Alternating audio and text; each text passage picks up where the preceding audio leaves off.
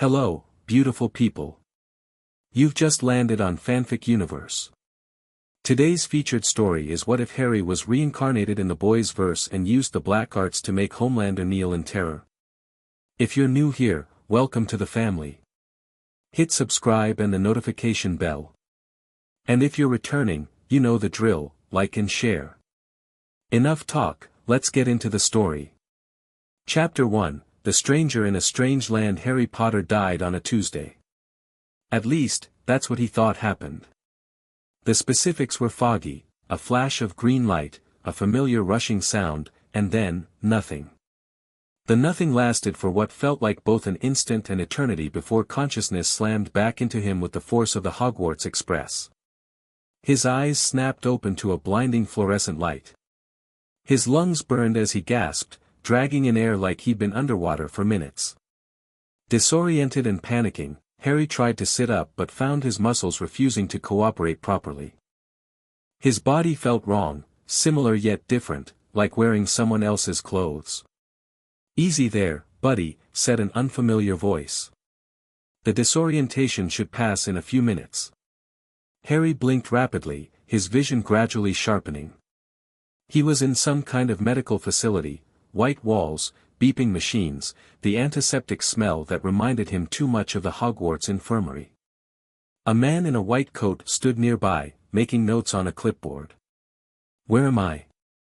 Harry managed, his voice sounding strange to his own ears. Deeper, with an accent he couldn't place. "Mount Sinai Hospital, Manhattan," the doctor replied without looking up. "You collapsed at the subway station. No ID, no phone. Care to fill in some blanks?" Manhattan? Harry's mind raced. The last thing he remembered was, what? Fighting Voldemort? No, that couldn't be right. Voldemort had been defeated years ago. He had been an Auror, tracking down a dark wizard trafficking in forbidden artifacts.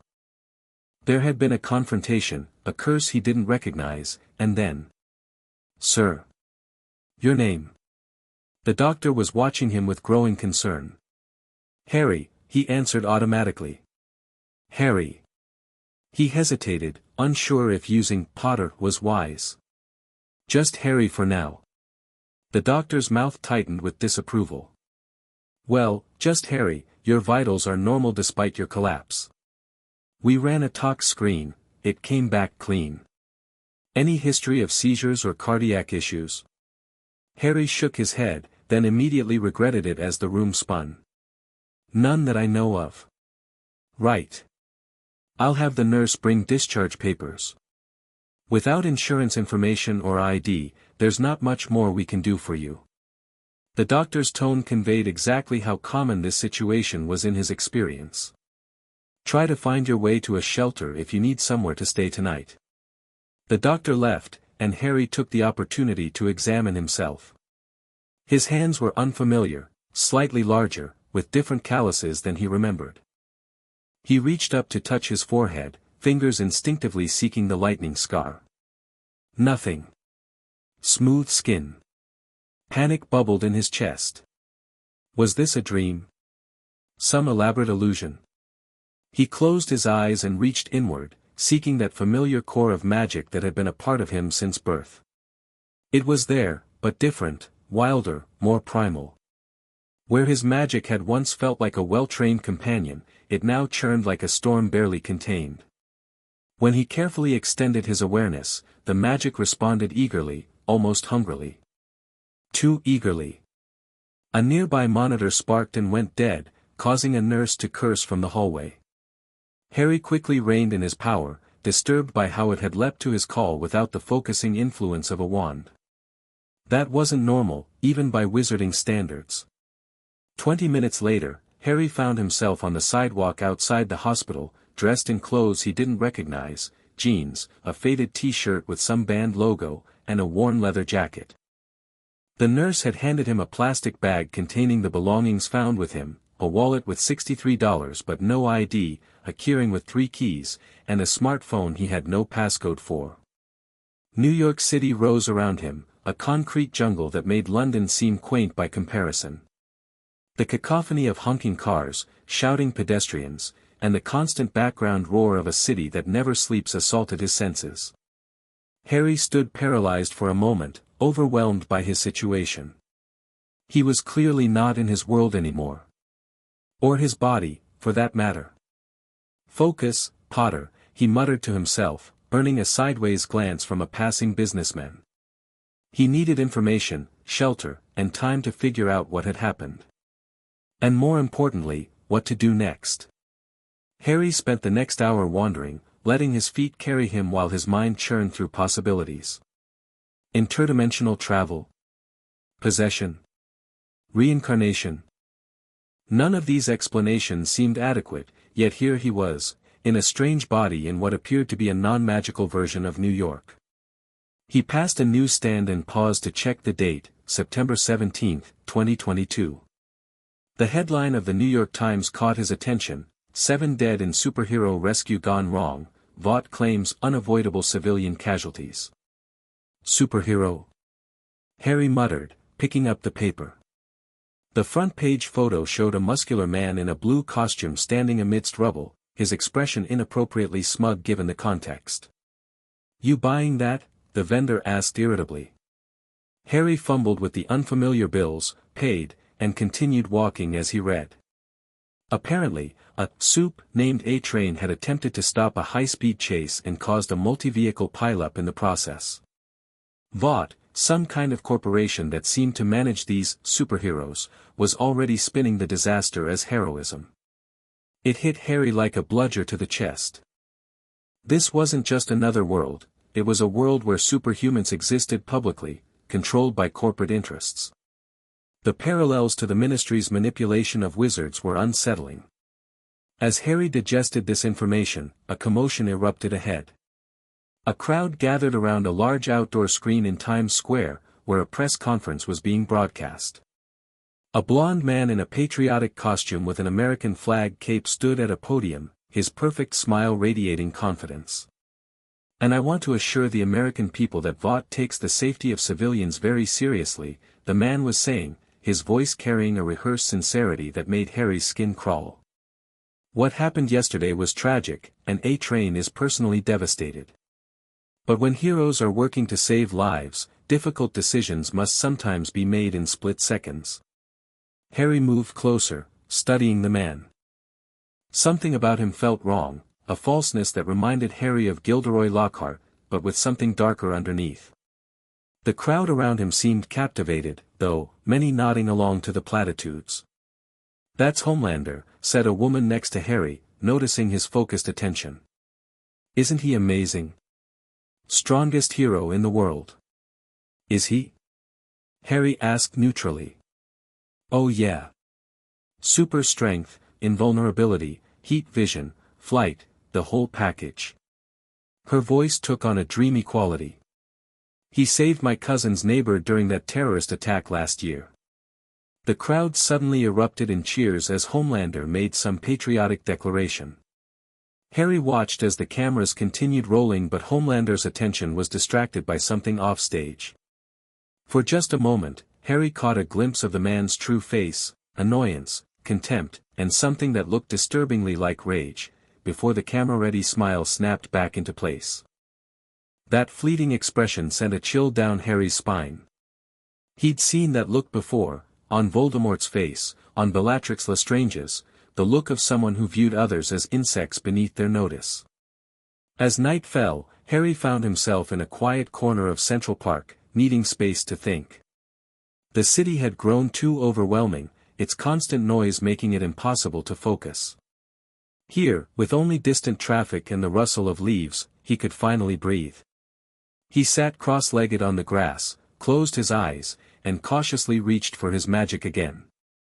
It responded immediately, surrounding him like an eager pet. Without a wand to focus it, the energy felt raw and untamed, but not entirely uncontrollable.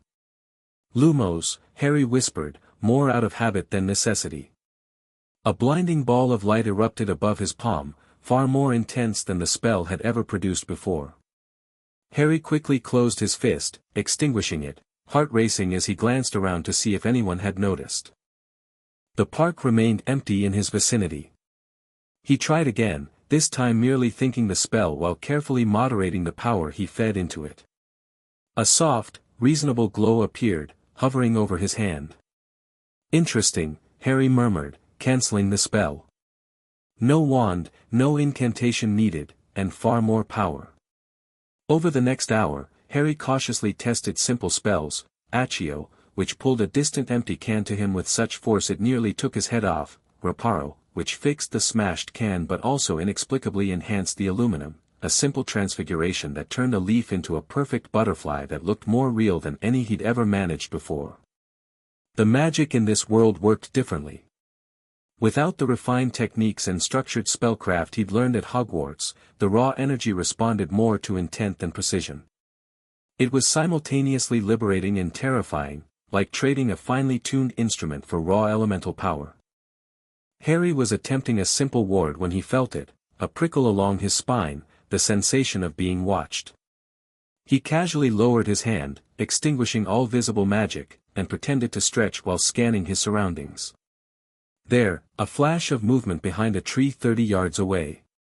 Harry stood slowly, feigning nonchalance while reaching out with his senses. He could feel something.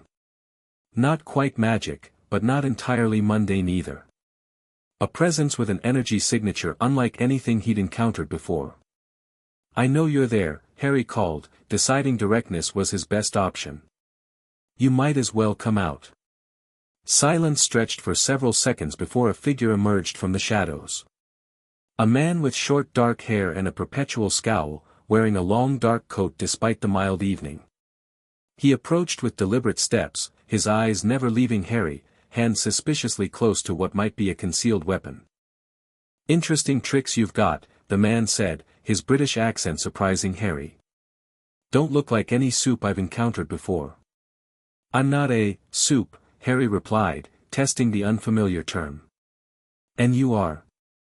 "Someone who's very interested in what you're doing." The man stopped several paces away, maintaining a cautious distance. "Especially since you don't seem to be on Vaught's roster, and you're out here making things float and creating light shows." Harry assessed the stranger. He wasn't afraid, Harry could sense that much, but he was wary, coiled tight like a predator. There was anger there too, deep-seated and smoldering. "My name is Harry," he offered, deciding that partial honesty might be his best approach. "I'm new around here." The man's laugh was sharp and without humor. "That's bloody obvious. I'm Butcher. Billy Butcher." He shifted his weight, eyes narrowing. "So what's your deal then? Some kind of magician? Tech-based abilities? Or are you just another lab experiment Vaught's keeping off the books?" "None of the above," Harry said carefully. "Let's just say I'm as surprised to be here as you are to find me." Butcher took a step closer, his intensity almost palpable. "See, that's where you're wrong. I'm not surprised at all. Been tracking energy anomalies for weeks, ever since our equipment started picking up readings that didn't match known soup signatures." He gestured vaguely at Harry. "And here you are, making things appear out of thin air in the middle of Central Park." Harry tensed, ready to disapparate if necessary, though he wasn't entirely confident how that would work with his altered magic. "I'm not your enemy, Butcher.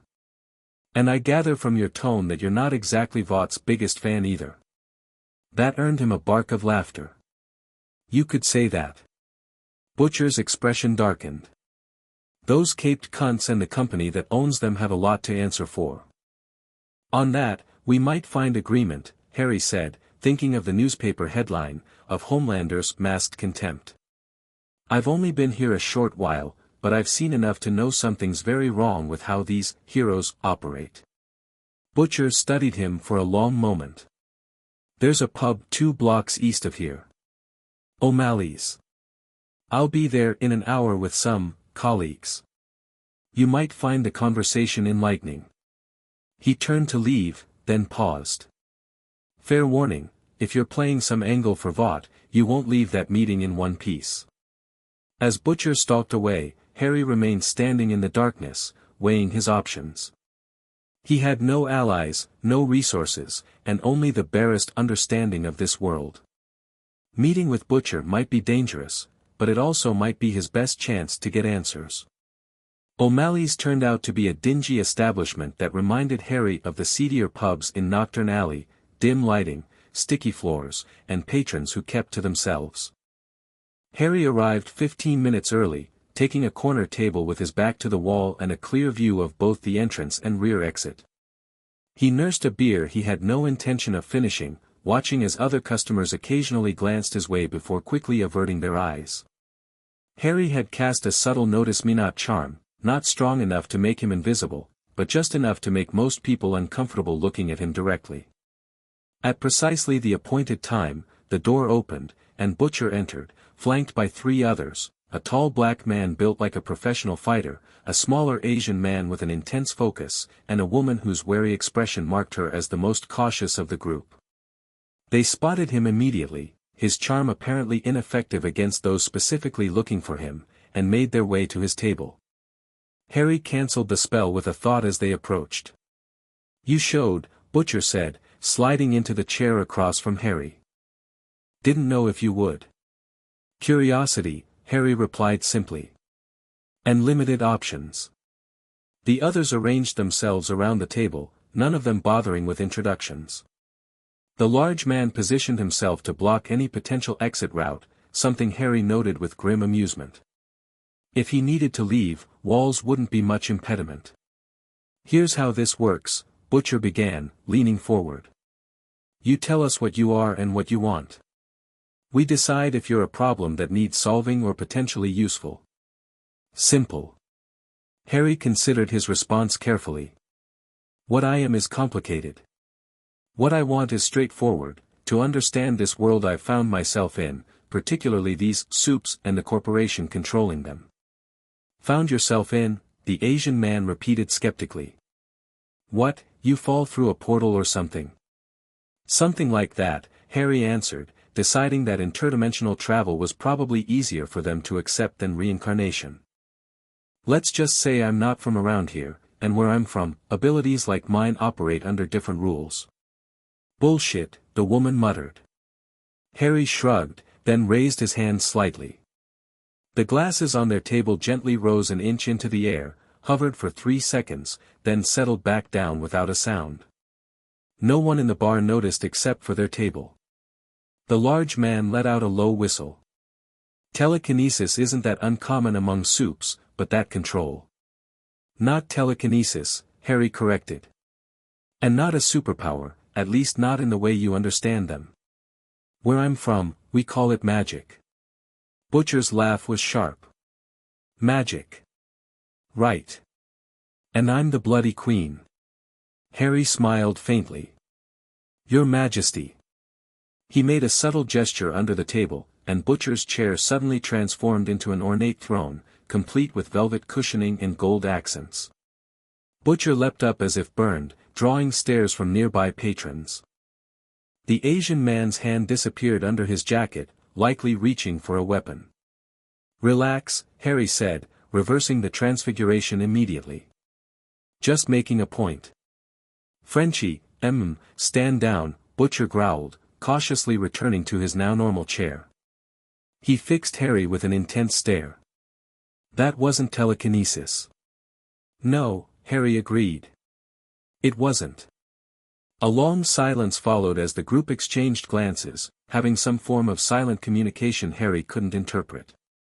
Finally, the large man, apparently, spoke.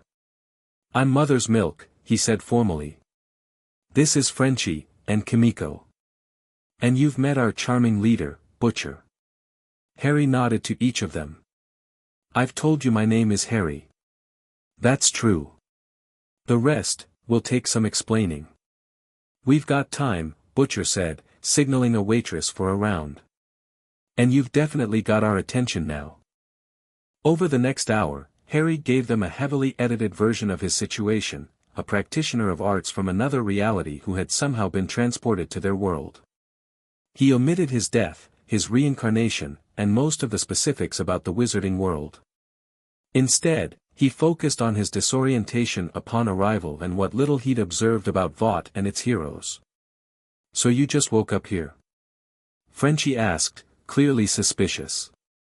"With no idea how or why." "The how and why are complicated," Harry hedged. "But my arrival does seem to coincide with an interest in understanding what's happening with these corporate heroes. From what little I've seen, there's something deeply wrong with the system." "Understatement of the bloody century," Butcher muttered, taking a long swallow of his drink. "These heroes are lab-created monsters owned by a pharmaceutical corporation. They kill, rape, and destroy with impunity while the world worships them." The vehemence in Butcher's voice caught Harry's attention. "You have personal experience with this." It wasn't a question, and Butcher didn't treat it as one. His eyes darkened. "We all do. That's why we're here, isn't it? Trying to bring these cunts down any way we can." "You're vigilantes," Harry surmised. "We prefer independent contractors," corrected with a hint of gallows humor. Kimiko, who hadn't spoken a word, passed a small notebook to Frenchie, who read what she'd written and nodded. "Kimiko wants to know what you intend to do with these abilities of yours." It was a fair question, one Harry had been asking himself since waking up in this world. He thought about the newspaper headline, about Homelander's carefully constructed public persona and the darkness underneath. "I've spent my life fighting against those who abuse power," Harry said slowly. "In my world, I was something of a law enforcement officer, specializing in dark magic users. If what you say about these soups is true, then it seems I have a similar purpose here." "Just like that?" asked skeptically. "You wake up in a strange world and decide to fight superhumans." Harry smiled grimly. "It wouldn't be the first time I've found myself in an impossible situation against opponents who should, by all rights, be able to kill me easily." He thought of Voldemort, of Death Eaters, of all the battles he'd survived against the odds. "I've developed something of a habit of surviving anyway." Butcher was watching him with newfound interest. "Say we believe your interdimensional magician story. What exactly can you do? Besides making my chair fancy and floating glasses?" Harry considered how much to reveal. "Quite a bit more than that. But I'm still adjusting to how my abilities work here. The rules are different." "Different how?" Frenchie asked, scientific curiosity evident in his tone. "More raw. Less structured. In my world, magic required specific tools, precise movements, and incantations." Harry flexed his fingers. "Here, it seems to respond more directly to will and intent." "Convenient," Butcher said, not bothering to hide his suspicion. Harry shrugged. "Convenient, yes. But also unpredictable and potentially dangerous. I need to test my limits carefully." The conversation paused as a rowdy group entered the bar, their loud voices momentarily drawing everyone's attention. When Harry looked back to the table, he found all four of his companions studying him with varying degrees of skepticism and calculation. "We have a proposition," Butcher finally said. "There's a Vought event tomorrow night, some charity gala bullshit where they parade their heroes around for rich donors.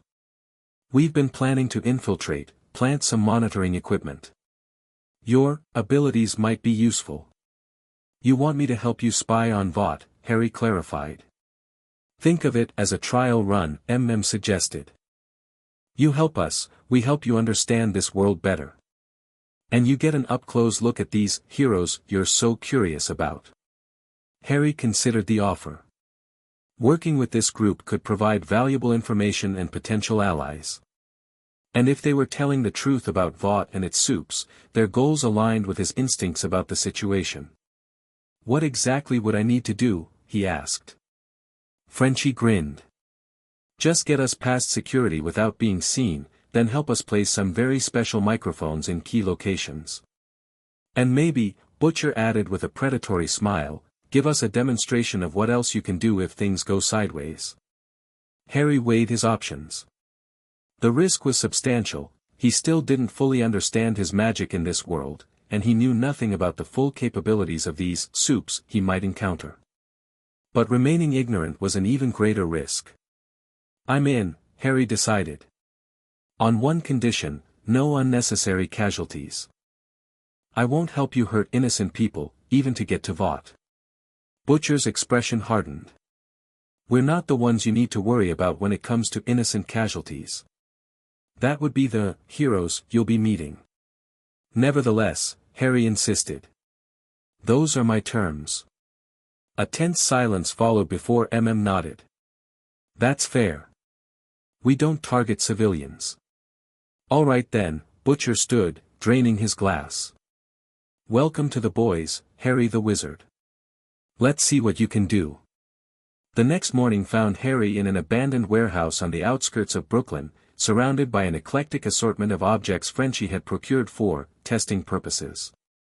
The space was cavernous, with broken windows high above letting in shafts of dusty sunlight that did little to dispel the gloom. "You're sure about this?" asked, eyeing the setup with obvious concern. He, Butcher, and Frenchie stood at what they clearly hoped was a safe distance. Kimiko had positioned herself even further back, her expression unreadable. Harry nodded, rolling up his sleeves. "If I'm going to help tonight, I need to understand exactly what I can and can't do here." "And if you blow us all up in the process?" Butcher asked dryly. "Then you'll have died proving your point about me," Harry replied with equally dry humor. "But I don't think that will happen." Harry approached the first test subject, an old television Frenchie had salvaged. He placed his hand on the cracked screen, closed his eyes, and focused his intent on a simple reparo spell. The effect was immediate and startling. Not only did the cracks seal themselves with a soft golden glow, but the entire television seemed to shimmer before transforming into what looked like a brand new, modern flat-screen model. "Holy shit," Frenchie whispered, approaching cautiously. He examined the television with undisguised wonder. "It's not just fixed, it's upgraded. Completely different technology." Harry frowned, equally surprised. That wasn't supposed to happen.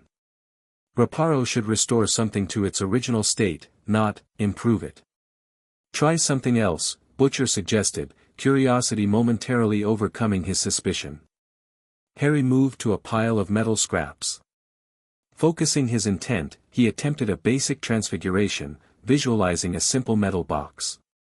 The scraps trembled, then melted together, reshaping themselves, not into the plain container he'd imagined, but into an intricately designed chest with detailed engravings and a complex locking mechanism. "Your magic seems to have a mind of its own," observed. "Not exactly," Harry murmured, examining the chest. "It's more like, it's interpreting my intent rather than my specific visualization. I wanted something to contain things securely, and it created the best version of that concept." Over the next 2 hours, Harry systematically tested different types of spells, with increasingly surprising results. Simple levitation caused objects to hover with perfect stability, regardless of weight. A basic aguamenti spell produced not just water, but the purest water any of them had ever tasted. An attempted disillusionment charm rendered Harry not just difficult to see but completely invisible, causing a momentary panic until he cancelled the effect. The defensive magic proved even more impressive. A basic shield charm manifested as a shimmering dome that repelled everything they threw at it, bullets included, as demonstrated by an increasingly enthusiastic Butcher. When Harry attempted a stronger protection spell, the resulting barrier caused their ears to pop with atmospheric pressure changes and created visible distortions in the air that lasted several minutes after he cancelled it. "It's not just stronger," Harry explained as they took a break, his mind racing with implications. "The magic here is more literal. More primal. In my world, spells were refined over centuries, their effects narrowed and specified. Here, it's responding to the core concept behind each spell, not the limited version I'm familiar with. Like the difference between a scalpel and a chainsaw," Frenchie suggested. "Both cut, but one is much more enthusiastic about it." Harry nodded. "Exactly. And it means I need to be much more careful about my intentions and focus. What about the offensive stuff? Butcher asked, his expression making it clear what he was really interested in. You said you fought dark wizards. Show us what you did to them. Harry hesitated. The combat spells he knew were dangerous enough in their original form. If they were amplified here the way his other magic had been. Some tests are better left for open spaces with no bystanders, he said finally. But there is one thing I should try before tonight. Harry closed his eyes, concentrating on the most complex magic he'd attempted so far. If they were going to infiltrate a heavily guarded event, this would be essential. Hominum revelio, he whispered. The spell expanded outward like a pulse of invisible energy. Immediately, four glowing outlines appeared in Harry's magical perception, his companions, rendered visible even though he kept his eyes closed. But the spell didn't stop there. It continued expanding outward, beyond the warehouse walls, encompassing an ever-widening radius until Harry could sense dozens, then hundreds of human presences across several city blocks. He cancelled the spell with a gasp, staggered by the influx of information. What the hell was that? Demanded, noticing Harry's reaction. Human presence revealing spell, Harry explained, leaning against a crate for support. Usually shows me any people hiding nearby. Here, it just kept going. I could sense everyone within at least half a mile. Butcher whistled low. That could be bloody useful. It's also a lot to process, Harry admitted. I'll need to modify it, limit its range. Can you sense soup specifically? Frenchie asked. Distinguish them from normal humans? Harry considered the question. I'm not sure. There was something different about some of the presences I sensed, but I wasn't focusing on that. He glanced at his watch, a cheap digital model he'd purchased with some of his limited cash. We should probably wrap this up if we're going to be ready for tonight. As the others began gathering their equipment, Kimiko approached Harry directly for the first time. She studied him with intelligent eyes before carefully handing him a folded piece of paper. Harry opened it to find a simple message written in neat handwriting, "Be careful with power. It changes you before you notice." Harry met her gaze and nodded solemnly. I've learned that lesson before, he said quietly. The hard way. The Vought Humanitarian Gala was being held at the Plaza Hotel, a bastion of old-world luxury at the corner of Central Park. Limousines lined the entrance, disgorging celebrities, politicians, and corporate executives in formal attire. Security was tight, uniformed guards, earpieces, and discreet bulges suggesting concealed weapons. And those were just the normal security measures. According to Butcher, at least 2 soups were always present at events like this, serving both as attractions for the wealthy donors and as superhuman security. Target confirmed, Frenchie's voice came through the earpiece Harry had been given. Homelander and Queen Maeve are the celebrity guests tonight.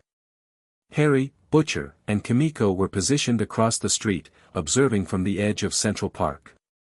Frenchie and had taken up positions covering the service entrance and emergency exits respectively. You ready for this, Harry Potter? Butcher asked, using the full name Harry had finally shared during their planning session. The revelation had meant nothing to Butcher. Apparently Harry Potter wasn't a literary phenomenon in this world. As ready as I'll ever be, Harry replied, adjusting the sleeves of the tuxedo Frenchie had somehow procured on short notice. Remember the plan, I get us in, we plant the bugs, we get out. No confrontations unless absolutely necessary. Butcher grunted noncommittally, which Harry had learned was about as close to agreement as he ever came. Kimiko simply nodded, her elegant evening gown a stark contrast to her usual utilitarian clothing. Disillusionment first, Harry murmured. Then we cross. Stay in physical contact so I can guide you. Harry tapped his own head with his finger, focusing on the sensation of cold trickles he remembered from the spell. The effect was immediate and complete, not the chameleon-like camouflage he was used to, but perfect invisibility. He repeated the process for Butcher and Kimiko, their forms vanishing from sight. Bloody hell, came Butcher's disembodied voice. That's a neat trick. Take my hands, Harry instructed. When he felt their grips, he added, remember, you're invisible, not intangible. Don't bump into anyone. They crossed the street smoothly, bypassing the main entrance in favor of a side door where deliveries were still arriving. Harry had modified his human revealing spell to work more subtly, giving him a constant awareness of people within 30 feet. This allowed them to navigate through the service corridors without incident, avoiding staff members rushing to and from the kitchen.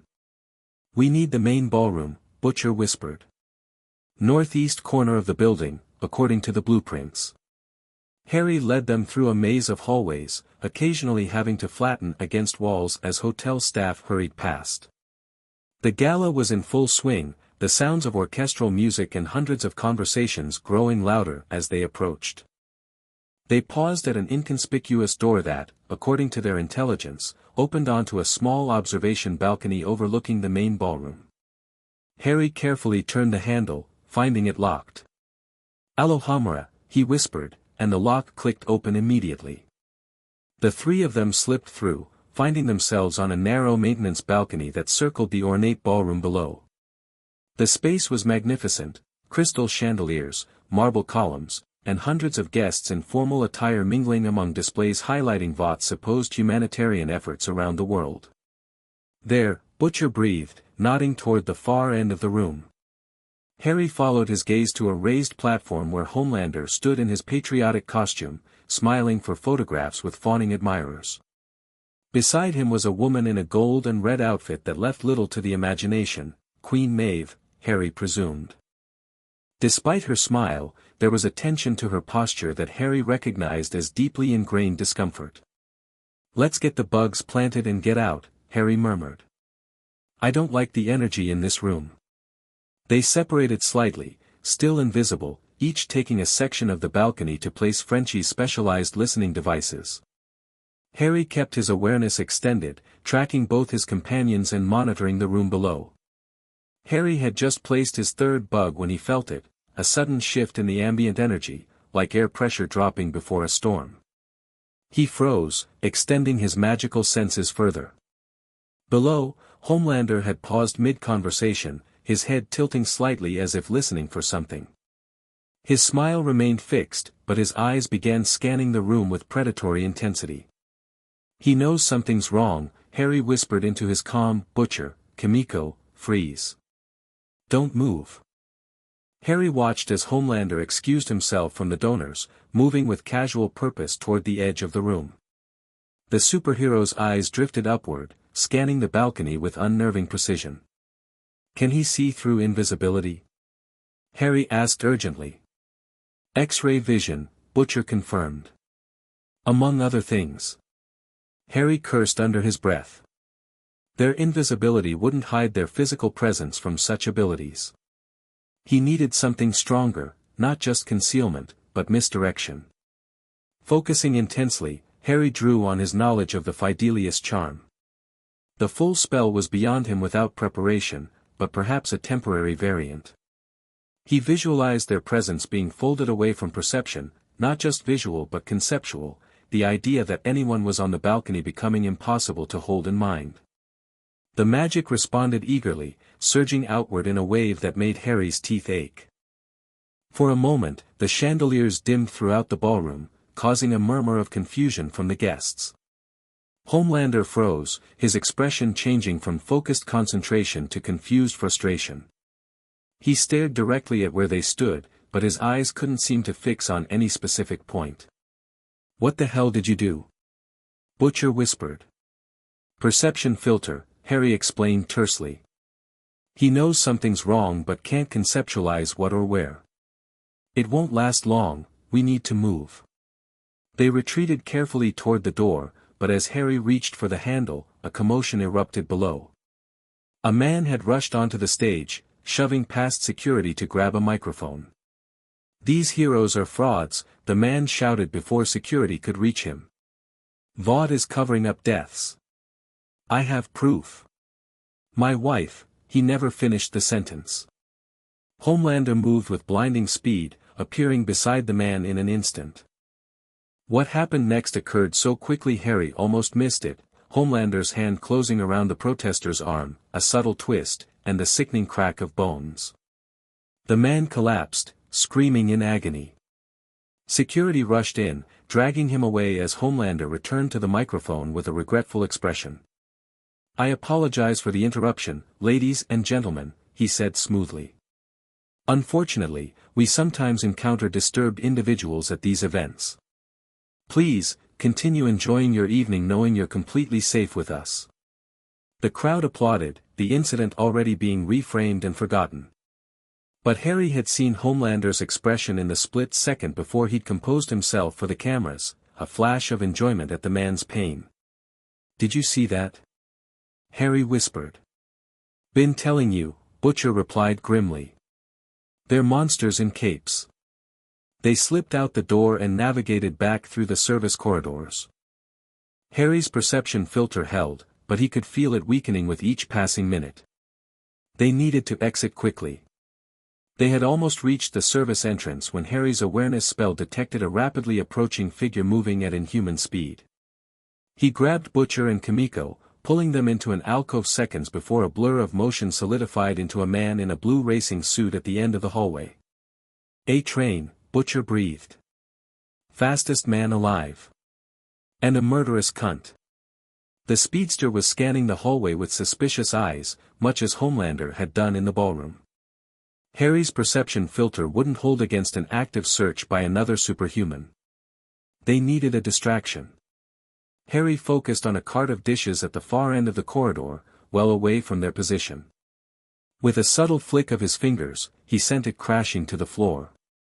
A-Train's head whipped toward the sound, and he disappeared in a blur of motion toward the disturbance. The moment he was gone, Harry pulled his companions toward the exit. "Run," he hissed. "I can't maintain this much longer." They burst through the service entrance into the alley behind the hotel, Harry releasing the perception filter the moment they were clear. The sudden absence of the magical effect made him stagger, a wave of fatigue washing over him. "We need to split up," Butcher decided, already pulling off his bow tie. "Standard extraction protocol. Rendezvous at the secondary location in 2 hours." Harry nodded, too drained to argue. As Butcher and Kimiko disappeared into the night, he ducked into a nearby subway entrance, descended to the platform, and found a quiet corner to cancel his own disillusionment charm. Becoming visible again, Harry leaned against the wall, processing what he'd witnessed. The casual cruelty Homelander had displayed, the eager violence barely hidden beneath a veneer of heroism, it confirmed his worst suspicions about the nature of this world's heroes. 2 hours later, the group reconvened at a safe house in Queens, a dilapidated apartment with mismatched furniture and reinforced doors. Frenchie was already hunched over a laptop, reviewing data from the bugs they'd managed to plant before their hasty exit. "We got enough," he confirmed as they gathered around. 3 of the devices are transmitting clean audio. We should have ears in their executive meetings for at least a week before they sweep for bugs again. What about the commotion at the end? MM asked. We heard something went sideways. Homelander and A-Train both sensed something was off, Butcher explained.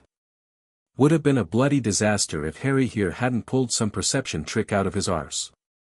All eyes turned to Harry, who sat exhausted in a threadbare armchair. The magic he'd performed at the gala had drained him far more than he'd expected, another difference from his original world, where magical exhaustion was rare outside of extreme circumstances. That kind of magic isn't sustainable, Harry admitted. It's too complex, requires too much power to maintain. I need to find more efficient ways to counter their abilities.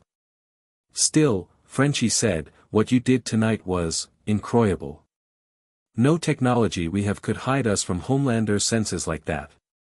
Harry's expression darkened. What I saw tonight confirms everything you've told me about these so-called heroes. That man, the protester, Homelander broke his arm deliberately. And enjoyed it. Welcome to our world, Butcher said bitterly. Now imagine what they do when there aren't cameras around. The bug should help us gather evidence of exactly that, added. Proof of what these soups really are. Harry nodded absently, his mind already elsewhere. He was thinking about Homelander, the raw power the man possessed, the darkness barely concealed beneath his patriotic image. In some ways, he reminded Harry of Voldemort, but with a crucial difference. Voldemort had never pretended to be a hero, his evil had been obvious to all who encountered him. Homelander's evil wore a smile and a flag, wrapped in public adoration that made him infinitely more dangerous. We need more than just evidence, Harry said finally. People already suspect the truth, like that protester tonight. They're simply powerless to do anything about it. What are you suggesting? Asked cautiously. Harry met Butcher's gaze across the room, seeing his own conclusion reflected in the other man's eyes. These soups have never faced anything they couldn't overpower or control. They've never known fear. A cold determination settled in Harry's chest. Perhaps it's time they did. The next morning, Harry stood alone in Central Park as dawn broke over the city. He had slipped away from the safe house before the others awakened, needing space to think, and to experiment further with his magic. He found a secluded clearing, established a series of subtle wards to ensure privacy, and began working through increasingly complex spells. With each success, his understanding of this world's magical principles deepened. The magic here wasn't just stronger, it was fundamentally different in nature. In his original world, magic had been a force that existed in opposition to natural law, bending reality through specific techniques refined over centuries. Here, magic seemed more integrated with the fundamental fabric of reality itself, responding to intent and will with an almost eager sentience. After several hours of experimentation, Harry sat cross-legged on the grass, contemplating his next steps. The confrontation at the gala had clarified his purpose in this new life. Whatever cosmic force had brought him here, reincarnation, interdimensional transfer, or something else entirely, it had placed him in a world desperately in need of balance against unchecked power. Harry opened the small notebook he had purchased, reviewing the information he had gathered about this world's heroes. Homelander was clearly the most powerful and the most dangerous: super strength, invulnerability, flight, enhanced senses, heat vision. A combination of Superman's powers with what appeared to be a psychopath's moral compass. But even gods had weaknesses. Harry had faced seemingly invincible enemies before. Voldemort had considered himself immortal, after all, until Harry had systematically dismantled the Horcruxes that anchored his soul to the living world. The question was, what were Homelander's vulnerabilities? Physical weaknesses seemed unlikely given his apparent invulnerability. Psychological weaknesses, then. His public persona suggested a pathological need for adoration and control. That could be exploited. Harry's contemplation was interrupted by the buzzing of the cheap phone Butcher had given him. A text message displayed on the screen: turn on any news channel. Now. Frowning, Harry packed up his notebook and headed toward the nearest cafe with television screens. He found one a few blocks away, already crowded with morning customers watching the news with horrified expressions. The screens showed smoking rubble where an apartment building had once stood. The caption read, "Superhero incident leaves 27 dead, dozens injured in Brooklyn." Harry moved closer, listening as the reporter described how a confrontation between a group of supes and alleged drug dealers had resulted in the collapse of the entire structure. Vought representatives were already on scene, expressing deep regret for the unforeseen circumstances, while emphasizing that the heroes had neutralized a significant threat to public safety. The camera cut to Homelander landing at the scene, his expression appropriately grave as he surveyed the destruction. "This is a tragedy," he told reporters, "but we must remember that the real villains are the criminals who chose to endanger their community with their illegal activities. The Deep and A-Train were simply doing their duty to protect the public." Harry felt a cold fury building inside him as he watched the superhero's performance. The calculated public relations spin, the complete lack of genuine remorse, the implicit shifting of blame to the victims, it was all too familiar. This was how power without accountability always behaved. His phone buzzed again. Safe house. ASAP. When Harry arrived at the safe house 30 minutes later, he found the boys in a state of barely contained rage.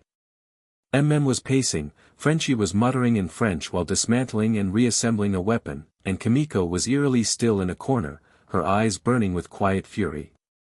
Butcher stood by the window, a glass of whiskey in his hand despite the early hour. "You saw?" Butcher asked as Harry entered. Harry nodded grimly. "I saw.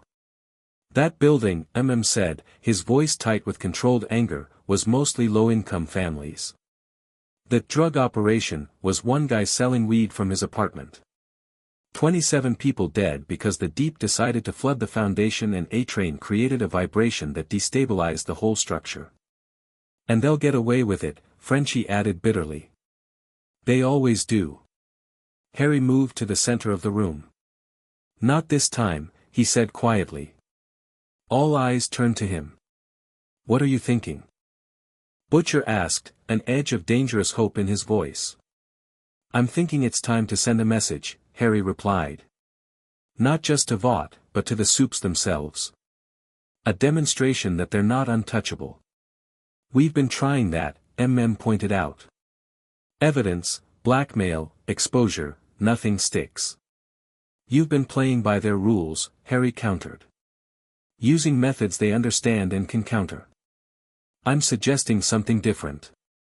He paused, gathering his thoughts. Where will they be next? A-Train and the Deep? Frenchie consulted his laptop. "According to the data we collected, there's a press conference scheduled for tomorrow morning. Damage control for the incident. A-Train, the Deep, and Homelander will all be there." "Perfect," Harry said. "I need the rest of today to prepare. And I'll need your help with a few things." "What exactly are you planning?" asked cautiously. Harry's expression was calm but determined. "I'm going to make them feel fear. Real fear. The kind that wakes you up at night. And I'm going to do it in a way they can't explain or control." The press conference was being held outside Vought Tower, a gleaming skyscraper in midtown Manhattan that served as the company's headquarters. A stage had been set up on the plaza, ringed by security personnel and flanked by large screens displaying the Vought logo. Hundreds of reporters and spectators gathered before it, held back by barriers and more security.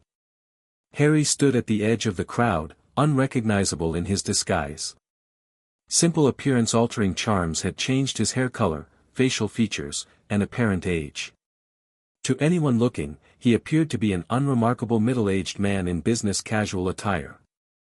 "I'm in position," Harry murmured into the communication device Frenchie had provided. "Do you have visual?"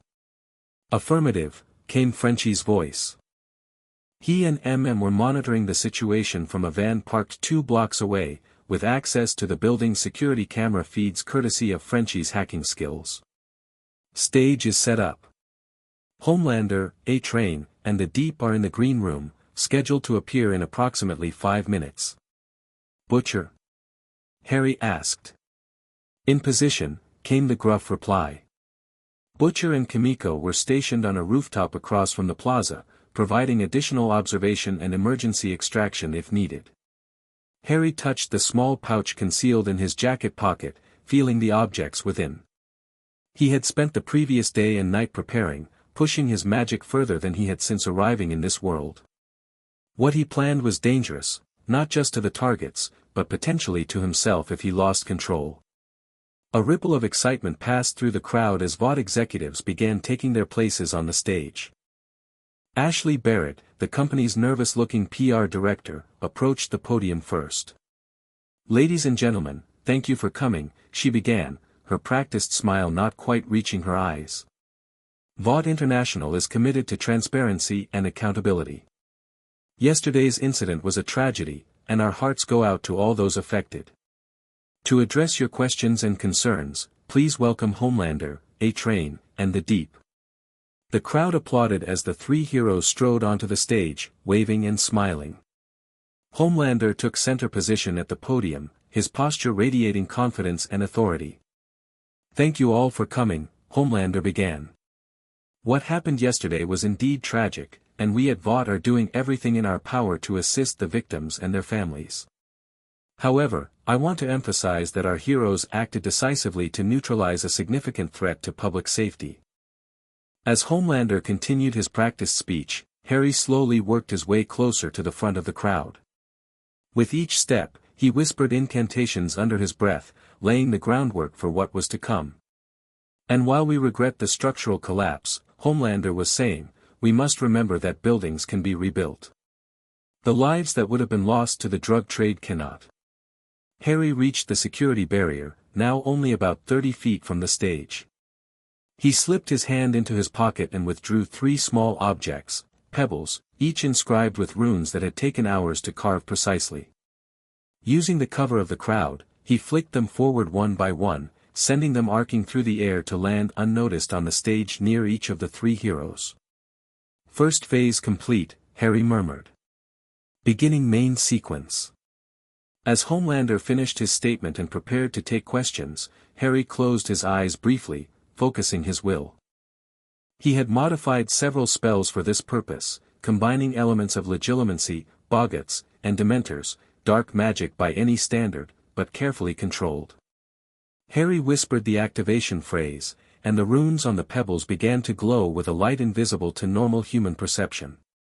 On stage, A-Train was the first to react. Mid-sentence while answering a reporter's question, he suddenly faltered, his eyes widening as he stared at something only he could see. The speedster took an involuntary step backward, bumping into the Deep, who was already beginning to pale, his gaze fixed on the empty air before him. Homelander maintained his composure longer, but even he went rigid, his perfect smile freezing in place as his eyes darted around with growing alarm.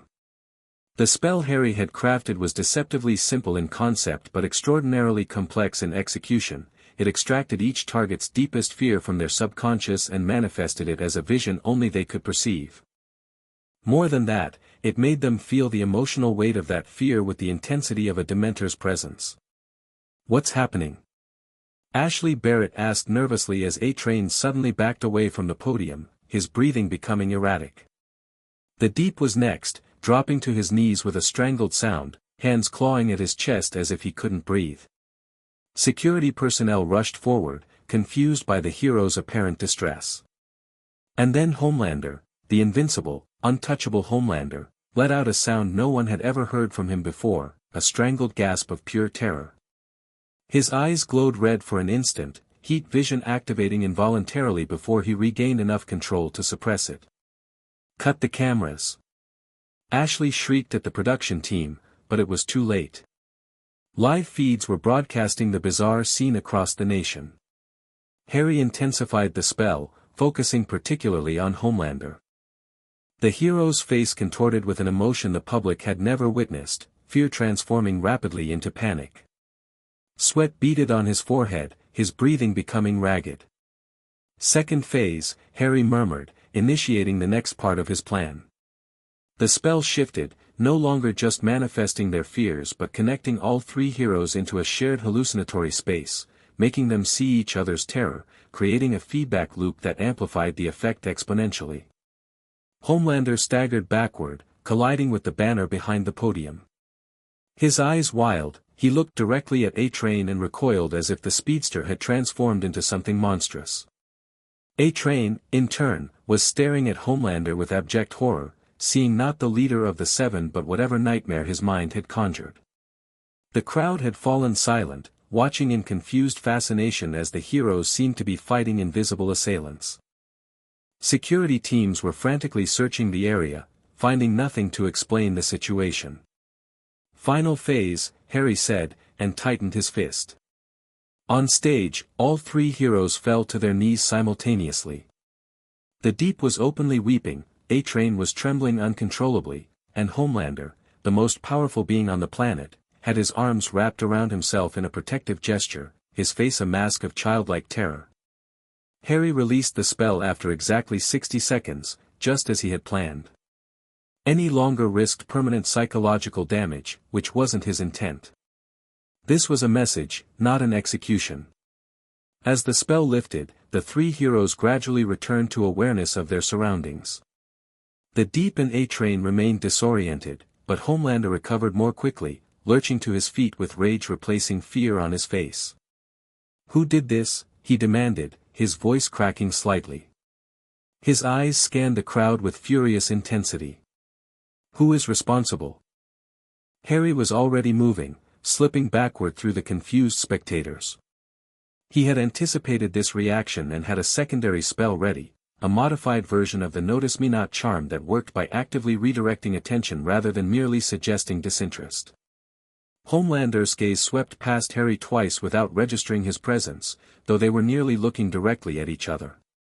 The hero's frustration was evident, his composure thoroughly shattered. "We need to clear the area," Ashley was saying desperately into the microphone. "The press conference is postponed due to technical difficulties." But the damage was done. Every news outlet had captured the moment when Earth's mightiest heroes had cowered in terror before an invisible threat. No amount of spin could erase those images. "Extraction route clear," came Butcher's voice through the earpiece. "Move now." Harry made his way through the dispersing crowd, maintaining his magical concealment. As he reached the predetermined rendezvous point, he allowed himself a small smile of satisfaction. Phase 1 of his plan had succeeded beyond expectation. For the first time, Homelander had knelt in terror before an enemy he couldn't see or understand. The seed of fear had been planted, and with it, the first crack in the foundation of his perceived invincibility. "It's only the beginning," Harry murmured to himself as he slipped into the van where Frenchie and waited. "He just doesn't know it yet." Chapter 2, Shadows cast by heroes. The abandoned church stood on the outskirts of Brooklyn, its Gothic architecture a stark contrast to the modern apartment buildings surrounding it. Condemned for structural issues 15 years ago, it had remained in limbo, too expensive to repair, too historically significant to demolish. Graffiti covered the lower walls, broken stained glass windows gaped like missing teeth, and homeless individuals occasionally sought shelter within its crumbling walls. Or they had, until Harry claimed it 3 days ago. He stood now in what had once been the nave, surrounded by intricate patterns of runes that covered the floor in spiraling designs. Sweat beaded on his forehead as he completed the final sequence, his finger tracing glowing symbols in the air that settled into the stone with soft pulses of golden light. "Protego Maxima," Harry murmured, "Vianto Duri, Repello Inimicum." The familiar incantations from another life carried new power in this world. The runes ignited simultaneously, light racing along the patterns until the entire floor glowed. The illumination spread upward, crawling along walls, columns, and the vaulted ceiling until the entire interior was bathed in golden light. Then, with a sound like a deep exhalation, the light sank into the very substance of the building and vanished. Harry released a breath he hadn't realized he'd been holding. The ward was complete, the most complex protective enchantment he'd attempted since arriving in this world. To any passerby, the church would still appear abandoned and uninteresting. But anyone with harmful intent would suddenly remember urgent business elsewhere. Anyone attempting forced entry would find themselves hopelessly lost, eventually emerging blocks away with no memory of the intervening time. And should anyone somehow penetrate those layers, more aggressive defenses waited within. "Home sweet home," Harry muttered, surveying his handiwork with tired satisfaction. In the week since the press conference incident, Harry had been busy. The public humiliation of Homelander, A-Train, and the Deep had created exactly the chaos he'd anticipated. Vaught's PR machine had gone into overdrive, spinning tales of hallucinogenic gas and terrorist attacks, but the damage was done. The world had seen their heroes brought to their knees by an invisible force, and the carefully cultivated image of invincibility had cracked. Vought had responded with predictable corporate ruthlessness, firing 3 mid-level executives as scapegoats, increasing security protocols, and deploying soups to patrol the city in a show of strength. Behind the scenes, they were frantically investigating, trying to identify the source of the attack. They wouldn't find what they were looking for. No technology in this world could detect or explain what Harry had done. He moved toward what had once been the altar, now transformed into a workstation. Books floated in midair around a central table, their pages turning occasionally without being touched. Some he had conjured from memory, approximations of texts from his world, recreated through complex magic.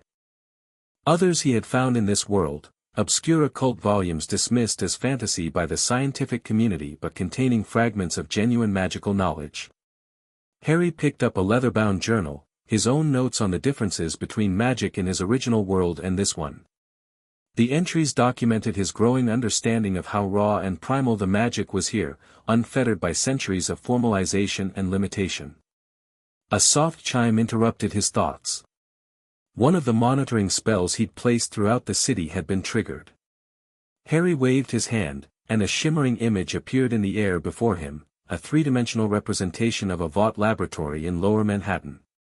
Tiny figures moved within the projection, scientists in white coats gathered around what appeared to be samples of blood and tissue. "Still can't identify the compound," one of the scientists was saying, his voice slightly distorted by the magical transmission. "It's not chemical, not biological, not radiological. Whatever affected the subjects, it doesn't conform to any known scientific principle." "Mr. Edgar wants results, not excuses," replied a stern-faced woman in an expensive suit.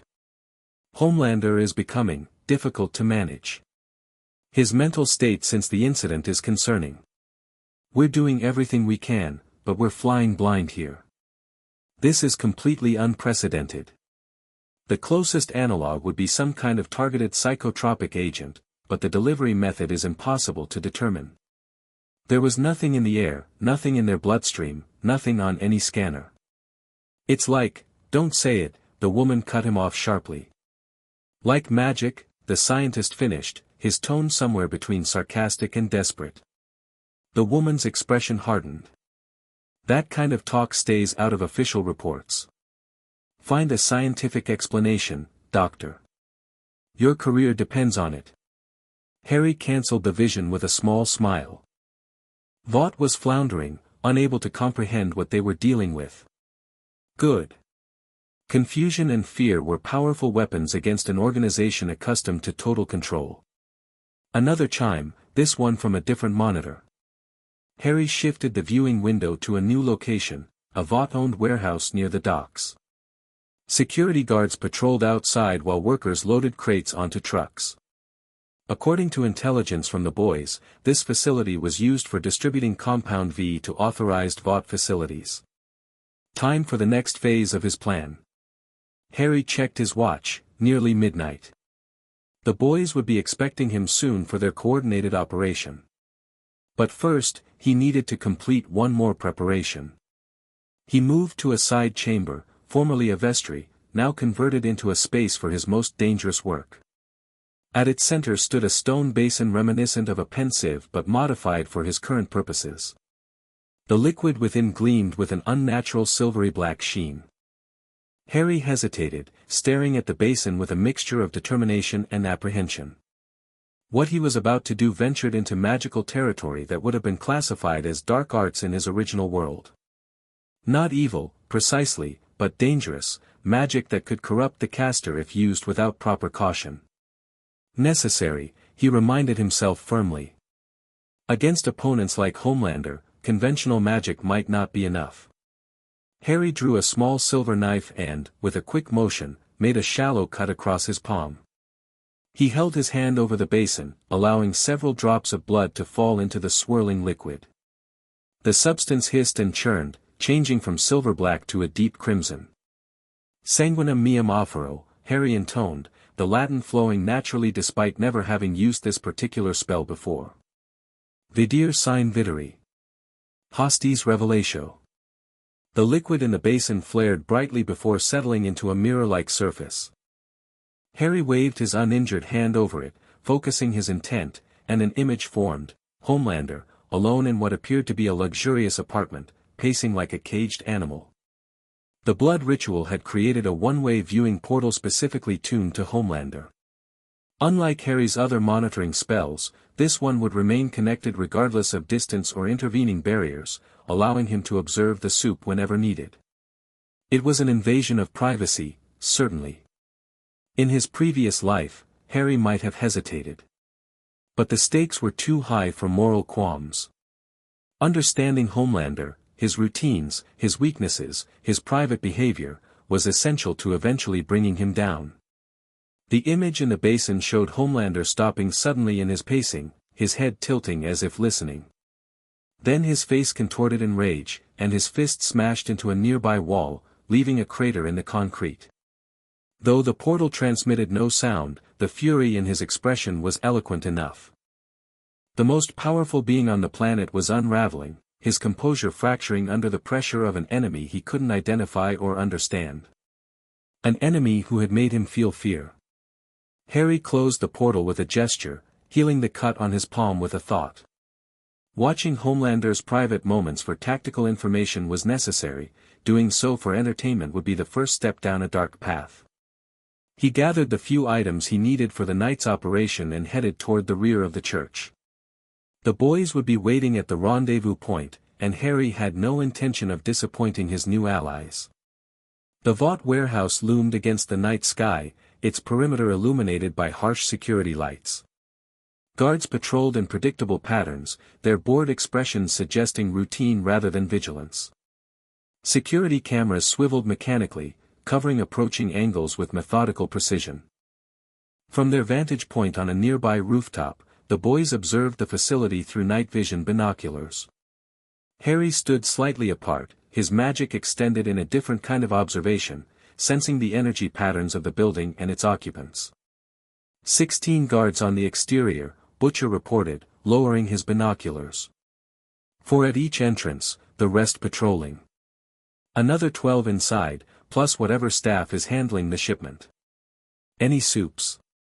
Harry asked, his eyes closed in concentration. Shook his head. Not according to our intelligence. They don't waste Cape power on routine shipments. Harry wasn't entirely convinced. His magical senses detected something unusual inside, not quite human, but not with the distinctive energy signature he'd come to associate with Compound V enhanced individuals either.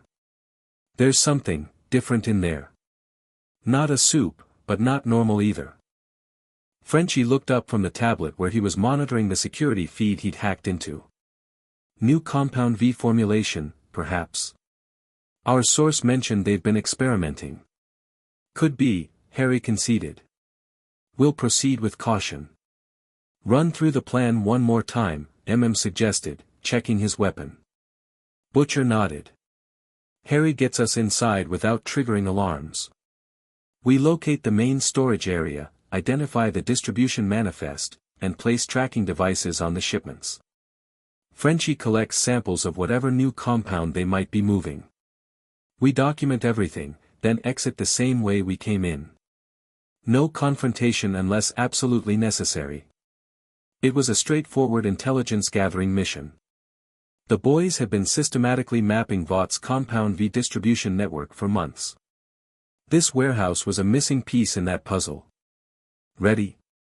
Harry asked, receiving nods from the team. Then let's go. They descended to street level, moving through shadows toward the warehouse's east side, where a service entrance offered the most direct access. As they approached the perimeter, Harry paused, extending his hands toward the fence. Sensus obfuscate, he whispered. The spell spread outward like ripples in water, washing over the nearest security cameras. To the monitoring guards, the feeds would continue showing empty perimeters, the same technique Hogwarts used to appear as dangerous ruins to muggles. When they reached the fence, Kimiko pointed to a section covered by a camera's blind spot. Harry nodded appreciation for her sharp eyes, then made a cutting motion with his hand. The chain link parted silently, creating an opening large enough for them to slip through. Cameras and motion sensors neutralized for the next 50 yards, Harry informed them quietly. Move quickly but don't run, rapid movement might break through the perception filter.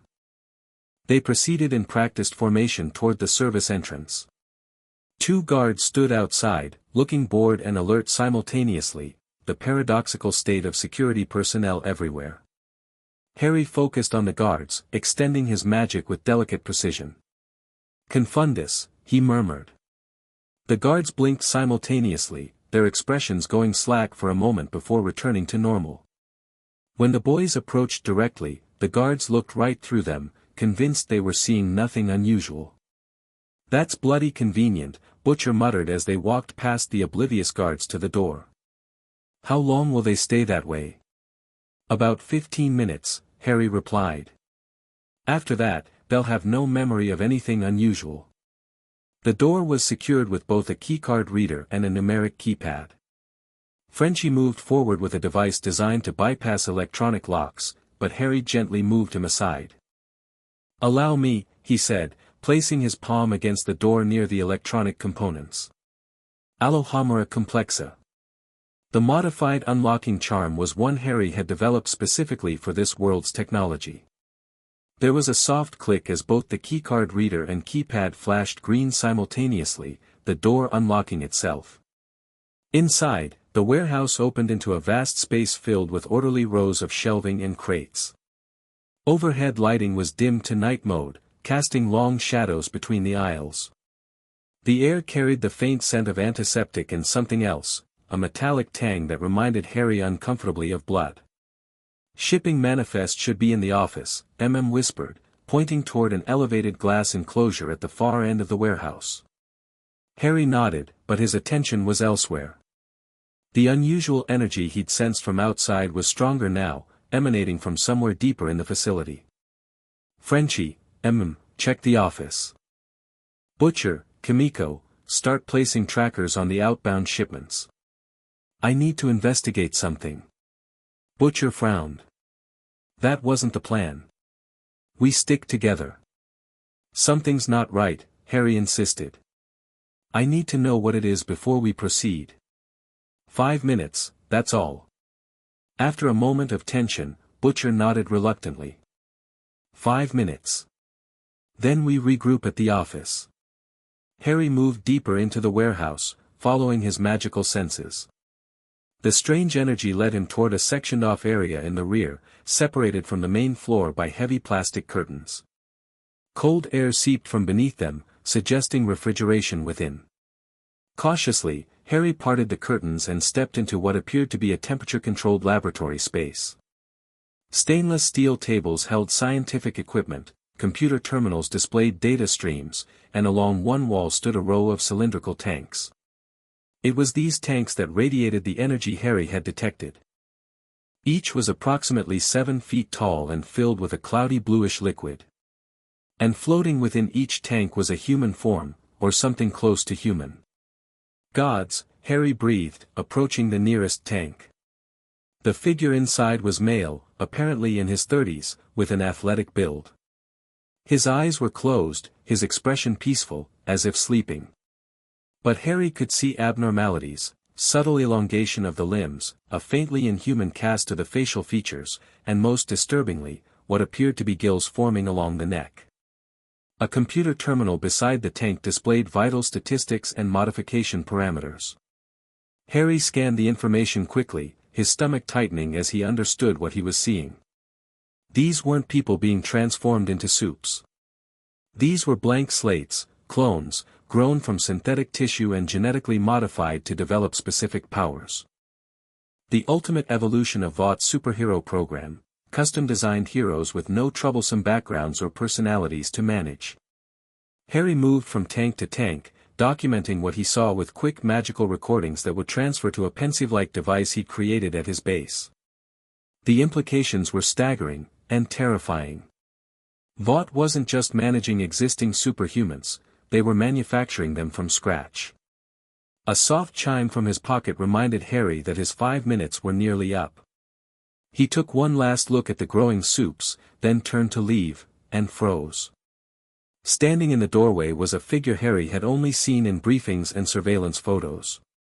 Dressed entirely in black, face completely covered by a featureless mask, hands flexing in readiness. Black Noir, the Seven's silent assassin. For a long moment, they stared at each other, neither moving. Then Black Noir's hand moved to a communicator at his wrist. Harry reacted instantly. Silencio.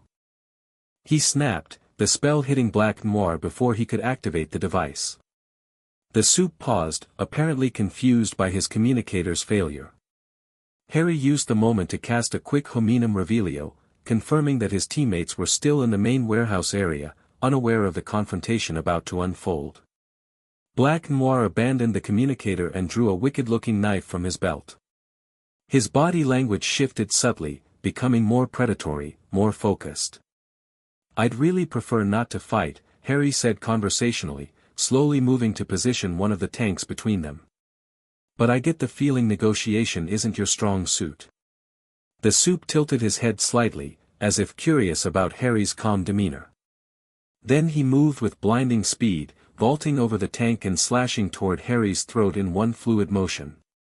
Only Harry's battlefield reflexes saved him. He jerked backward, the knife missing his jugular by millimeters, and simultaneously cast a shield charm. Protego. The invisible barrier snapped into place between them. Black Noir's second strike hit the shield and rebounded, the force of it pushing the soup back several steps. He stared at the empty air where his knife had met resistance, head tilting again in what might have been confusion.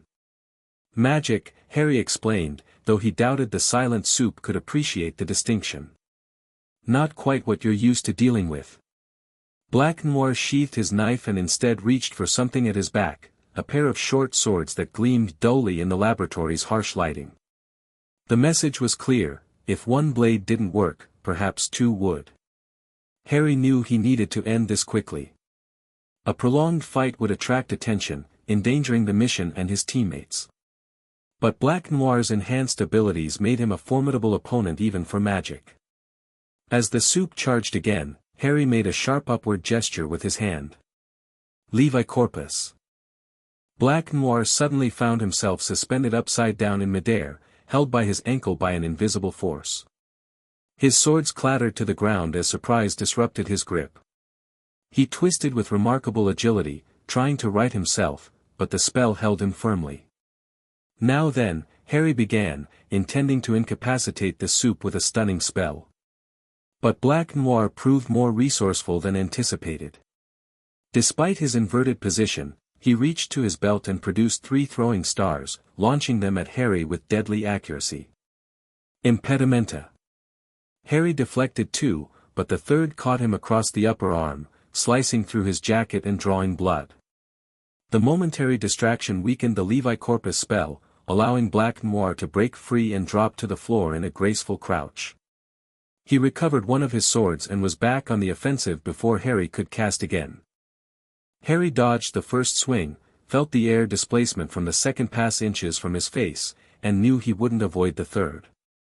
With no time for finesse, he apparat, disappearing with a soft pop and reappearing 10 feet away behind another tank. The sound of running footsteps from the main warehouse suggested their confrontation had been noticed. Harry needed to end this immediately. Black Noir paused, head turning as he sought his vanished opponent. When he spotted Harry, the soup's body language registered something new, not confusion now, but wariness. He was reassessing, recognizing that his adversary possessed abilities outside his experience. Harry used the moment to cast the most powerful binding spell in his arsenal. Incarcerus Maxima.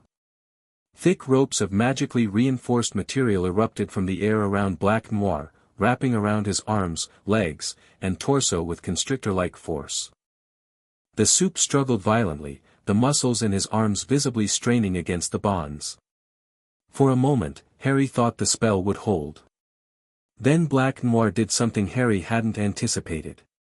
He dislocated both shoulders with deliberate precision, the sickening sound audible even from a distance, creating enough slack in the bindings to work one arm free. From there, it was only a matter of seconds before he was unwinding the rest of the restraints. "Bloody hell," Harry muttered, impressed despite himself. The door burst open, and Butcher charged in, gun raised. "Harry! We heard, get back!" Harry shouted, seeing Black Noir already moving toward the new threat. The soup changed direction with predatory grace, closing on Butcher with frightening speed. The gun fired twice, bullets striking Black Noir in the chest with no apparent effect other than slight stumbling. Harry had no choice. He reached for darker magic than he'd intended to use, drawing on the well of power he'd been cautiously exploring since arriving in this world. Tenebris Vincula. Harry commanded, his voice dropping an octave as the spell drew on his anger and protective instinct. Shadows themselves seemed to respond, detaching from the walls and floor to swirl around Black Noir. They coalesced into chains of darkness that wrapped around the soup with brutal force, slamming him against the nearest tank hard enough to crack the glass.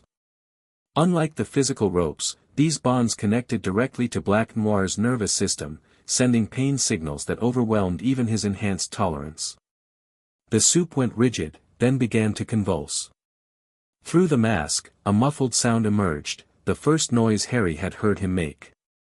Enough, Harry gasped, moderating the spell before it could do permanent damage. The shadow chains maintained their hold but stopped their constriction. Butcher stared at the restrained soup, then at Harry, his expression unreadable. What the fuck was that? Something I'd rather not have done, Harry admitted, feeling the familiar discomfort that came with using magic that bordered on dark arts. But it was him or us. The rest of the team arrived, weapons ready, taking in the scene with various expressions of shock and awe. Kimiko's eyes were fixed on Black Noir, her body language radiating a complex mix of emotions Harry couldn't fully interpret. "We need to go," said urgently. "Black Noir doesn't operate alone, he's Homelander's shadow. If he's here, this facility is more important than we realized." Harry nodded toward the tanks. "It is. They're growing custom soups, fully formed adults with engineered powers. No childhood, no identity, just abilities and presumably compliance." Frenchie cursed softly in French, moving to examine the nearest tank. This changes everything. "It's all documented," Harry assured him. "But is right, we need to leave before reinforcements arrive." "What about him?" Butcher jerked his head toward the still restrained Black Noir. Harry considered the silent soup. "The binding will hold for about 30 minutes, then dissolve. He'll be disoriented but unharmed."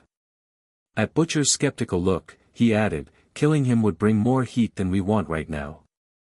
Butcher looked like he wanted to argue but instead nodded tersely. "Let's move. Exit route through the loading bay, faster than going back the way we came." They moved quickly through the warehouse, Harry maintaining perception filters around them to avoid the now alert security personnel rushing toward the laboratory area. They reached the loading bay just as alarms began to sound throughout the facility. "Perfect timing," muttered as they slipped through a service door and into the night. They made it 3 blocks before the sound of approaching sirens forced them to split up, each taking separate routes back to their safe house. Harry chose the most direct approach. Finding a secluded spot behind a dumpster, he disapparated, reappearing moments later in an alley near their rendezvous point. The magical exertion of the night's events, particularly the dark binding spell, had taken its toll. Harry leaned against the alley wall, suddenly exhausted, a cold sweat breaking out across his forehead. Using such magic came with a price, one he was feeling acutely now. Worth it, he reminded himself, pushing away from the wall. The intelligence they'd gathered, the confirmation of Vought's next-generation soup program, justified the means. At least, that's what he told himself as he made his way to the meeting point, ignoring the whispers of doubt at the back of his mind. Dawn found Harry alone on the rooftop of the boys' safe house, watching the sun rise over the Manhattan skyline. The debriefing had lasted until the early hours, with Frenchie and analyzing the data they'd recovered while Butcher strategized their next moves. Kimiko had remained silent as usual, but her eyes had followed Harry with new interest after witnessing his confrontation with Black Noir. The door to the roof opened, and Butcher emerged, carrying 2 steaming mugs. He handed one to Harry without a word, then leaned against the parapet beside him. They drank in silence for a moment, the bitter coffee a welcome warmth against the morning chill. "That thing you did," Butcher finally said, "with the shadows. That wasn't like your other tricks." Harry sighed. "No. It wasn't. Looked darker. Felt darker too, if that makes any sense. It does, Harry acknowledged. Magic exists on a spectrum. Some forms draw on different energies, require different intentions. He stared into his coffee. Where I'm from, we had clear distinctions, light and dark, permitted and forbidden. Here, those lines seem blurrier. Butcher studied him. You've got rules, then. Lines you won't cross. I used to think so. Harry's tone was contemplative. But this world, it challenges those certainties. When facing something like Homelander, are conventional ethics still relevant? Or do the stakes demand more extreme measures? Been asking myself similar questions for years, Butcher admitted. Haven't found good answers yet. The difference, Harry said carefully, is that I have access to powers that could genuinely match or exceed Homelander's. And the darker that magic becomes, the more it risks changing the wielder. He turned to face Butcher directly. That's the real danger, not that I'll fail, but that I'll succeed at the cost of becoming something worse than what I'm fighting. Butcher's laugh was short and without humor. Welcome to the fucking club, mate. He drained his coffee. Get some rest. Tonight's going to be busy. Vought will be scrambling after last night, moving shipments, changing protocols. Prime opportunity to gather more intel. As Butcher headed back inside, Harry returned his gaze to the horizon. The city was fully awake now, millions of people starting their day unaware of the shadow war unfolding in their midst, unaware that their heroes were corporate products, some now literally grown in tanks. Harry took a final sip of coffee, grimacing at the bitter dregs. He needed rest, needed to replenish the magical energy expended during the night's activities. But first, there was one more task to complete. Returning to his church sanctuary, Harry approached the blood-scrying basin he'd prepared earlier. With a wave of his hand, the surface shimmered and resolved into an image, Homelander, standing in what appeared to be a Vought conference room, his face contorted with barely controlled rage. Incompetence is staggering, Homelander was saying to a room full of nervous executives. Black Noir is one of our most effective operatives. If he encountered something he couldn't handle, then we're dealing with a threat level that demands immediate action. The security footage was compromised, a female executive responded cautiously. We only have Black Noir's report, which is limited in detail, as you know. Then find me something. Homelander slammed his fist down on the conference table, cracking the thick wood. Facial recognition from exterior cameras, witness statements, anything. Someone attacked a Vought facility, confronted a member of the Seven, and just walked away. This is connected to what happened at the press conference. It has to be. We're exploring every avenue, sir, another executive assured him nervously. But without more information, then get more information, Homelander's voice dropped dangerously. Or the next vacant position in this company might be yours.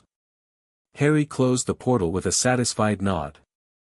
Homelander was rattled, his legendary composure crumbling under the strain of an enemy he couldn't identify or understand. The most powerful being on the planet was experiencing an unfamiliar emotion, helplessness. It was exactly as Harry had intended. Let Homelander feel what ordinary humans felt when confronted with his kind, powerlessness, uncertainty, fear. Let him understand what it meant to be vulnerable. The next phase would push that vulnerability further. But first, Harry needed allies beyond the boys, someone inside Vaught's superhero community, someone with access and insight that even Butcher couldn't provide. According to their intelligence, there was one member of the Seven who might be receptive, a relative newcomer with a reputation for actual heroism and growing disillusionment with Vaught's methods. Annie January. Starlight. Harry would need to arrange a meeting, carefully, subtly, without alerting Vought or the Seven. It would be dangerous, for both of them. But if successful, it could provide the key to understanding Homelander's true weaknesses. With that thought, Harry finally allowed himself to rest, his dreams filled with shadow chains and tanks of growing superhumans and the rage-filled eyes of a false god beginning to understand his own mortality. 2 nights later, Harry found himself perched atop a residential building in Queens, observing the modest apartment complex across the street. According to Frenchie's intelligence, this was where Starlight, Annie January, maintained a private residence, separate from the official 7 accommodations at Vought Tower. The fact that she kept this secondary home off Vaught's official record suggested a degree of independence that aligned with what the boys had told him about her character. It made her both a potential ally and a significant security risk. If she was willing to hide this from Vought, what else might she be willing to do? Harry had spent the day researching everything available about Starlight, public appearances, interviews, the carefully curated biography Vought had created for her. The image presented was precisely what one would expect, the wholesome, all-American hero with Christian values and a genuine desire to help others. But the boys had shared a different perspective. A young woman from the Midwest thrust into the corporate superhero world, gradually discovering its corruption and moral bankruptcy. Someone trying to maintain her principles in a system designed to exploit and commodify heroism. Movement at the apartment caught Harry's attention. A light came on in a third-floor window, a silhouette visible against the blinds. Starlight had returned home. Harry could have simply appeared in her apartment, apparition would make such an entrance trivial. But surprising a powerful superhuman in her private space seemed both dangerous and disrespectful. Instead, he opted for a more conventional approach. Disillusioning himself, Harry descended to street level and crossed to the apartment building. A simple confundus charm convinced the security system he was a resident, allowing him to enter the lobby and take the elevator to the 3rd floor. Outside her door, Harry hesitated. This was a significant risk, approaching a member of the 7 directly, revealing himself as the force behind recent events. If his judgment of her character was wrong, the consequences would be severe. But sometimes, Harry reflected, the most important steps required faith. With that thought, he cancelled his disillusionment charm and knocked on the door. A moment passed. Then another. Harry heard soft footsteps approaching cautiously. "Who is it?" came a female voice, alert but not yet alarmed. "Someone who thinks you might be more than what Vought has made you," Harry answered honestly. "Someone who can offer you answers about recent events that have everyone confused." Silence followed, then the sound of multiple locks disengaging. The door opened a few inches, secured by a chain, revealing a portion of a young woman's face. Blonde hair, suspicious eyes, and a faint glow emanating from her skin, the telltale sign of her light-based powers activating defensively. "You have 30 seconds to explain why I shouldn't call security," she said firmly. "Because you've seen enough of Vought to question whether security works for the right side," Harry replied calmly. "Because you've witnessed Homelander's true nature and it terrifies you. And because deep down, you became a hero to actually help people, not to sell merchandise and maintain corporate profits." The glow from her skin intensified slightly.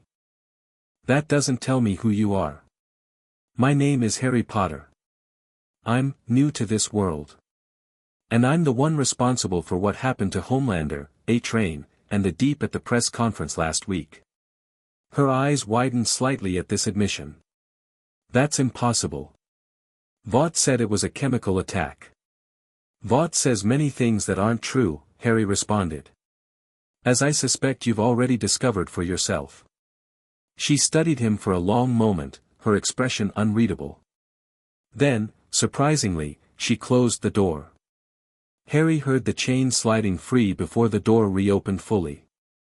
Annie January stood before him, dressed in jeans and a simple sweater that contrasted sharply with her public starlight persona. The glow from her skin had dimmed but not disappeared entirely, a clear indication she remained on guard. "Come in," she said, stepping aside. "But just so we're clear, I can generate enough light energy to vaporize you where you stand if this turns out to be some kind of trap." Harry entered with a polite nod. Duly noted. Her apartment was modest and tastefully furnished, with few personal touches visible in the main living area. A practical space rather than a home, perhaps reflecting her divided life. "Sit," she instructed, gesturing to an armchair while positioning herself on the couch, maintaining distance between them. Now explain exactly what you meant by being new to this world. Harry took the offered seat, considering how much to reveal. The simplest explanation is that I'm from somewhere else, another reality where the rules are different. I died there and woke up here, in this body, with my abilities intact but altered by this world's different, metaphysical structure. You died, she repeated flatly. And what, reincarnated here? You expect me to believe that? I expect nothing, Harry said. But I can demonstrate that what I do isn't compound V, isn't technology, and isn't anything that exists in this world's scientific framework. To illustrate, Harry held out his hand and conjured a small globe of light, similar to her own abilities in effect, but fundamentally different in source. The light shifted, reshaping itself into a miniature representation of the seven as they appeared on merchandise and promotions, tiny figures rotating above his palm. Annie leaned forward despite herself, fascination momentarily overriding suspicion. That's not photokinesis like mine. There's no energy emission I can detect. It's magic, Harry stated simply. A force that follows different rules than the physics of this world. Where I'm from, it was relatively common, structured into educational systems and governmental regulations. Here, it appears to be unique to me. The light in his palm extinguished as he closed his fist. But I didn't come to discuss metaphysics. I came because I believe you're different from the others at Vought, that you actually care about heroism in its true sense, not as a marketing strategy. Annie's expression hardened. You don't know me. I know what the boys have told me, Harry countered. Her reaction was immediate, tensing, the light beneath her skin flaring brighter. You're working with the boys. With Butcher. Working with, not for, Harry clarified. Our interests align regarding Vought and the corruption of power. But I maintain my independence. Annie stood abruptly, pacing the small living room. Do you have any idea how dangerous this conversation is? Vought monitors everything. The seven are under constant surveillance. If they even suspected I was talking to you, they won't, Harry assured her. Before we began speaking, I established wards around this apartment, magical protections that prevent electronic surveillance, eavesdropping, or detection of any kind. For all intents and purposes, this conversation isn't happening. She stopped pacing, studying him with renewed intensity. If what you're saying is true, if you really were behind what happened at the press conference, then you made Homelander afraid. Actually afraid. Her voice dropped almost to a whisper. I didn't think that was possible. Everyone feels fear, Harry replied. Even gods. Especially false ones. A complicated series of emotions crossed Annie's face, doubt, hope, caution, and something that might have been longing. What exactly do you want from me? Information, primarily, Harry answered honestly. Insights into Homelander and Vought that aren't available through other channels. In exchange, I offer protection, magical safeguards similar to those currently surrounding this apartment, which can be extended to you personally. And the end goal? What's the point of all this? Harry considered the question carefully before responding. Systemic change. Vought has created a world where power is unchecked, where those with abilities can act with impunity as long as their public image remains marketable. That imbalance threatens everyone, superhuman and ordinary human alike. He leaned forward slightly. But change requires understanding. I need to know more about how Vought operates from the inside, how the seven function when cameras aren't present, what Homelander's true vulnerabilities might be. His vulnerabilities, Annie repeated with a hollow laugh. That's simple enough, he doesn't have any. Physically, at least. But psychologically? Harry pressed. She hesitated, then sat back down, her expression grave. You're playing with fire. Whatever you did to him at that press conference, he's been unstable since then. Unpredictable. The rest of us are walking on eggshells, trying not to set him off. Good, Harry said simply. Let him feel uncertainty. Let him question his invulnerability. Annie shook her head. You don't understand. An unstable Homelander is a global threat. If he ever truly lost control. She didn't finish the thought, but her expression conveyed the horror of such a scenario. Then he needs to be contained, Harry concluded. Or neutralized entirely. And you think you can do that? Even with your magic? Harry met her gaze steadily. I've faced seemingly invincible enemies before. The key is understanding that no power is absolute, no defense is perfect. Everything has a weakness, it's simply a matter of finding it. Annie studied him for a long moment, her internal struggle visible in her expression. Finally, she seemed to reach a decision. Homelander has been having nightmares, she revealed, her voice low despite the magical protection surrounding them. Since the press conference. Sometimes he screams in his sleep, the walls at Vought Tower aren't as soundproof as they think. Whatever he saw when you did, whatever you did, it's haunting him. Harry nodded, absorbing this information. What else can you tell me about him? His routines, his interactions when he thinks no one is watching. He's obsessed with his public image, watches news coverage of himself constantly, tracks his approval ratings daily. And he likes to hover outside windows sometimes, listening to what people say about him when they think they're alone. She shuddered slightly. He pretends it doesn't matter, but criticism affects him deeply. Narcissistic insecurity, Harry noted. Useful. Annie continued, warming to the subject now that she'd committed to sharing. He has a milk fixation, drinks it constantly. And he's particularly sensitive about his relationship with Stillwell before her death. That's a raw nerve you could exploit, though I wouldn't recommend it unless you're prepared for extreme retaliation. For nearly an hour, Annie provided insights into Homelander's behavior, preferences, and psychological triggers. She described the power dynamics within the Seven, the constant maneuvering for Homelander's approval, and the culture of fear that permeated Vaught's superhero division. When she finally finished, Harry sat in thoughtful silence, processing the wealth of information. It painted a picture of a deeply damaged individual granted godlike powers, a volatile combination that explained much about Homelander's behavior. Thank you, Harry said sincerely. This is invaluable. Annie hugged herself slightly, looking suddenly vulnerable. If he ever found out I told you these things. He won't, Harry assured her. He reached into his pocket and withdrew a small object, a coin-sized disc of silver metal inscribed with intricate runes. This is for you. It contains protective enchantments that will alert you to danger and shield against certain types of attacks. It also establishes a connection between us. If you need to contact me urgently, simply hold it and think my name clearly. She accepted the talisman cautiously. Magic jewelry? Seriously?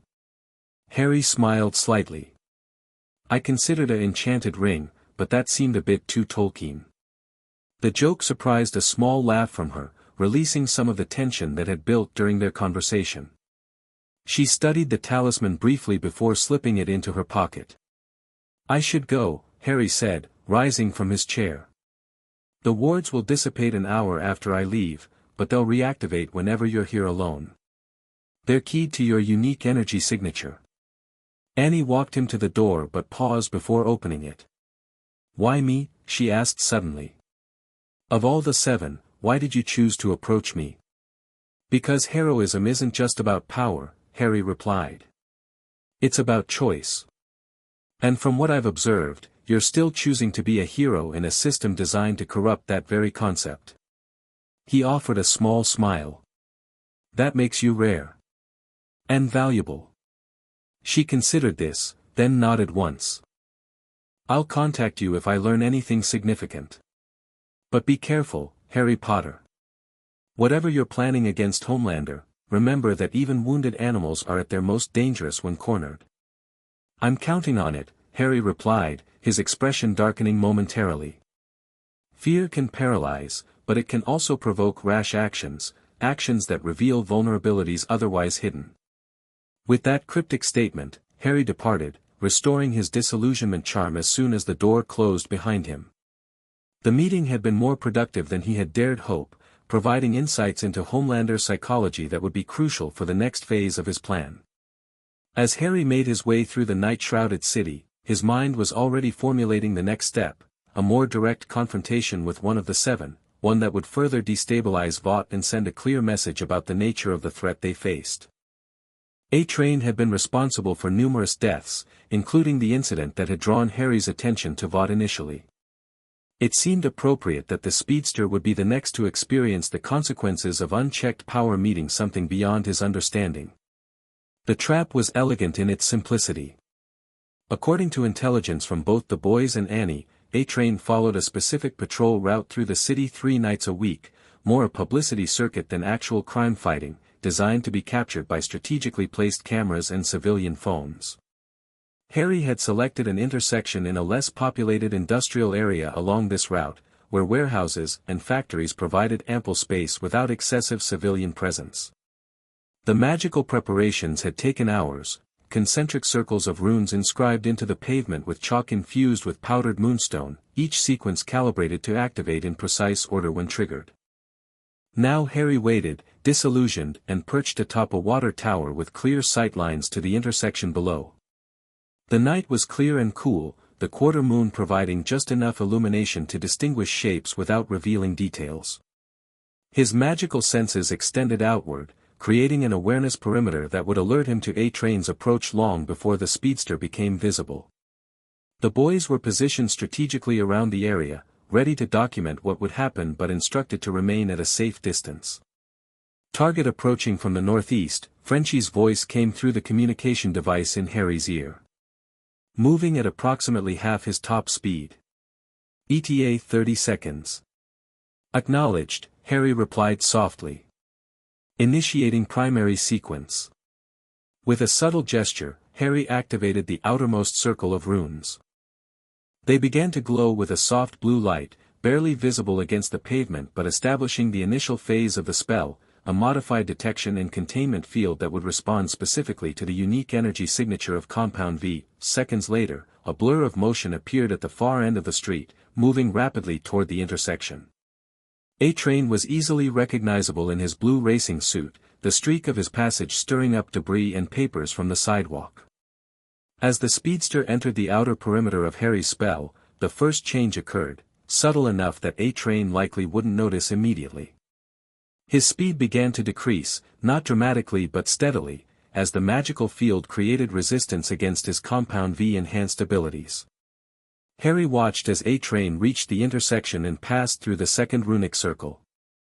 This one flared green upon activation, and the effect was immediate. The speedster suddenly slowed to normal human running speed, his momentum carrying him forward as confusion visibly registered on his face.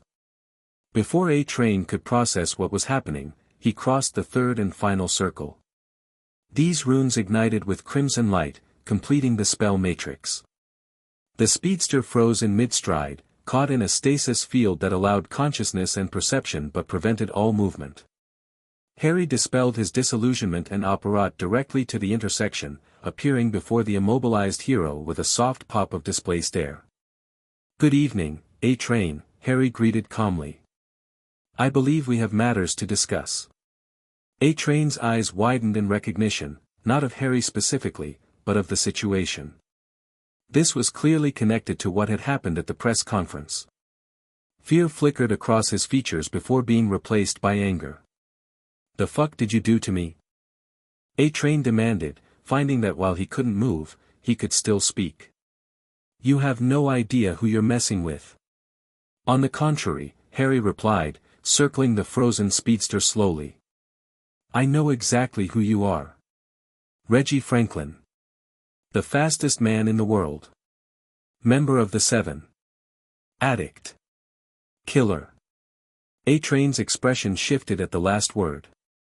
"That's bullshit. I'm a hero." "Are you?" Harry stopped directly in front of him. "Tell me, does a hero leave innocent people to die?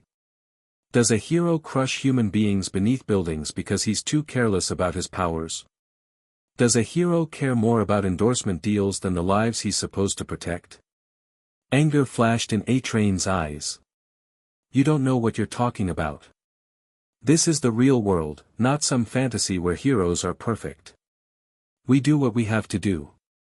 What you have to do, Harry repeated softly. Like killing Robin Ward? Was that necessary? A-Train's face registered shock before quickly masking it. That was an accident. Was it? Or was it negligence born of the absolute certainty that there would be no consequences? Harry leaned closer. That's the problem with power without accountability. It breeds contempt for those deemed lesser. It creates gods who view humans as insects. What do you want? A-Train asked, his bravado faltering slightly. To demonstrate a point. Harry stepped back and made a subtle gesture with his hand. The stasis field adjusted, allowing A-Train minimal movement, enough to turn his head and flex his fingers, but not enough to run. Your speed is an intrinsic part of your identity, Harry continued conversationally. The foundation of your value to Vought, your status among the seven, your entire self-concept. What would you be without it? Fear flickered in A-Train's eyes. You can't take my powers. That's not possible. Isn't it? Harry held out his hand, palm up. A small flame appeared, dancing above his skin. In a world where I can do this without Compound V, are you certain about the limits of possibility? The flame extinguished as Harry closed his fist. With his other hand, he made a complex gesture toward A-Train. Temporalis negatio. The spell struck the speedster with visible effect, ripples of energy washing over him like water, sinking into his skin. A-Train gasped, his eyes widening as he felt something changing within him. What did you do? He demanded, voice rising with panic. I've temporarily severed the connection between your body and your powers, Harry explained. For the next 24 hours, you are, for all intents and purposes, an ordinary human. To demonstrate, Harry released the stasis field entirely. A-Train immediately tried to run, his legs pumping furiously, but at entirely normal human speed. The shock and horror on his face was profound as he realized he truly couldn't access his abilities. This isn't possible, A-Train repeated, staring at his hands as if they belonged to someone else. Compound V permanently alters cellular structure. You can't just turn it off. Not with science, perhaps, Harry acknowledged. But I'm not using science. A-Train lunged at Harry in desperate rage, throwing a punch that might have been devastating with his super speed behind it. Without those powers, it was easily sidestepped. Feel it, A-Train, Harry said quietly. Feel what it's like to be ordinary. To be vulnerable. To know that your actions have consequences because you're not fast enough to outrun them. You've made your point, A-Train said, backing away. Turn it back on. Now. It will return naturally in 24 hours, Harry assured him. Consider this a lesson rather than a punishment. A reminder of the responsibility that should accompany power. A-Train's expression shifted from fear to calculation. Homelander will find you for this. He'll tear you apart. He's welcome to try, Harry replied calmly. But I think you'll find that even Homelander has reason to fear what he doesn't understand. Harry made another gesture, and the runic circles on the ground extinguished themselves, the chalk patterns dissolving as if they had never existed. One more thing before I go, Harry added. This encounter was documented. If you choose to abuse your powers again when they return, if more innocent people die because of your negligence or indifference, the next intervention won't be temporary. Consider that carefully. Before A-Train could respond, Harry disapparated, leaving the powerless speedster alone in the intersection. The footage of A-Train's humiliation spread like wildfire across the internet, despite Vaught's frantic efforts to contain it. Someone, Harry suspected Frenchie, had edited the video masterfully, highlighting A-Train's transformation from superhuman to ordinary, his panicked realization, and his impotent rage afterward. The public reaction was mixed. Vought supporters decried it as a hoax or a terrorist attack on America's heroes. Others, particularly those who had lost loved ones to superhero, collateral damage, celebrated the evidence that the supposedly untouchable soups could indeed be held accountable. Harry watched the fallout from the safe isolation of his church sanctuary. The blood scrying basin showed him Vought's crisis management team working through the night, Ashley Barrett nearly hysterical as she coordinated with PR firms, social media teams, and legal departments. Most tellingly, it showed him Homelander, alone in his sterile apartment, watching the footage of A-Train's encounter on repeat, his expression an unsettling mixture of rage and fear. "They're scared," Butcher observed with satisfaction. He and the rest of the boys had joined Harry at the church, sharing pizza and beer as they monitored the chaos they had unleashed. "Really fucking scared. They should be," added, scrolling through news reports on his tablet. "This changes the whole game. If soups can lose their powers, even temporarily." Frenchie gestured with his beer bottle. "The stock price is already responding. Down 12% since the video went viral." "It's not just about money," Harry noted, pacing restlessly near the altar-turned workstation. "It's about mythology. Vought has carefully constructed a narrative of superhuman supremacy, the idea that these individuals are fundamentally different, beyond human limitations. What we've done challenges the entire foundation of that narrative." Kimiko, sitting cross-legged on a pew, wrote something in her notebook and showed it to Frenchie. "She asks what happens next," Frenchie translated. "A good question. Vought will retaliate, Harry nodded grimly. "Undoubtedly. They'll increase security, change protocols, perhaps even restrict their heroes' public appearances temporarily. But they're also facing a dilemma, how to respond to a threat they don't understand." "What about A-Train?" asked. "Think he learned his lesson?" "Unlikely," Butcher scoffed. "More likely he'll be twice as vicious when his powers return, trying to prove he's still top dog." "Perhaps," Harry conceded. "But he'll also be carrying a new awareness of vulnerability. That changes people, whether they admit it or not." The conversation was interrupted by a soft chime, the alert Harry had linked to Annie's talisman. He moved quickly to a smaller scrying bowl on a side table, activating it with a whispered word. Annie's face appeared in the liquid surface, tense and urgent. "Emergency 7 meeting in 30 minutes, she reported without preamble. Homelander's called everyone in, including Black Noir. This is going to be bad. I'll try to contact you afterward with details." The connection closed before Harry could respond, the surface of the bowl returning to ordinary water. "Starlight?" Butcher asked, his expression darkening. "You've been talking to Starlight?" "She's providing valuable intelligence," Harry confirmed, bracing for the reaction he knew would come. Butcher's face flushed with anger. "You brought a fucking soup into this? Without discussing it with us? Are you out of your mind?" "I made a judgment call," Harry replied calmly. "Annie January isn't like the others. She has genuine moral principles, genuine concern for innocent lives. And she has access to information we need. She's still one of them," Butcher spat. "Still part of the system. The moment Vought offers her enough money or fame, she'll sell us out without blinking." Stepped between them as Butcher advanced on Harry. "Cool it, both of you. What's done is done. The question is, what do we do now?" Harry turned to the larger scrying basin, activating it with a wave of his hand. "We watch. And we prepare for their response." The surface rippled, then resolved into an image of the conference room at Vought Tower where the Seven held their meetings. The room was empty for now, awaiting its occupants. "You can spy on their fucking boardroom?" Butcher asked incredulously, momentarily distracted from his anger. "Since when?" "Since 3 days ago," Harry answered.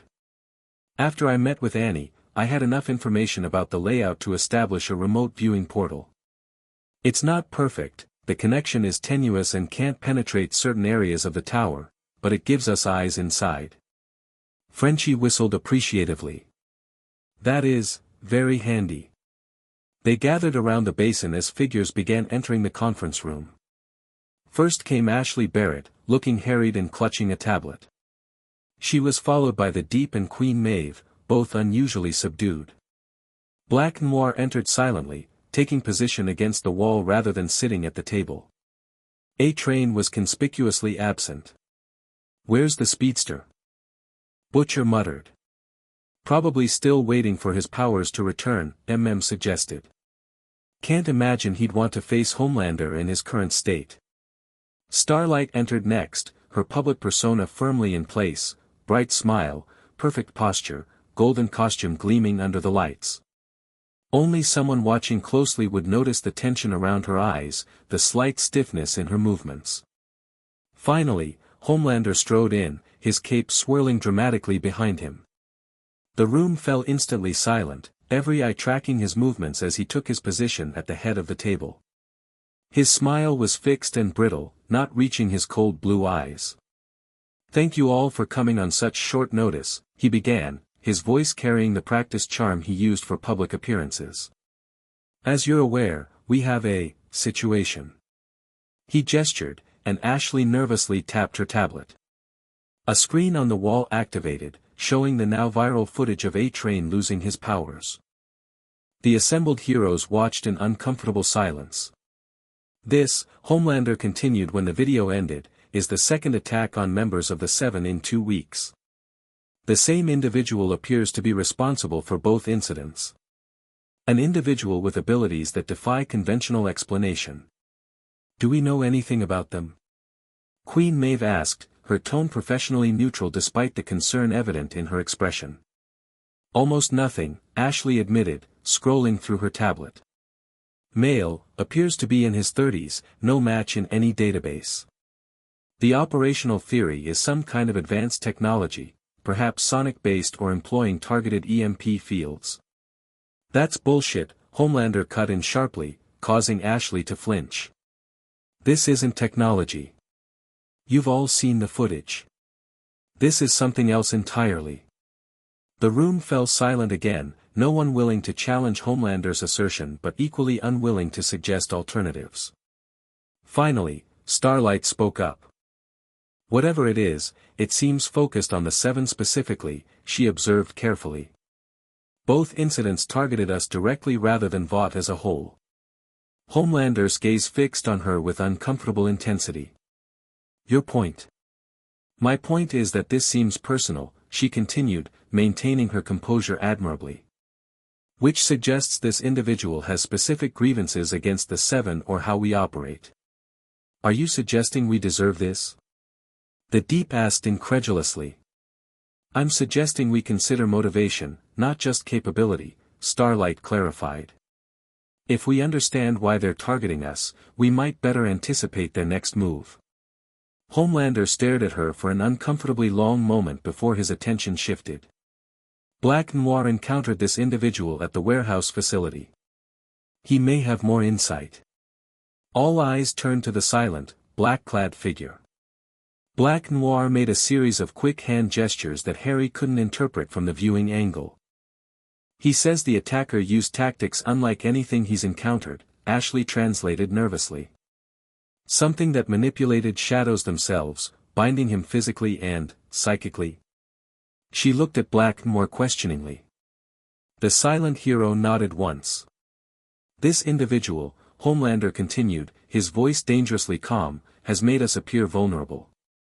He has undermined public confidence in the Seven. He has challenged our authority." His eyes flashed red momentarily. "This cannot stand. What's the plan?" Queen Maeve asked practically. "We draw him out," Homelander replied. "A-Train's powers will return soon. When they do, we create a situation this vigilante can't ignore, something public, something that appeals to whatever misguided moral crusade he thinks he's on." "You want to use civilians as bait?" Starlight asked, unable to keep the shock from her voice. Homelander's smile was chilling. "I want to create a controlled scenario that gives the appearance of civilian jeopardy without actual risk. Once our target reveals himself, we'll be waiting. All of us. The implications hung in the air. Homelander was proposing to use the full might of the Seven against a single opponent. And when we capture him? The Deep asked. When we capture him, Homelander corrected with cold certainty, we'll learn exactly how his abilities work. If they can be replicated. If they can be countered. His expression darkened. And then we'll make an example of him so public and so devastating that no one will ever dare challenge us again. The meeting continued with tactical discussions, assignment of roles, and timeline planning. Harry watched it all with growing concern, particularly the moments when Homelander's mask of civilized leadership slipped to reveal the rage and fear beneath. When the scrying portal finally closed, the meeting having ended with the Seven dispersing to their assignments, Harry turned to find the boys watching him with varied expressions of alarm. "Well, that's fucking fantastic," Butcher said sarcastically. "They're planning to use civilians as bait to draw you out, then hit you with everything they've got." Harry nodded grimly. "It appears so. You can't go near whatever trap they set," insisted. "It's suicide." "Perhaps," Harry acknowledged. "But I can't allow innocent people to be endangered either, even in a supposedly controlled scenario. Homelander's definition of acceptable risk is very different from mine." Frenchie leaned forward. "So what do we do? We cannot match their firepower." "We don't need to match it," Harry replied, moving to his workstation where ancient texts floated in midair. "We need to neutralize it. And to do that, I need to accelerate my research into certain, specialized applications of magic." The grimoire that drifted forward at Harry's gesture was bound in what appeared to be black leather, though the material seemed to absorb light rather than reflect it. The pages that opened emitted a faint whisper as they turned, the text written in a script that shifted and changed as if alive. "That doesn't look like light reading," observed cautiously. "It isn't," Harry admitted. "But circumstances require adaptation. If Homelander wants to escalate this conflict, then I need to be prepared to meet that escalation." Butcher studied Harry with narrowed eyes. "Earlier you were worried about dark magic changing you. Now you're diving into books that fucking whisper. Seems like a quick shift." "Not a shift," Harry corrected. "A calculated risk.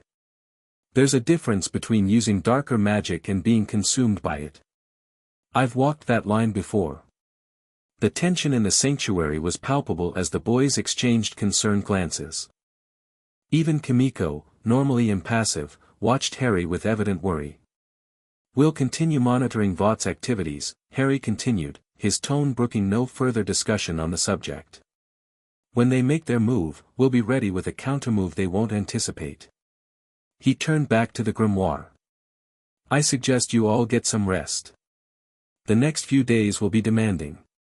One by one, the boys departed, leaving Harry alone with his increasingly dark studies.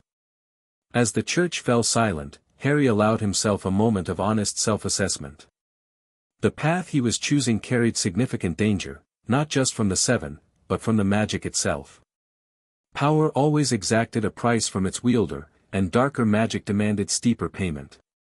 Yet what alternative remained? Homelander's power was nearly godlike, his moral compass non-existent, his psychology increasingly unstable. Conventional methods couldn't touch him. Even Harry's initial magical attacks had only wounded the soup's ego, not truly threatened his dominance. Sometimes to fight monsters, Harry murmured to himself, one must be willing to gaze into the abyss. With that somber thought, he returned to the ancient text, its whispers growing louder as he delved deeper into knowledge that should perhaps have remained forgotten. 3 days passed in feverish preparation. Harry barely slept, dividing his time between magical research, monitoring Vought through his scrying portals, and strengthening the wards around his sanctuary. The boys came and went, bringing supplies, information, and increasingly concerned questions about his well-being. Annie contacted him twice through the talisman, providing updates on the Seven's plans. Homelander had selected a location for their trap, a dedication ceremony for a new Vought-funded community center in a lower-income neighborhood of Brooklyn. The event would feature children, local politicians, and several members of the Seven, creating a target-rich environment for someone opposing Vought's influence. The trap was scheduled for the following afternoon. Which meant Harry had one night remaining to complete his preparations. He stood now in the center of his sanctuary, surrounded by concentric circles of candles that burned with unnaturally steady flames. Before him on a stone altar lay 7 objects, items he had collected with the boys' help over the past days. A strand of blonde hair from Homelander, obtained from his private quarters through a particularly daring operation. A piece of Black Noir's mask, recovered from their warehouse confrontation. Similar tokens from each member of the Seven, physical connections that would anchor the magic he planned. The ritual Harry was preparing ventured far beyond the magic he had practiced at Hogwarts. It drew on principles found in the darker grimoires he'd been studying: soul magic, sympathetic bindings, power transference. Not quite dark arts in the traditional sense, but certainly magic that existed in the shadowy borderlands between acceptable and forbidden. A soft knock at the sanctuary door interrupted his concentration. Harry waved a hand, and the heavy wooden doors swung open to reveal Billy Butcher, looking more somber than usual. "Interrupting something, am I?" Butcher asked, eyeing the ritual preparations with obvious discomfort. "Just finishing the setup," Harry replied, extinguishing the candles with another gesture. "Did you need something?" Butcher entered the sanctuary slowly, his gaze traveling over the floating texts, the scrying basins, the arcane symbols etched into the floor and walls. "The others are worried about you. Can't say I blame them. You've gone from parlor tricks to whatever the fuck this is pretty quickly." Harry sighed, suddenly aware of how exhausted he was. "It's necessary. Homelander isn't just physically powerful, he's psychologically unstable, increasingly paranoid. The longer this continues, the more dangerous he becomes." "Yeah, well, that's what I came to talk to you about." Butcher leaned against a pew. "Our surveillance picked up chatter from Vought. A-Train's powers returned this morning, right on schedule. But here's the interesting bit: Homelander took him aside for a private conversation immediately afterward. No recordings, no witnesses. And?" Harry prompted, sensing there was more. "And an hour later, A-Train left Vought Tower looking like he'd seen a ghost. Hasn't returned since. Our street contacts spotted him at a bar in Harlem, drinking heavily and looking over his shoulder every few minutes." Harry considered this information. "Homelander threatened him. Probably told him failure tomorrow isn't an option." "That would be my guess," Butcher agreed. "But there's something else." A-Train was overheard muttering about rather facing the wizard than him. "That's you, I'm assuming." The wizard. Despite everything, Harry felt a small smile tug at his lips. Wizard. Not the worst title I've been given. "The point," Butcher continued, "is that Homelander has A-Train terrified to the point where he's more afraid of his boss than the bloke who took his powers away. That suggests Homelander is becoming even more unstable than we thought. Which makes tomorrow even more dangerous," Harry concluded. "If Homelander feels cornered, his restraint, what little he has, might snap entirely." "Exactly. So whatever you're planning better account for that possibility." Butcher gestured at the ritual preparations. "Will it?" Harry studied Butcher for a moment, then made a decision. "Come with me. I want to show you something." He led Butcher to a small side chamber that had once been a confessional. Now it contained a single pedestal upon which rested a crystalline orb about the size of a softball. Within the orb, wisps of colored light, primarily crimson and gold, swirled in complex patterns. "What am I looking at?" Butcher asked. "A power sink," Harry explained. "Something I've been working on for the past 3 days. It's designed to temporarily absorb and contain superhuman abilities, similar to what I did to A-Train, but on a much larger scale and affecting multiple targets simultaneously." Butcher leaned closer to the orb, his reflection distorted in its surface. "And this little bauble can actually neutralize Homelander?" "Theoretically," Harry acknowledged. "It draws on principles of sympathetic magic, using personal connections to establish magical links. He gestured back toward the main chamber where the 7 tokens lay on the altar. With those physical components, I can target specific individuals rather than creating a general effect. How long would it last? If successful, hours rather than minutes. Long enough to contain the situation and potentially negotiate from a position of strength. Butcher's expression darkened. Negotiate? With Homelander? The man's a fucking psychopath. There's no negotiating with him. Perhaps not, Harry conceded. But removing his powers, even temporarily, creates options that don't currently exist.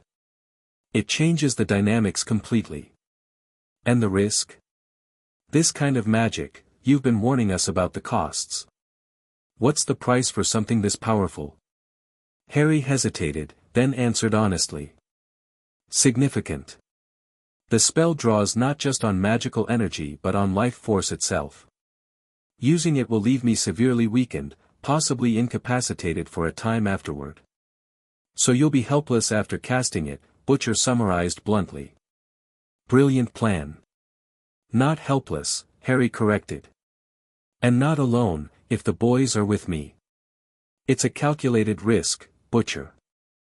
One I believe is worth taking given the alternative, a direct confrontation with the 7 at full strength. Butcher studied him for a long moment. You really think you can pull this off? Neutralize the most powerful being on the planet with a fancy crystal ball and some hair clippings? I've faced worse odds, Harry replied with a grim smile. Against enemies just as convinced of their own invincibility. Yeah, well, you died in that other world, didn't you? Butcher pointed out. Not exactly a ringing endorsement of your tactics.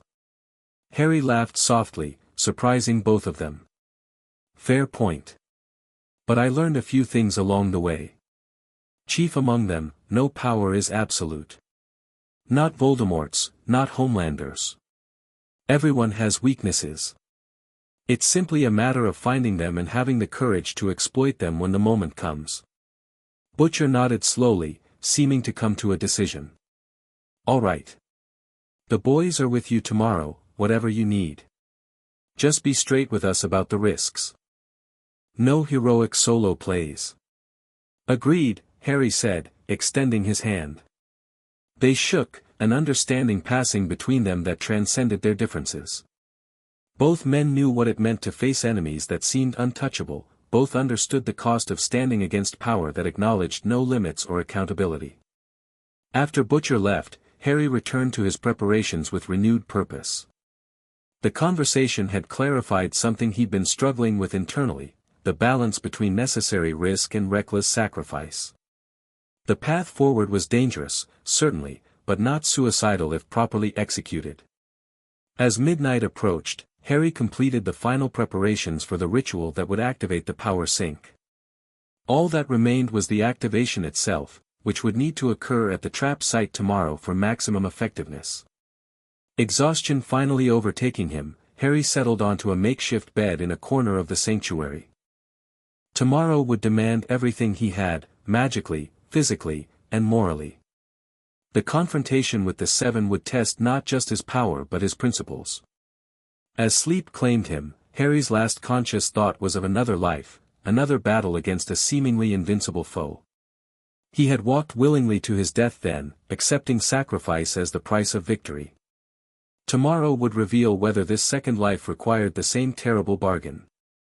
The dedication ceremony for the Vought Community Center was in full swing when Harry arrived, disillusioned and positioned on a rooftop overlooking the event.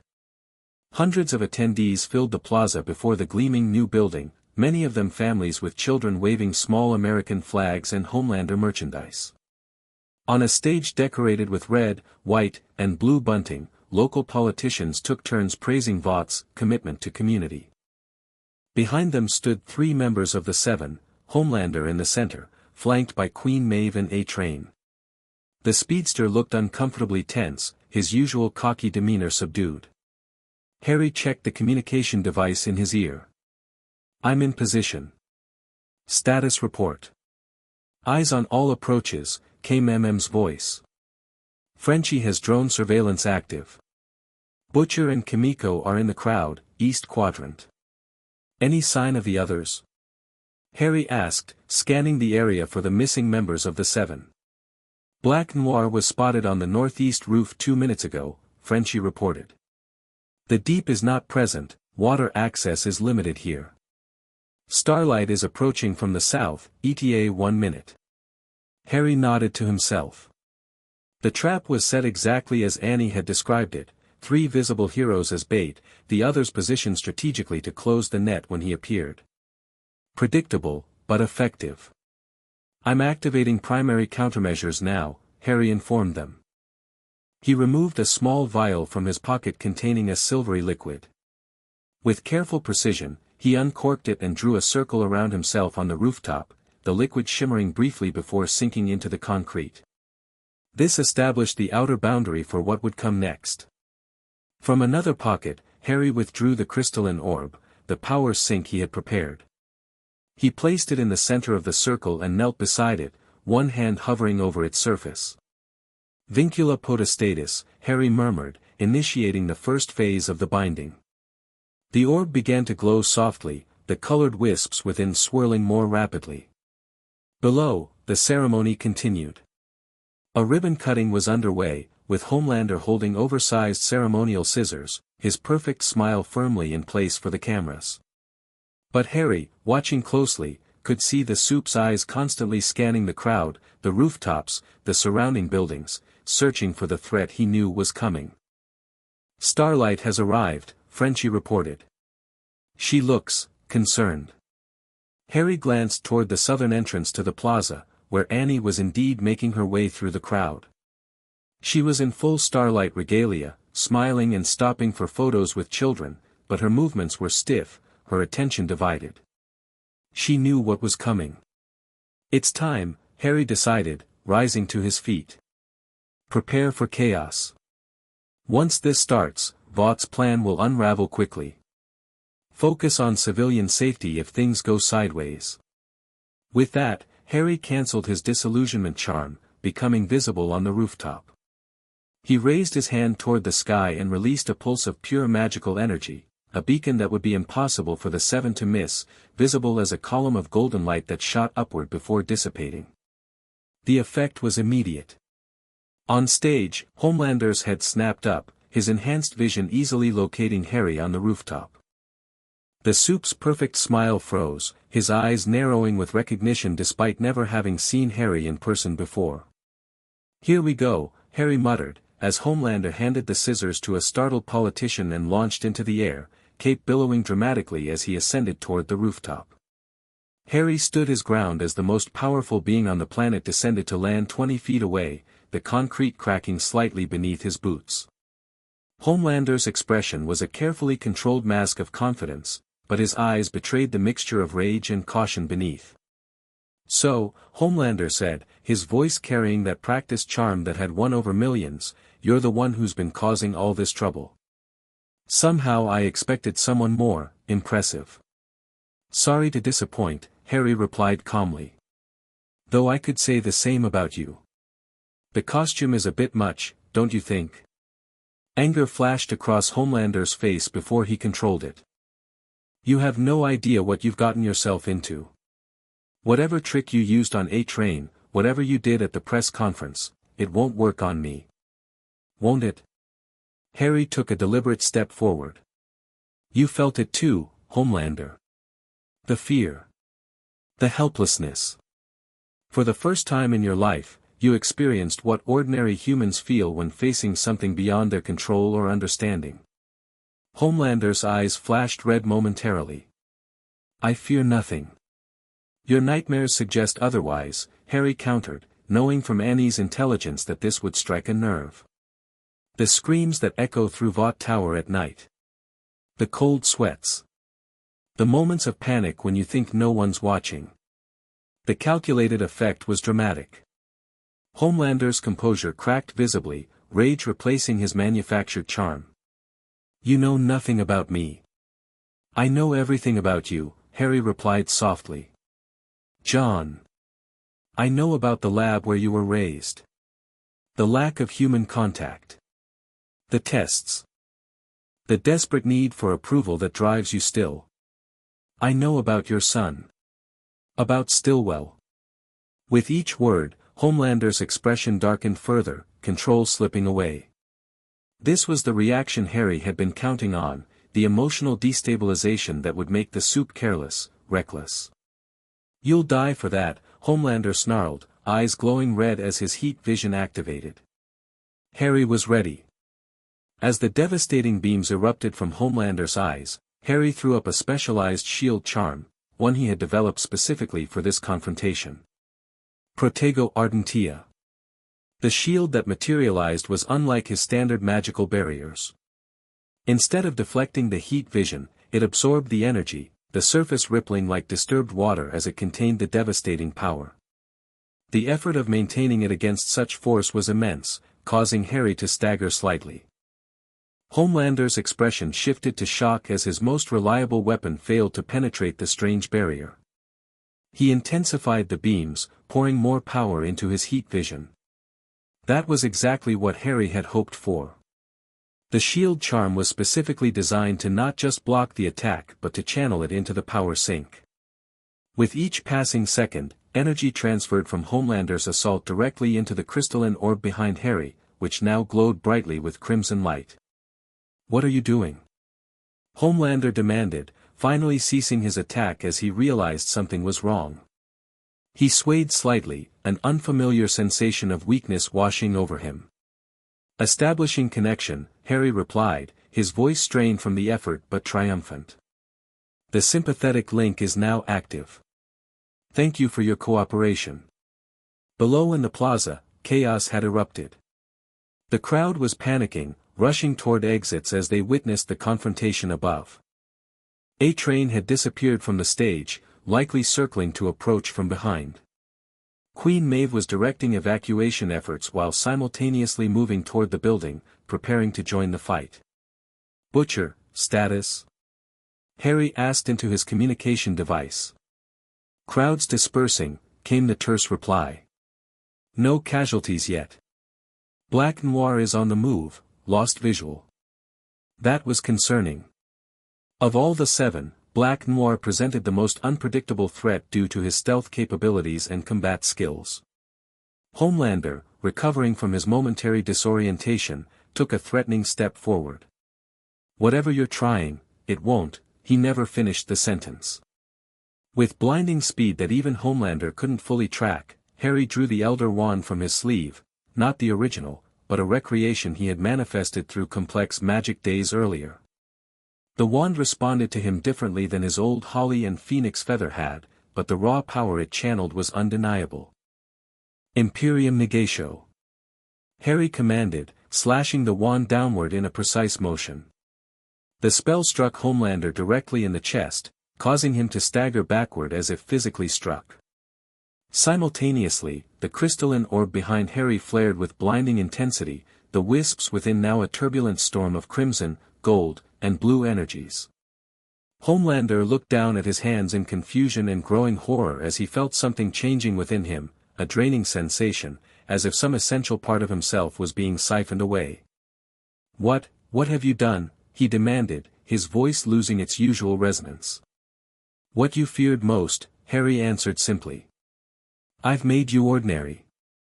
The realization dawned on Homelander's face just as a blur of motion announced A-Train's arrival. The speedster materialized behind Harry, clearly intending to attack from the blind side. Without turning, Harry made a casual gesture with his free hand. Arresto momentum. A-Train froze mid-stride, his momentum completely nullified. Unlike the elaborate ritual Harry had used in their previous encounter, this spell was a simple interruption of kinetic energy, less dramatic but equally effective. Your powers are linked to the same source, Harry explained conversationally, now addressing both soups. Compound V operates on consistent principles despite manifesting different abilities. Which means a properly calibrated binding can affect all of you simultaneously. As if on cue, Queen Maeve emerged from the stairwell access door, charging toward Harry with determined purpose. She made it 3 steps onto the roof before stumbling, her enhanced strength suddenly deserting her. She looked from her hands to Homelander with dawning horror. The binding is expanding, Harry continued, maintaining his focus on the spell despite the growing drain he felt. Soon it will encompass all of the 7 within range. For the next few hours, you are what you've always secretly feared becoming, merely human. Homelander's face contorted with rage and panic. He launched himself upward, attempting to fly, only to crash back to the rooftop unceremoniously, his invulnerability gone along with his flight. The impact left him winded, a sensation so unfamiliar that confusion momentarily overcame his anger. It's temporary, Harry assured them, though the information offered little comfort. Consider it an opportunity for reflection. A chance to experience life from the perspective of those you've sworn to protect but so often disregard. A shadow detached itself from behind an air conditioning unit, black noir, moving with lethal intent despite his powers being neutralized. His training made him dangerous even without superhuman abilities. Harry was prepared for this contingency. Petrificus totalis. The full body bind struck black noir mid-lunge, his limbs snapping together as he toppled forward, completely immobilized. Movement from the stairwell announced another arrival, Starlight, who took in the scene with wide eyes. Unlike the others, she had been forewarned through the talisman and had deliberately delayed her approach until Harry's plan was in motion. It worked, she breathed, genuinely surprised despite having faith in Harry's abilities. Annie, Homelander snarled, struggling to his feet with uncharacteristic awkwardness. You're involved in this. You betrayed us. No, Homelander, she replied steadily. I chose to protect people from abuse of power. That's what heroes are supposed to do. Homelander's laugh was ugly and unhinged. You think this changes anything? You think Vought doesn't have contingencies? Protocols for exactly this situation? He tapped his ear. The call has already gone out. Teams are being mobilized. You may have neutralized our powers, but you've signed your own death warrant. Harry nodded grimly. I expected as much. Which is why we're not staying. He raised the Elder Wand once more, focusing on his next spell, perhaps the most complex he had attempted in this world. Portus Maxima. The entire rooftop section beneath them glowed blue briefly before the sensation of a hook behind the navel seized everyone present. The world twisted and compressed around them, and then they were elsewhere, all of them, including the neutralized members of the 7, transported instantly to Harry's church sanctuary. The church's interior had been modified for this eventuality. Containment circles inscribed with specialized runes surrounded the altar area, creating a space that would hold the depowered soup securely without conventional restraints. As they materialized, Harry staggered, the combined magical exertion of the binding spell and mass apparition draining him severely. and Frenchie, who had been waiting at the sanctuary per contingency plans, rushed forward to support him before he could collapse. Holy shit, breathed, taking in the sight of the 7, Homelander, Queen Maeve, A-Train, Black Noir, and Starlight, all transported into their midst. It actually worked. Of course it worked, Harry replied with a weak smile. I told you it would. Homelander, recovering from the disorienting effects of magical transportation, surveyed his new surroundings with growing fury. You think these parlor tricks impress me? When your powers return, Harry interrupted, straightening despite his exhaustion, you'll have important decisions to make about how you use them. As will all of you. With a gesture from Harry, the containment circles activated fully, glowing boundaries defining the spaces where each member of the 7 was restricted. Only Starlight remained outside these boundaries, standing with the boys. What the fuck is this? A-Train demanded, testing the barrier with his hand only to receive a mild shock for his efforts. Some kind of force field? Something like that, Harry acknowledged. Consider it a timeout. A chance for reflection. Queen Maeve, always the most pragmatic of the group, surveyed their captors with calculating eyes. What exactly do you want from this demonstration? Ransom? Concessions from Vought? Change, Harry answered simply. A fundamental restructuring of how power operates in this world. For too long, individuals with extraordinary abilities have acted without accountability or consequence. That ends today. You're delusional, Homelander spat. You think Vought will negotiate with terrorists? You think the public will turn against their heroes? They need us. They worship us. They worship an illusion, Butcher countered, stepping forward to stand beside Harry. A carefully constructed PR fabrication that bears no resemblance to the reality of what you cunts actually are. Harry raised a hand, silencing further argument. You'll remain here until the binding spell naturally dissipates, approximately 3 hours from now. During that time, I suggest you consider your positions carefully. When your powers return, you'll face a choice: adapt to a new paradigm of accountability, or face increasingly severe consequences. You can't possibly believe you can control us long-term, Queen Maeve said, more curious than angry.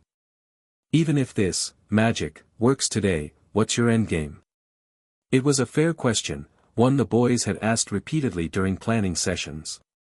Harry had never given them a complete answer, partly because the full scope of his intentions remained in flux. Balance, he said finally. Not control. I don't seek to rule or dictate, merely to establish equilibrium between power and responsibility. If Supes wish to use their abilities to genuinely help others, I'll have no quarrel with them. But the era of unaccountable heroes acting as corporate mascots while casually disregarding human life is over. Homelander's laughter was chilling in its derangement. You think you're changing the world? You're nothing. A momentary inconvenience. A footnote. When your powers return, Harry interrupted again, his voice hardening, you would do well to remember this moment. Remember how it felt to be powerless. Remember that what can be taken once can be taken again, permanently, if necessary. The threat hung in the air between them, all the more effective for its quiet delivery. Homelander fell silent, his eyes burning with hatred but a new wariness visible beneath the rage. Harry turned away, his exhaustion becoming harder to conceal. Butcher, maintain supervision. I need to rest briefly to recover my strength. As Harry moved toward a side chamber, Starlight followed, concern evident in her expression. Are you all right? You look drained. The magic required for this was substantial, Harry admitted once they were out of earshot of the others. Particularly the binding spell. It draws on life force as well as magical energy. Will you recover? Her concern seemed genuine, surprising given their relatively brief association. Yes. I just need time. Harry leaned against the wall, finally allowing his weariness to show fully. The danger now is Vought's response. Homelander wasn't bluffing about protocols and teams being mobilized. I know, she confirmed. There's a special operations unit, officially for extreme situations like terrorist threats, unofficially for handling problems Vought wants to disappear quietly. They'll be searching for us. The sanctuary is protected by the most powerful wards I could create, Harry assured her. They won't find us through conventional means. And unconventional means, she pressed. Harry smiled faintly. Those are my specialty. Their conversation was interrupted by a commotion from the main chamber. They returned to find Homelander pressed against his containment barrier, seemingly testing its limits. The magical boundary flickered slightly under his assault, though it held firm.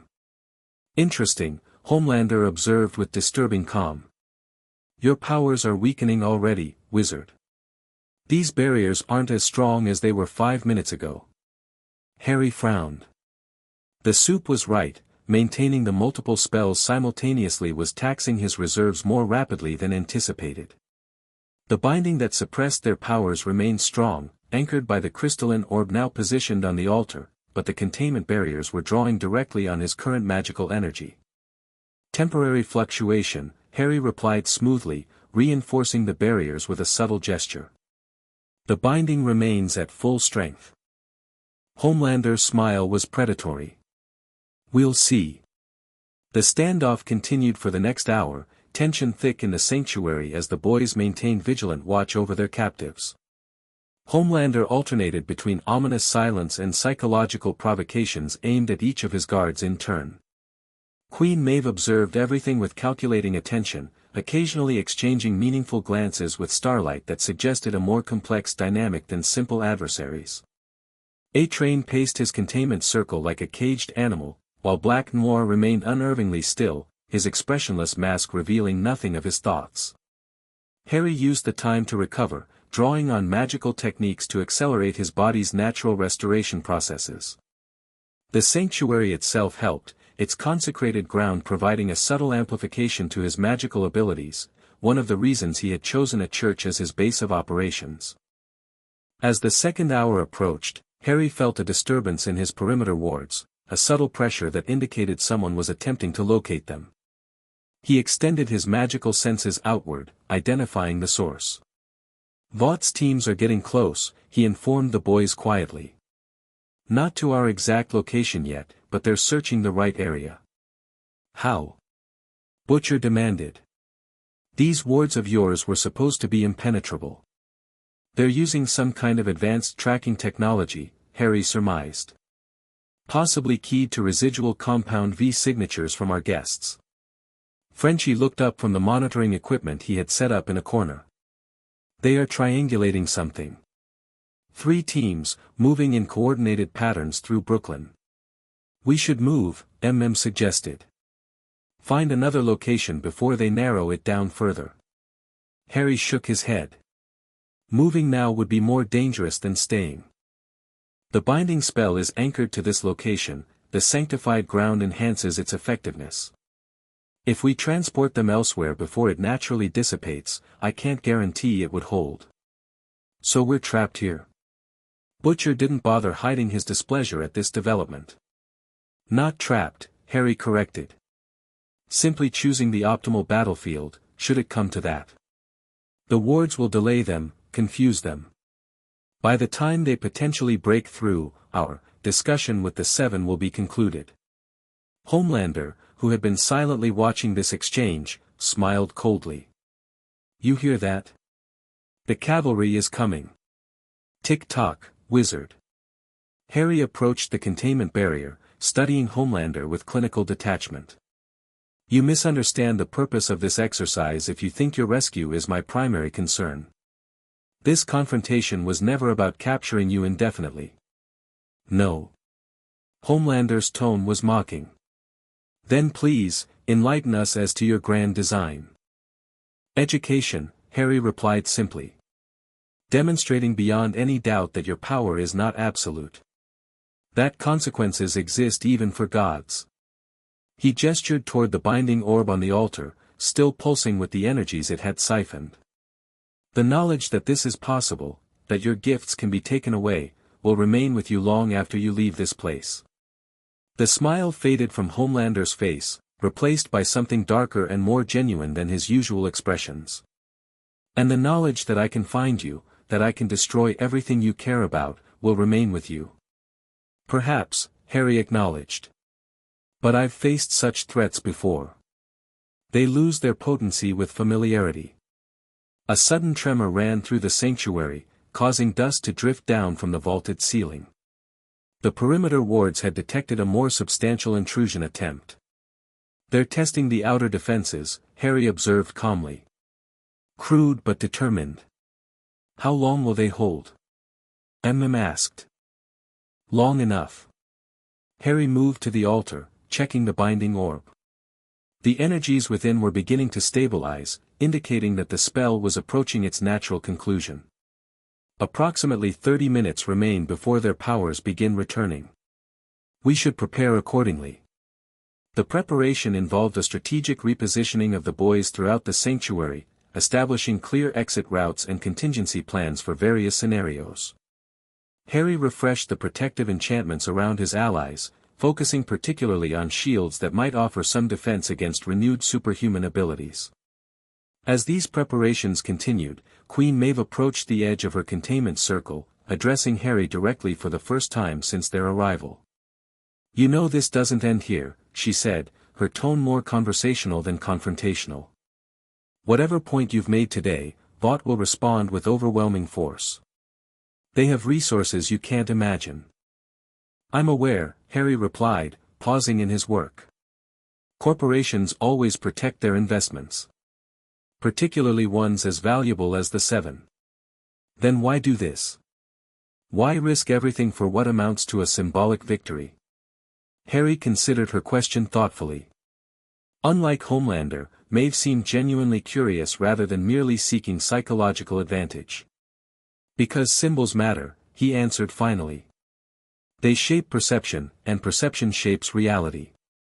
For too long, the symbol of the superhero has been corrupted, twisted into corporate propaganda that masks exploitation and abuse of power." He gestured around the sanctuary. "This church was abandoned because its symbol, its physical structure, had decayed. But the principles it represented remain important to many. Sometimes symbols need to be reclaimed, restored to their original meaning." Maeve studied him with surprising intensity. "You actually believe in heroism? Real heroism?" "I do," Harry confirmed. "I've witnessed it, even practiced it imperfectly in another life. The concept matters, the idea that power comes with obligation rather than privilege." "Charming philosophy," Homelander interrupted from his adjacent circle. "Very inspirational. I'm sure it will comfort you when I'm peeling your skin off inch by inch." Harry turned to him with a calm that visibly unsettled the soup. "You see, that's exactly the difference between us, Homelander. When I had you completely at my mercy, I chose education over elimination. When you believe you have the advantage, your mind immediately turns to torture and death." He shook his head slightly. "That's why you'll never be the hero you pretend to be, no matter how many flags you wrap yourself in." The barb struck home. Homelander's expression contorted with rage, his fists clenching uselessly against powers that remained suppressed.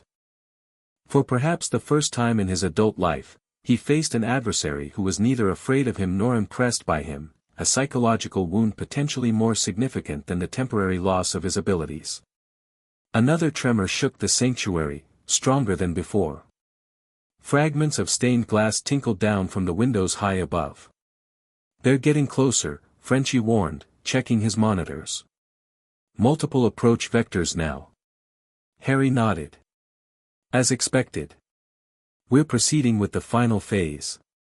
He moved to the altar where the binding orb pulsed with captured energy.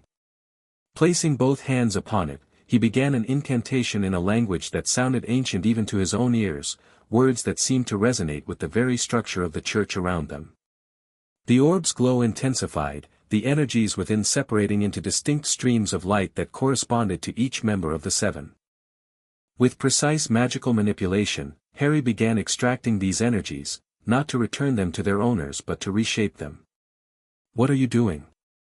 A-Train demanded, watching with evident alarm as a blue strand of energy, his speed force, was pulled from the orb and woven into a complex pattern in the air above the altar.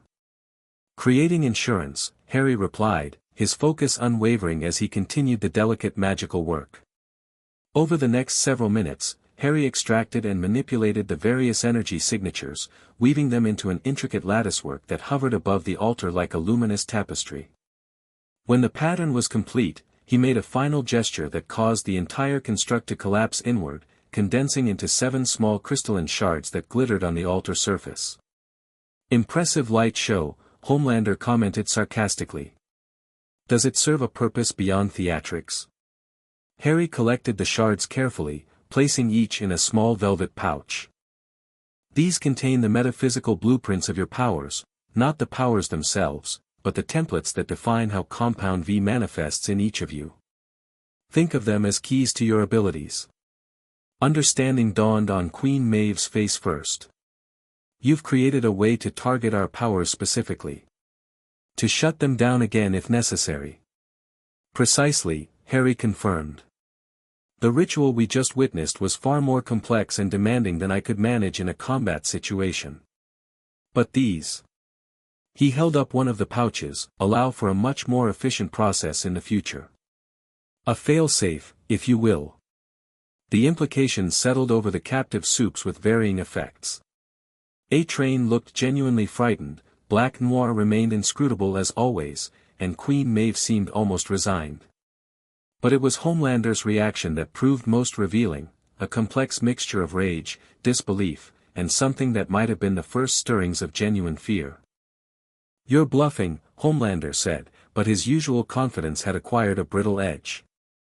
"That's not possible. Our powers are intrinsic to our biology now." "Your understanding of possible has proven rather limited," Harry observed mildly. "But you're welcome to test that theory. When your abilities return, which should be quite soon now, you'll have the opportunity to decide whether these talismans represent a genuine threat or merely an elaborate bluff." A final, more powerful tremor shook the entire structure. Dust and small fragments of masonry rained down from above as the outer wards finally began to fail under sustained assault. "Time to conclude our business," Harry announced, distributing the pouches among the boys for safekeeping. "Your powers will return momentarily. The containment barriers will deactivate simultaneously, as will the binding orb. What happens next is largely your choice." "You think we're just going to walk away?" Homelander asked incredulously. "After what you've done?" "I think you're going to consider your options very carefully," Harry replied. "Particularly in light of what you've learned today about your own vulnerability."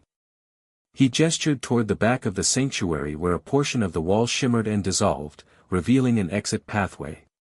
"This leads to a location 2 miles from here. Your Vought rescue teams are converging on this church as we speak. By the time they breach the final wards, we'll be elsewhere, and you'll be facing an interesting dilemma: pursue us immediately with your newly returned powers, or wait for backup and risk losing our trail entirely." Queen Maeve stepped forward, her expression serious. "This isn't over. You understand that?" "Of course not," Harry agreed. "It's barely begun. But the rules have changed permanently, and the sooner you and your colleagues accept that reality, the smoother the transition will be." A soft chime emanated from the binding orb, indicating the spell was reaching its conclusion. Harry nodded to the boys, who began their strategic withdrawal toward the revealed exit path. "One last thing," Harry said, addressing all of the 7 collectively. "Everything that transpired here today has been recorded, magically, not electronically. Any attempt at retaliation against civilian targets, any harm that comes to innocents as a result of this confrontation, will result in that recording being distributed worldwide. Consider how the public would react to seeing their invincible heroes rendered powerless, arguing and threatening like ordinary people." It was a calculated risk, revealing that such evidence existed made it a target. But Harry judged the deterrent value worth the potential vulnerability. As the boys and Starlight moved through the exit pathway, Harry remained behind momentarily, facing the contained soups one final time. "The choice before you isn't whether to accept change," he told them quietly. "Change has already arrived. The choice is whether you adapt to it gracefully or fight a losing battle against the inevitable. Think carefully about which path serves not just your interests, but those of the world you claim to protect." With those parting words, Harry followed his allies through the magical exit, sealing it behind him just as the binding spell reached its conclusion. The containment barriers flickered and died, the crystalline orb on the altar darkened, and throughout the sanctuary, superpowers began flowing back to their owners like water returning to parched earth. Homelander was the first to test his restored abilities, launching himself upward with such force that he shattered the vaulted ceiling above, raining debris down on his colleagues below. He hovered amid the destruction, his heat vision blazing as he scanned the sanctuary for any sign of their captors. Finding none, he descended back through the ruined ceiling, landing beside the altar where the now inert binding orb sat innocuously. "Find them," he ordered the others, his voice trembling with barely controlled rage. "Search every inch of this neighborhood. They can't have gone far." Queen Maeve, her strength fully restored, studied Homelander with new awareness. "And when we find them? What exactly is your plan?" I'm going to show the wizard what real power looks like, Homelander snarled. I'm going to make an example of him so terrifying that no one will ever dare challenge us again. Is that wise? Maeve pressed, unmoved by his display of anger. You felt it. We all did. This man can take our powers away. He claims to have created a more efficient method of doing so again. Perhaps caution, caution. Homelander's laugh was sharp and unhinged. They humiliated us.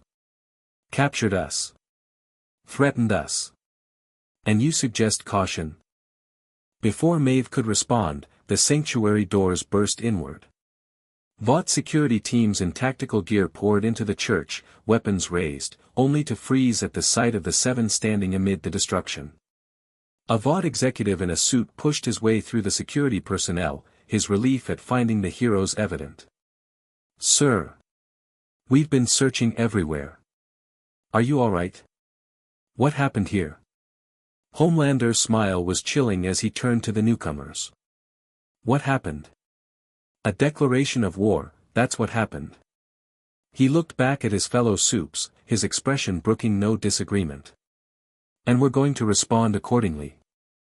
As the Vought team secured the area, documenting the strange altar and the remnants of magical workings throughout the sanctuary, Homelander drifted upward through the shattered ceiling, hovering above the damaged church as he scanned the surrounding neighborhood with his enhanced vision.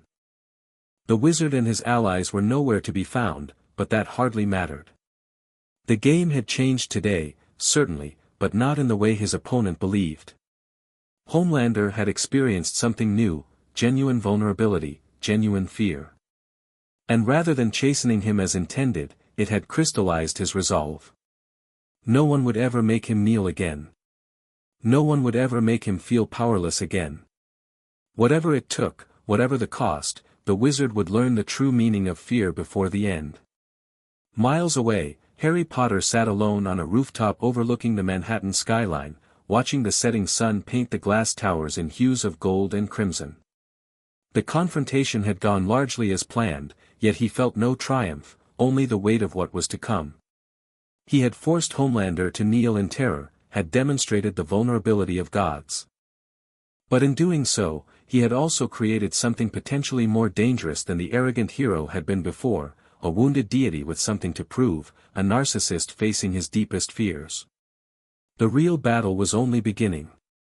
And as darkness fell over the city, Harry Potter prepared himself for the war that would follow, a war that would determine not just his fate, but the future of power and accountability in this strange new world. Chapter 3, The line between power and corruption. Rain fell in sheets across Manhattan, washing the city in a gray haze that blurred the boundaries between buildings and sky. From his vantage point atop a water tower, Harry watched Vought scientists scurrying between transport vehicles and a nondescript research facility, their white lab coats dark with rain, their movements hurried and nervous. 3 weeks had passed since the church confrontation. 3 weeks of escalating tensions as Vought hunted for him with increasingly desperate measures. Their public narrative painted him as a terrorist, a dangerous unknown utilizing advanced technology to threaten America's heroes. Behind closed doors, a different story unfolded, one of panic as they confronted a power they couldn't quantify, couldn't replicate, and couldn't defend against. Harry pulled his coat tighter against the chill, maintaining the disillusionment charm that rendered him invisible to conventional observation. The magical effort barely registered now. What once would have required concentration had become second nature in this world where his abilities responded so readily to intention. Team 2 in position, came Frenchie's voice through the communication device in his ear. Security patterns identified. Rotation every 12 minutes, blind spot confirmed at the southeast entrance. Acknowledged, Harry replied softly. Any sign of superpowered security? Negative. Standard personnel only. They appear to be keeping supes away from sensitive research now. Interesting change in protocol, none. Indeed, it was. After Harry had demonstrated the ability to neutralize compound V abilities, Vought had apparently decided that keeping their valuable heroes separated from critical research assets was the prudent approach. A sensible precaution, but one that made tonight's mission considerably simpler. Proceeding with infiltration, Harry informed them, dissolving the disillusionment charm as he prepared for apparition. Maintain perimeter surveillance. Alert me to any approaching vehicles matching 7 transport protocols. With a soft pop that the rain muffled entirely, Harry disappeared from the water tower and reappeared in the shadow of the research facility's loading dock. The transition was smoother than it had been in his early days in this world, his magic adapting, optimizing, becoming more efficient with each application. The loading dock door featured an electronic security lock, a fingerprint scanner, and a retinal reader, formidable barriers for conventional infiltration. Harry simply touched the metal surface lightly, murmuring, "Alohomra complexa," and watched as the system sequentially displayed their green access lights before the door slid open silently. Inside, the facility hummed with the sound of expensive equipment and recirculated air. Sterile white corridors stretched in 3 directions, marked only by numbered doorways and occasional security cameras. Harry cast a perception filter around himself, not true invisibility but a subtle magical effect that would make the camera's digital eyes slide past him without registering his presence.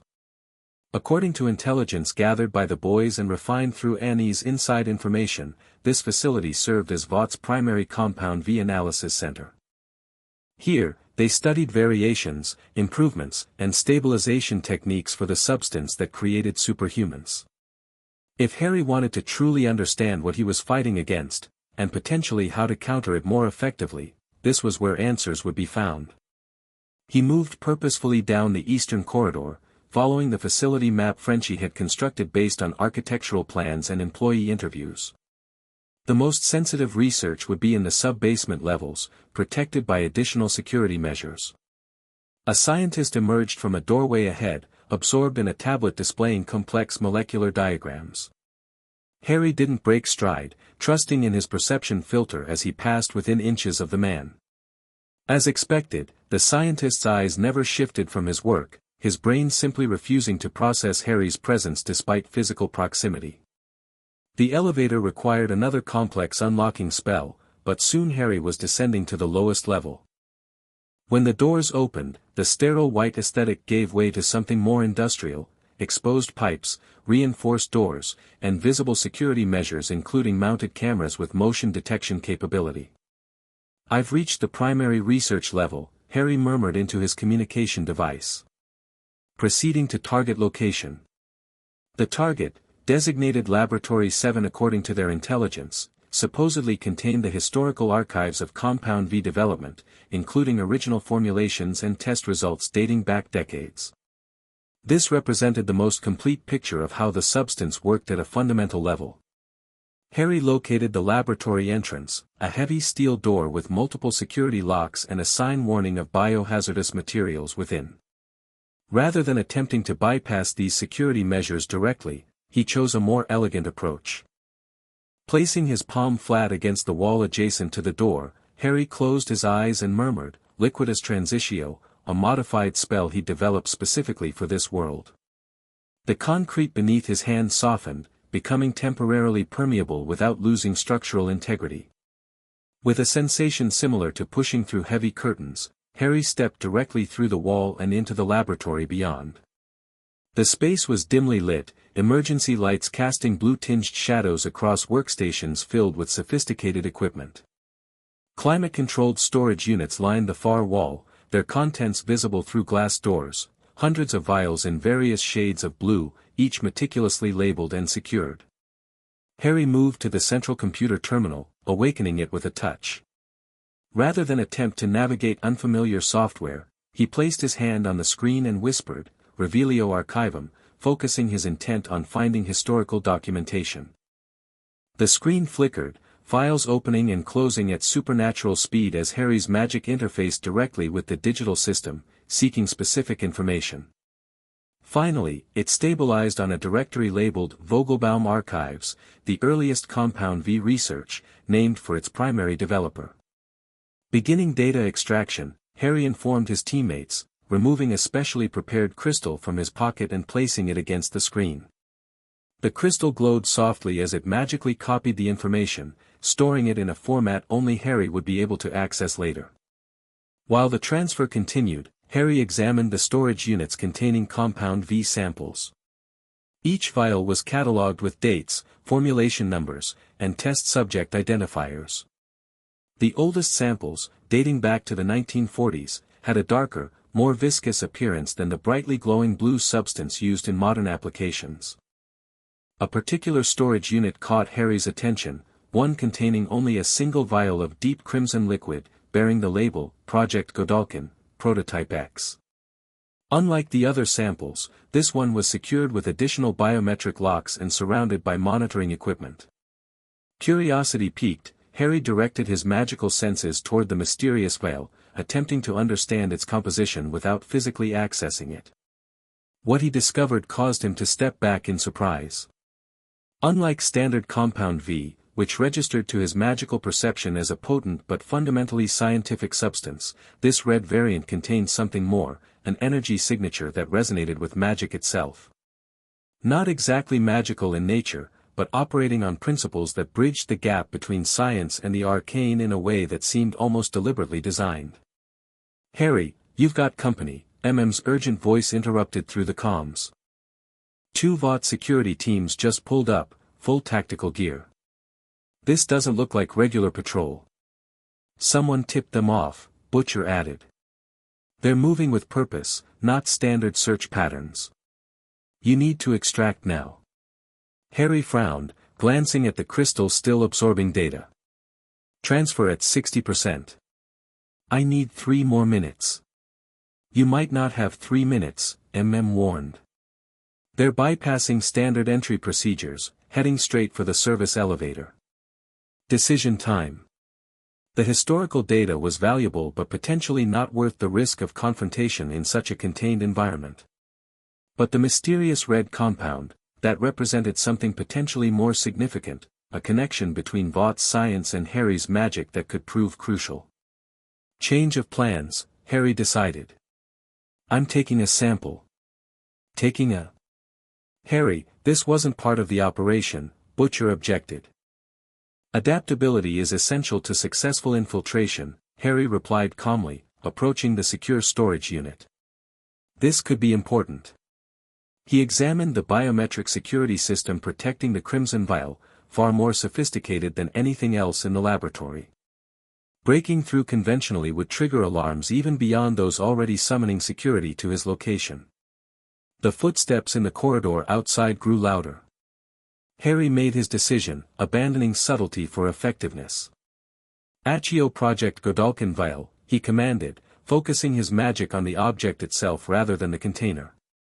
The vial trembled violently within its secure housing, then shattered as the crimson liquid escaped through the microscopic gaps in the containment system, reforming into a perfect sphere that hovered in the air before zooming into Harry's outstretched hand. He quickly conjured a magical container, transferring the substance into it before pocketing both this and the data crystal.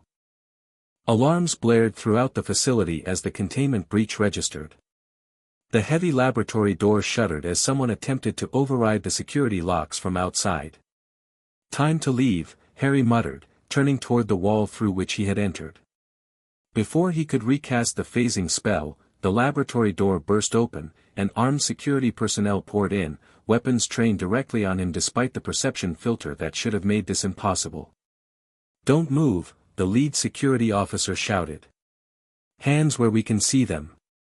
Harry noted with interest that their tactical goggles featured an unusual purplish tint, some kind of technology designed to counter his perceptual manipulation. Vought was learning, adapting to the new threat he represented. "Fascinating," Harry commented conversationally. "You've developed countermeasures already." "Very impressive." The security team spread out, their movements disciplined and practiced. These weren't standard rent-a-cops but specialized operatives with experience handling superhuman threats. "On your knees, hands behind your head," the leader ordered. "This facility is surrounded. Compliance is your only option." Harry sighed, appearing to consider their demand. Then, with a casual flick of his wrist, he murmured, "Immobilis." The spell washed over the security team like an invisible wave. They froze in position, weapons still raised, expressions caught in various states of determination and surprise. Only their eyes could move, darting around in confusion and growing fear as they found themselves completely paralyzed. "Please understand this isn't personal," Harry told them as he moved between their immobilized forms toward the exit. "You're simply following orders, doing your jobs. The spell will wear off in approximately 30 minutes, by which time I'll be long gone." In the corridor beyond, more security personnel approached, alerted by the breach alarms. Harry considered his options. The direct route to the surface was now blocked, and while he could simply apparate out, doing so would sacrifice the opportunity to gather additional intelligence from this now compromised facility. Slight complication, he informed his team through the comms. Security has some form of countermeasure against perceptual manipulation. Proceeding to alternative exit through the north wing. Could use a distraction topside. Consider it done, Frenchie replied with evident enthusiasm. Harry turned away from the approaching security team, heading deeper into the facility rather than toward the exit. If memory of the floor plan served, the north wing contained testing facilities that connected to external ventilation systems, potential exit points less likely to be immediately secured. Behind him, security forces entered the laboratory, discovering their frozen colleagues. Shouts of alarm echoed down the corridor as they immediately grasped the nature of their opponent. Harry increased his pace, no longer bothering with stealth. He rounded a corner and found himself facing a sealed bulkhead door marked, "Restricted Area, Authorized Personnel Only." "Bombarda," he whispered, directing a controlled burst of magical energy at the locking mechanism. The spell was more effective than anticipated, blowing the entire door off its hinges with a thunderous boom that reverberated throughout the corridor. Harry made a mental note. Once again, his magic was responding with greater intensity than expected, something he would need to calibrate more carefully in the future. Beyond the destroyed doorway lay a large, open laboratory space filled with large cylindrical tanks. Unlike the clinical precision of the archive room, this space had a distinctly operational feeling, an active research environment rather than a storage facility. And it was occupied. 3 scientists in hazmat suits looked up from a central examination table in shock as Harry entered through the smoking doorframe. On the table lay a humanoid figure, neither fully formed nor completely human in appearance, its skin a mottled gray-blue, its proportions slightly wrong in ways that triggered instinctive unease. "Prototype development," Harry realized aloud. "You're growing them now rather than modifying existing humans." The scientists backed away as he approached, terror evident even through their protective gear. Harry paid them little mind, his attention fixed on the specimen before him and the equipment surrounding it.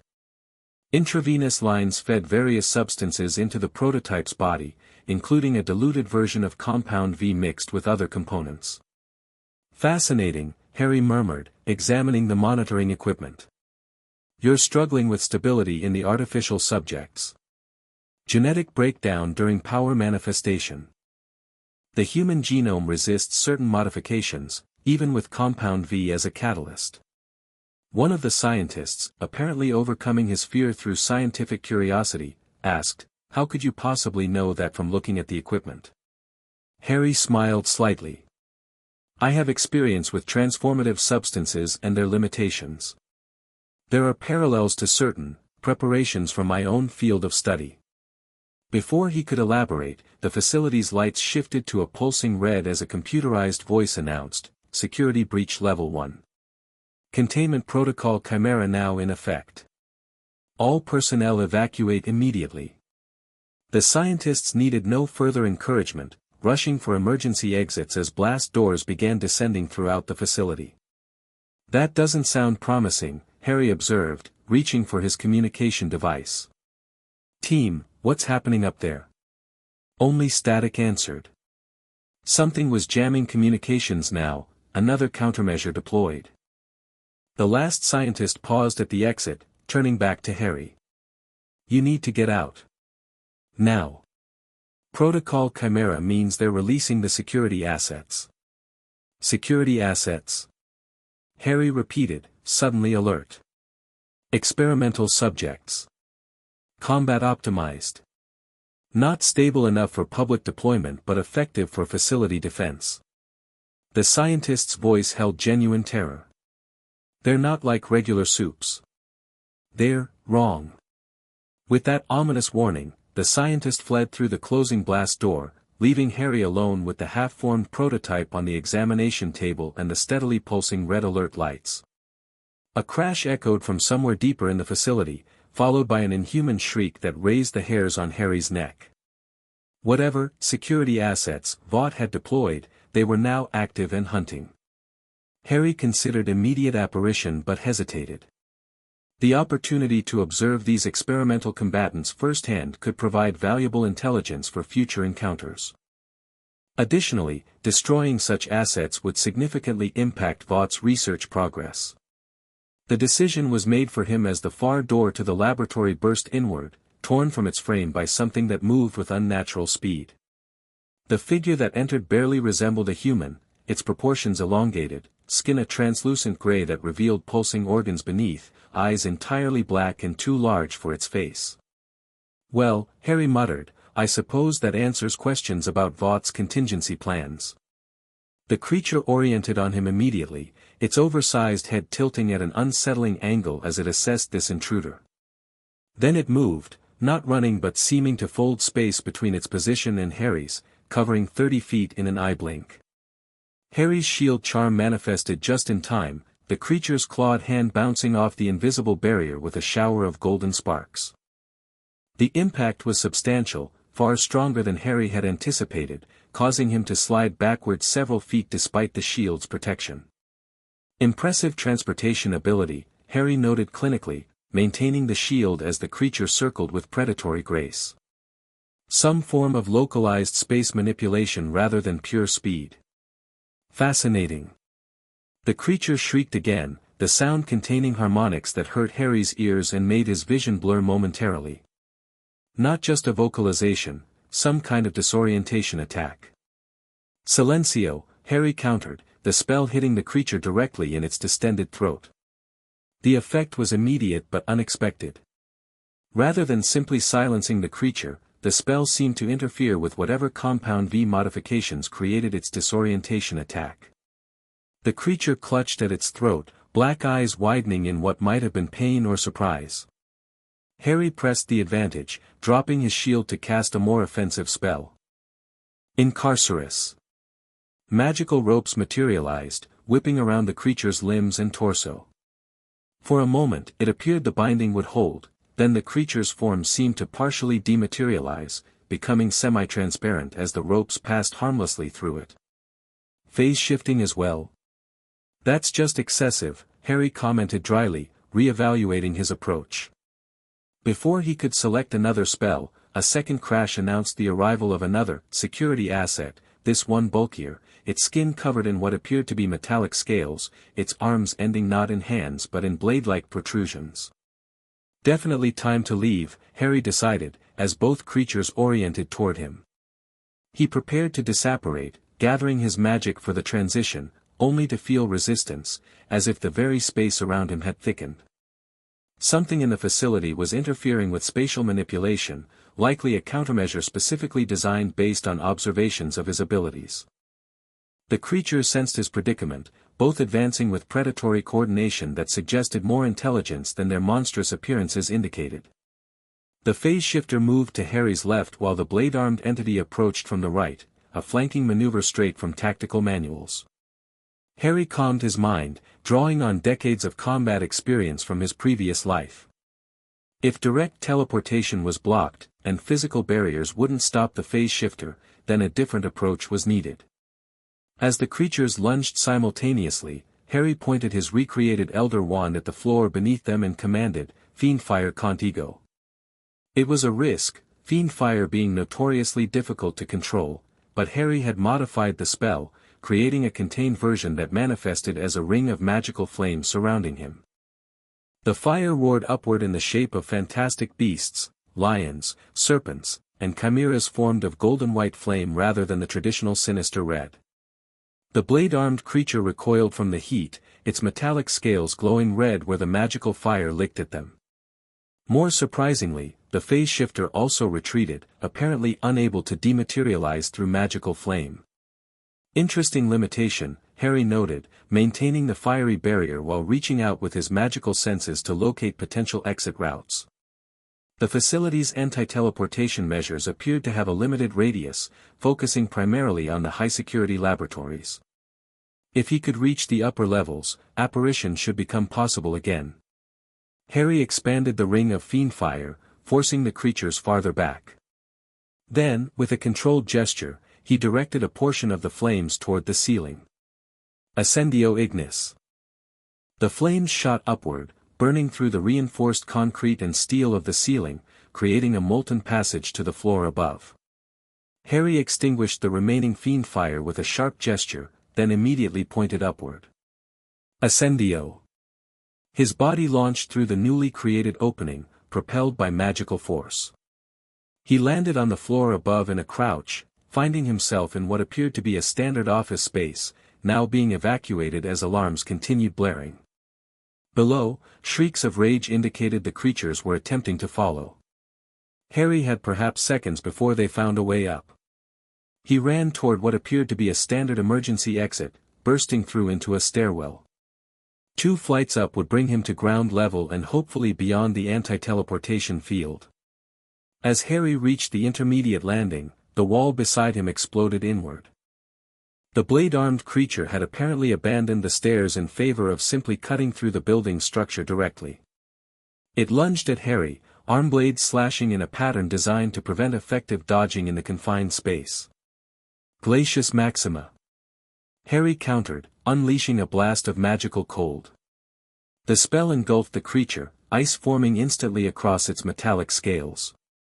It thrashed violently, the ice cracking but reforming just as quickly as the magic continued pouring from Harry's wand. Within seconds, the creature was entirely encased in a thick shell of magically reinforced ice. Harry didn't wait to see how long the improvised prison would hold. He continued upward, reaching the ground floor and bursting through the exit into the rainy night outside. Immediately, he felt the anti-teleportation field's effect dissipate, apparition was possible again. Harry. Frenchie's voice came from nearby. The Frenchman was crouched behind a transport vehicle, clutching what appeared to be a homemade explosive device. Over here. Harry sprinted toward him, aware that the facility's exterior would now be swarming with conventional security forces. The others? Already at the rendezvous point, Frenchie assured him. My distraction worked perhaps too well. I may have accidentally ignited a fuel storage tank. As if to punctuate his statement, an explosion rocked the far side of the facility, flames illuminating the rainy night with orange light. Time to go, Harry decided, grabbing Frenchie's shoulder. Hold on.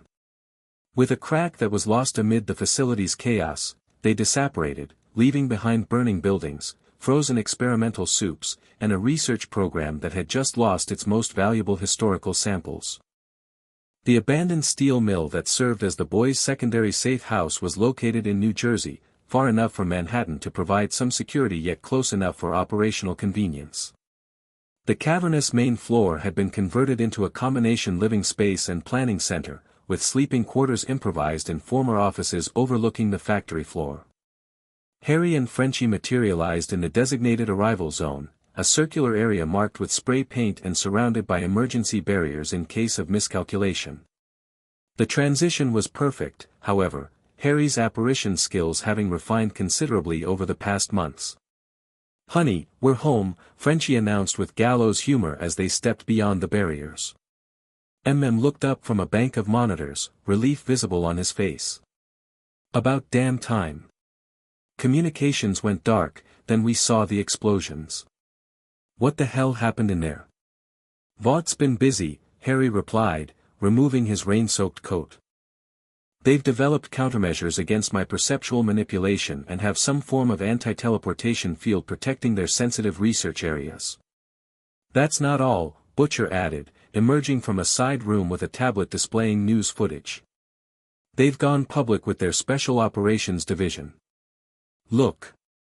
The tablet showed a press conference where a stern-faced military officer in a Vought uniform addressed reporters, specialized division trained specifically to counter superhuman threats. The Superhuman Containment Force represents Vought's commitment to public safety in an evolving threat landscape. Convenient timing, Harry observed. They're legitimizing their hunter teams by presenting them as a public safety measure. Manufacturing consent, agreed. Creating a narrative where specialized anti-sup forces are necessary and heroic rather than corporate enforcers. Harry moved to the central workstation, removing the data crystal and the magically contained Compound V variant from his pockets. Nevertheless, the mission was successful. We secured the historical research data and something potentially more significant. He placed the container with the crimson substance on the table, where it glowed with an unnatural light that seemed to pulse in rhythm with nearby heartbeats. Kimiko approached cautiously, her expression showing unusual interest as she studied the mysterious liquid. She gestured questioningly toward it. Project Godalkin, Prototype X, Harry explained. A Compound V variant unlike anything in their standard catalog.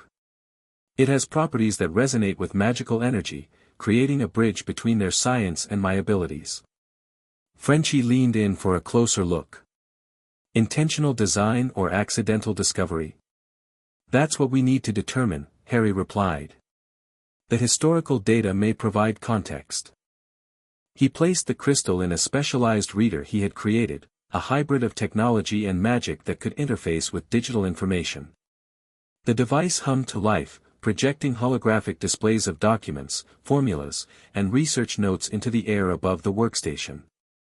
This will take time to properly analyze, Harry noted as thousands of files organized themselves into chronological order before them. But even a preliminary review reveals something significant. He gestured, and several chemical formulas enlarged, highlighting specific molecular structures. Compound V wasn't originally developed as an enhancement serum at all. Its primary purpose was longevity, near immortality, in fact. Frederick Vogelbaum, read from one of the displayed documents. Original research objectives included transcendence of human limitation and achievable immortality through controlled genetic mutation. The superhuman abilities were a side effect, Harry continued, one that Vought later refined and emphasized when they recognized the commercial and military potential. But the original compound was designed around a central principle that seems almost mystical in its conception, the transference of life force from one plane of existence to another. Butcher approached, his usual skepticism evident. Meaning what, exactly? Meaning, Harry explained, that Compound V operates on principles remarkably similar to certain magical elixirs from my world, substances designed to extend life by tapping into fundamental energies that exist beyond conventional physics. Vogelbaum may have accidentally discovered a scientific method to access what are essentially magical principles. And this red variant? Frenchie gestured to the pulsing crimson substance. A refinement. One that seems deliberately designed to bridge that gap further. Harry's expression grew concerned. If I'm interpreting these notes correctly, Project Godalkin represents an attempt to create soups who can manipulate the same fundamental energies that my magic accesses, essentially, scientifically created wizards. The implications hung heavy in the air.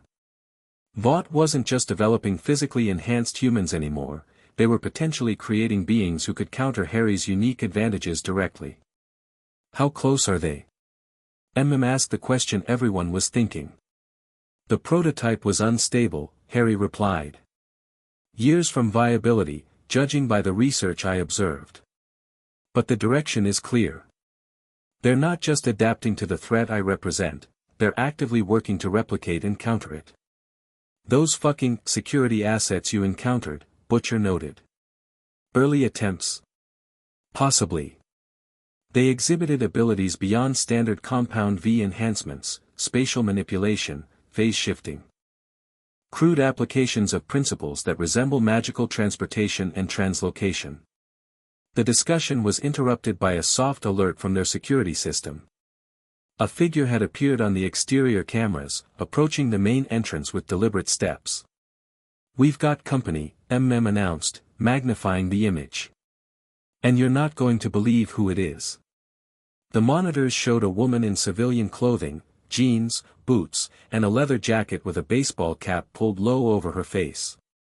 Despite the attempt at anonymity, her bearing and physical presence were unmistakable. Queen Maeve, Butcher identified her with a mixture of surprise and suspicion. "What the fuck is she doing here? More importantly, how did she find us?" Frenchie added. Harry studied the monitor thoughtfully. "She's alone. No tactical teams, no other members of the Seven. Could be a trap," warned. "She distracts us while Homelander circles in from above." "No," Harry decided after a moment. "This is something else." He gestured toward the magical monitoring system he had established throughout the safe house's perimeter. "There's no one else within a mile radius with superhuman energy signatures. She truly came alone." Butcher's expression darkened. "Doesn't mean she's not wearing a tracker. Or reporting our location back to Vought." "True," Harry acknowledged. "But I'm curious what would bring her here, especially given the risk to her position at Vought." He moved toward the entrance. "I'll speak with her." "Not alone," Butcher insisted, grabbing a weapon from a nearby table. "Not with one of them." Harry didn't argue, recognizing that Butcher's distrust of Supes went beyond rational caution into deeply personal territory. Together, they approached the main entrance, where Maeve now stood waiting patiently, making no attempt to force entry despite her superhuman strength. Harry activated the exterior speaker. "This is private property, Queen Maeve. You're a long way from Vought Tower." Through the camera, they watched her remove her sunglasses, looking directly at the hidden lens. "I need to speak with you. Alone.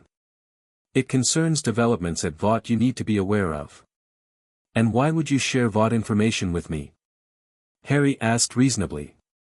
"Because I'm not an idiot," she replied with characteristic bluntness. "You humiliated Homelander. Made him feel powerless.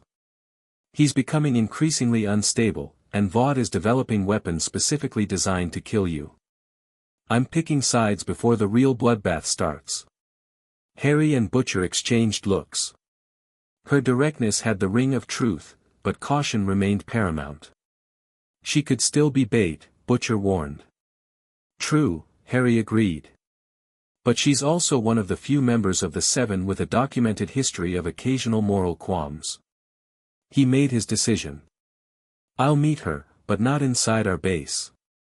There's a neutral location nearby." Through the speaker, he addressed Maeve again. "Walk 2 blocks west. There's an abandoned diner with a blue neon sign. I'll meet you there in 5 minutes. Come alone and be prepared for magical scanning to ensure you're not carrying tracking devices." Maeve nodded once, replaced her sunglasses, and turned to leave. Through the monitor, they watched her walk away at a normal human pace, making no attempt to use her powers or signal to hypothetical backup. "I don't like this," Butcher growled. "That woman works directly with Homelander. Has for years. Which means she knows him better than almost anyone," Harry pointed out. "If she's genuinely concerned about his stability, that information could be invaluable. And if it's a trap?"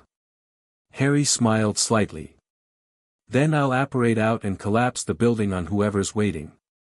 I've gotten rather good at contingency planning." The abandoned diner sat like a relic from another era, its once cheerful blue neon sign now dark and partially broken, its windows covered with years of grime and neglect. Harry arrived first, apparating directly inside and quickly establishing magical wards that would alert him to any approach beyond Maeve's. He chose a booth near the back, where he could observe both the front entrance and the kitchen exit. A casual flick of his wand cleared years of dust from the table and seats, a small courtesy that reflected his lingering British sensibilities despite everything he'd experienced in this harsher world. Precisely 5 minutes after their communication, the diner's door opened, and Queen Maeve entered.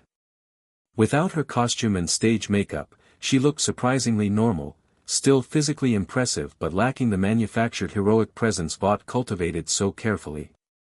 "You actually came," she observed, approaching the booth with measured steps. "I wasn't entirely sure you would." "Curiosity," Harry replied simply. "It's both my greatest strength and most persistent weakness." She slid into the booth across from him, removing her cap and running a hand through her auburn hair. "Before we talk, you wanted to scan me for tracking devices. Go ahead." Harry nodded, appreciating her directness. He made a subtle gesture with his hand, casting a detection charm specifically calibrated for electronic and biological tracking methods. The magic washed over Maeve in a brief shimmer of golden light. She remained still, watching him with calm interest as the spell did its work. "You're clean," Harry confirmed. "No electronic trackers, no biological implants, no mystical bindings." "Mystical bindings?" She raised an eyebrow. "That's a thing." "In my experience, it's best to be thorough." Harry leaned forward slightly. "So, Queen Maeve, what brings one of Vought's premier heroes to seek out the wizard they're so desperately hunting?" She met his gaze directly. "First, when we're not in costume, it's just Maeve. Or Maggie, if you're feeling particularly familiar." "Fair enough. And I'm Harry. Harry the wizard." A ghost of a smile touched her lips. "Still sounds like a children's book character." "I've been called worse," he replied with a slight shrug.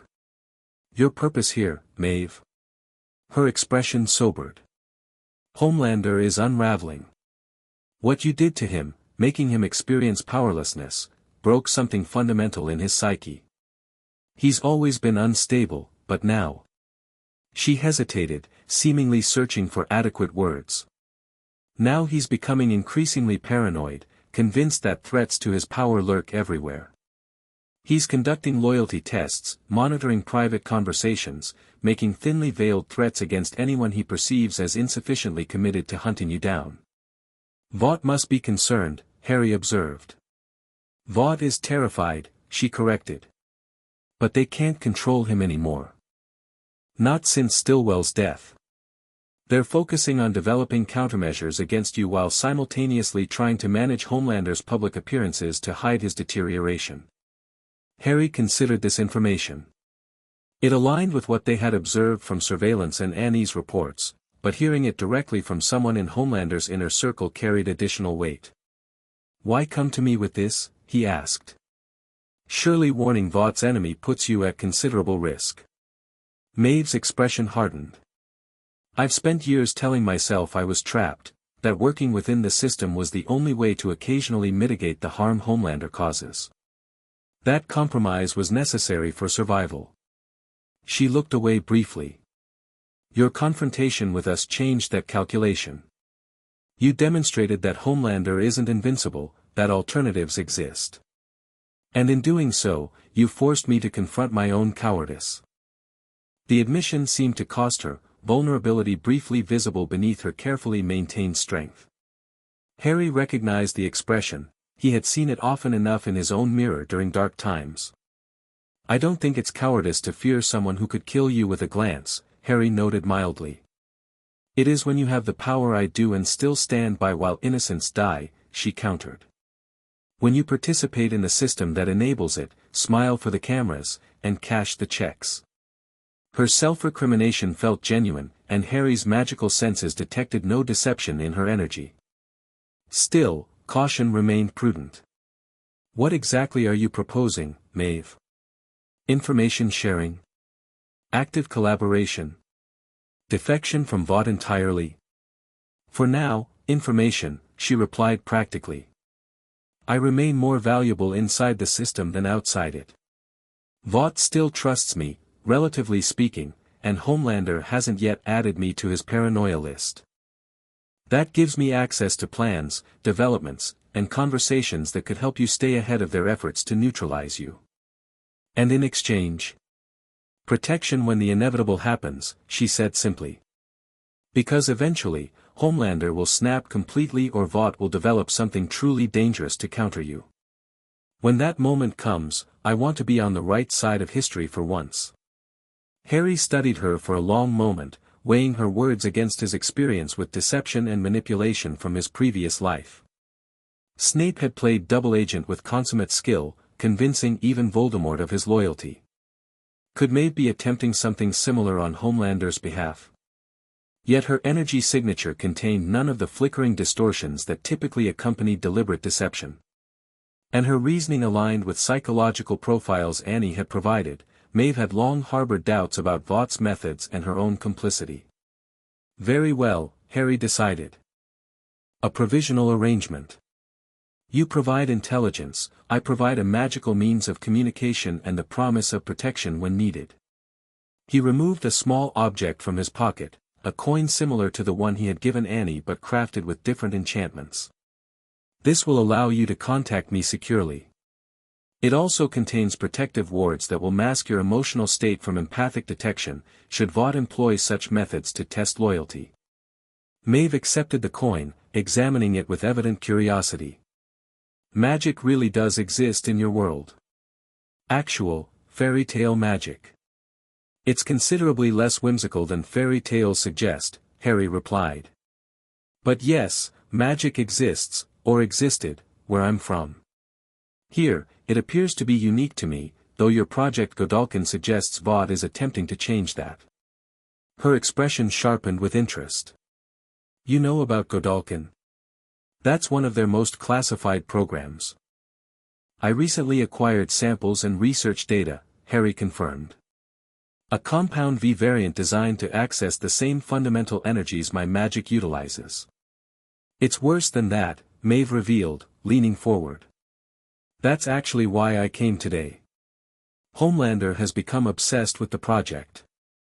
He's demanding accelerated testing despite the scientists' warning about instability risks.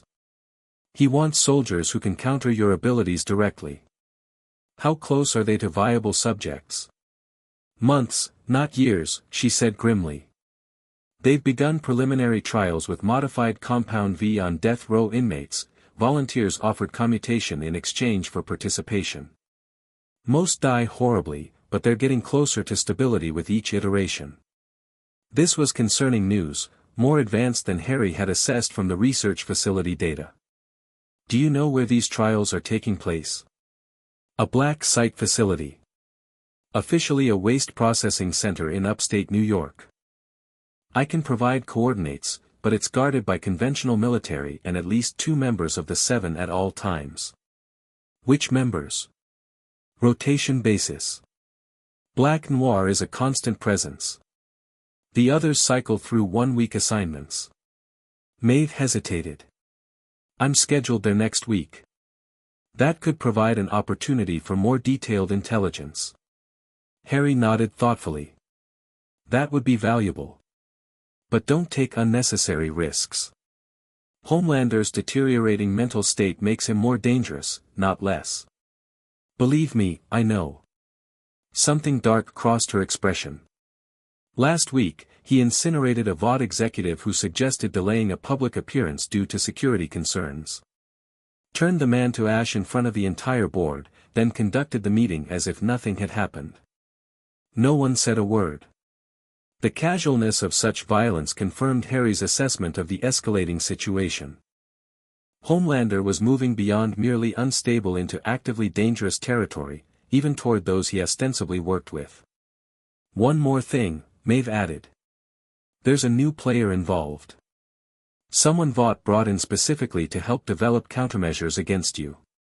They're keeping his identity compartmentalized, even I've only heard rumors, but he's apparently some kind of expert on extradimensional phenomena. Harry's interest sharpened. Extradimensional? They're aware of my origins. Not specifically, Maeve clarified. But after analyzing readings from our confrontation at the church, their scientists hypothesized your abilities might have extradimensional sources. This consultant supposedly has experience with such phenomena. That was a concerning development. Someone with genuine knowledge of interdimensional travel could potentially understand Harry's magic on a fundamental level, making countermeasures more effective. Any name for this consultant? Description. Only a code name in the files I accessed, threshold. Male, apparently, and commanding enough authority that even Stan Edgar defers to his expertise on certain matters. Harry filed this information away for further investigation. A new player with specialized knowledge represented both a threat and an opportunity, someone who might understand aspects of Harry's situation in ways even he didn't fully comprehend. "Thank you for this information," Harry said sincerely. "It's significantly more valuable than I anticipated when agreeing to this meeting." Maeve nodded, then checked her watch. "I need to get back. I have a scheduled appearance in 2 hours, and my absence would be noticed." As she stood to leave, Harry remained seated. "One question before you go. The church confrontation affected all of you differently. How did it change you, personally?" She paused, considering the question with evident seriousness. "It reminded me of who I was before Vought, before fame and compromise and looking the other way. I was a real hero once, you know. Saved people because it was right, not because it pulled well." A sad smile crossed her face. "I'd forgotten what that felt like until you forced me to be powerless again. Ordinary. Human. Sometimes we need to lose something to remember its value," Harry observed quietly. "Poetic," she commented, but without mockery. "Let's hope Homelander doesn't discover similar insight through his experience." With that sobering thought, she departed, leaving Harry alone in the abandoned diner with new information and deeper concerns about the escalating conflict. Harry returned to the safe house to find the boys gathered around the central workstation, where Frenchie had begun preliminary analysis of the Compound V research data. "She wasn't lying," Harry announced as he entered. "Maeve provided significant intelligence that confirms and extends what we learned from the research facility." "Still don't trust her," Butcher muttered, though with less vehemence than before. "Prudent," Harry acknowledged. "But her information aligns with our other sources and includes details she couldn't have known we were already investigating." He quickly briefed them on what Maeve had revealed: Homelander's deteriorating mental state, the accelerated Godalkin project, and the mysterious consultant codenamed Threshold. "This Threshold character concerns me," noted after absorbing the information. "Someone with actual knowledge of interdimensional physics could theoretically develop more effective countermeasures against your abilities." "Precisely," Harry agreed. "Which makes identifying them a priority. Frenchie, can you work with the data we acquired to look for any references to extradimensional research or outside consultants?" "Already on it," the Frenchman replied, fingers flying across his keyboard. "But it may take time. The encryption on some of these files is quite sophisticated. While that progresses," Harry continued, "we should plan reconnaissance of this black site facility. If they're truly approaching viable subjects in the Godalkin project, we need to consider intervention before they succeed." "Intervention meaning what, exactly?" asked cautiously. "At minimum, intelligence gathering. Potentially sabotage of their research." Harry's expression darkened slightly. "At maximum, destruction of the facility and all research materials." The directness of this statement created a momentary silence. Harry had generally advocated for measured responses in their campaign against Vought, focusing on exposure and accountability rather than outright destruction. This shift toward more aggressive tactics didn't go unnoticed. "That's a significant escalation," observed carefully. "One that would likely trigger severe retaliation." "I understand the concerns," Harry acknowledged. "But we must consider the strategic implications. If Vought succeeds in creating supes who can access and manipulate the same fundamental energies as my magic, the balance shifts dramatically. Currently, my abilities provide a decisive advantage precisely because they operate outside Vaught's scientific framework. Once they bridge that gap." He didn't need to complete the thought. Everyone present understood the implications: their most significant advantage would be neutralized. "There's something else to consider," Frenchie added, looking up from the data analysis. "According to these research notes, the Godalkin prototypes require specific mental conditioning to properly utilize their abilities. They're essentially being programmed as weapons, with limited autonomous thought and complete loyalty to Vought command structures.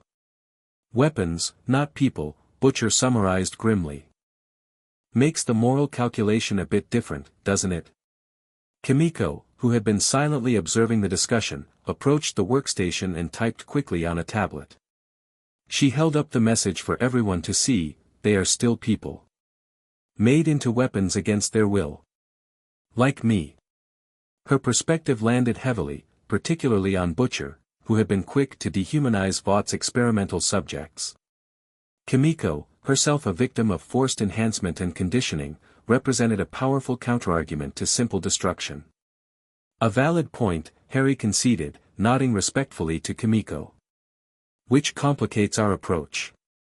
Perhaps the priority should be liberation rather than destruction, freeing these experimental subjects from Vaught's control while simultaneously preventing the research from advancing. A rescue mission instead of a sabotage operation, clarified, seeming more comfortable with this framing. Potentially both, Harry qualified. The subjects deserve freedom and rehabilitation. The research itself represents an existential threat that cannot be allowed to continue. Discussion continued for hours, analyzing available intelligence and debating approaches.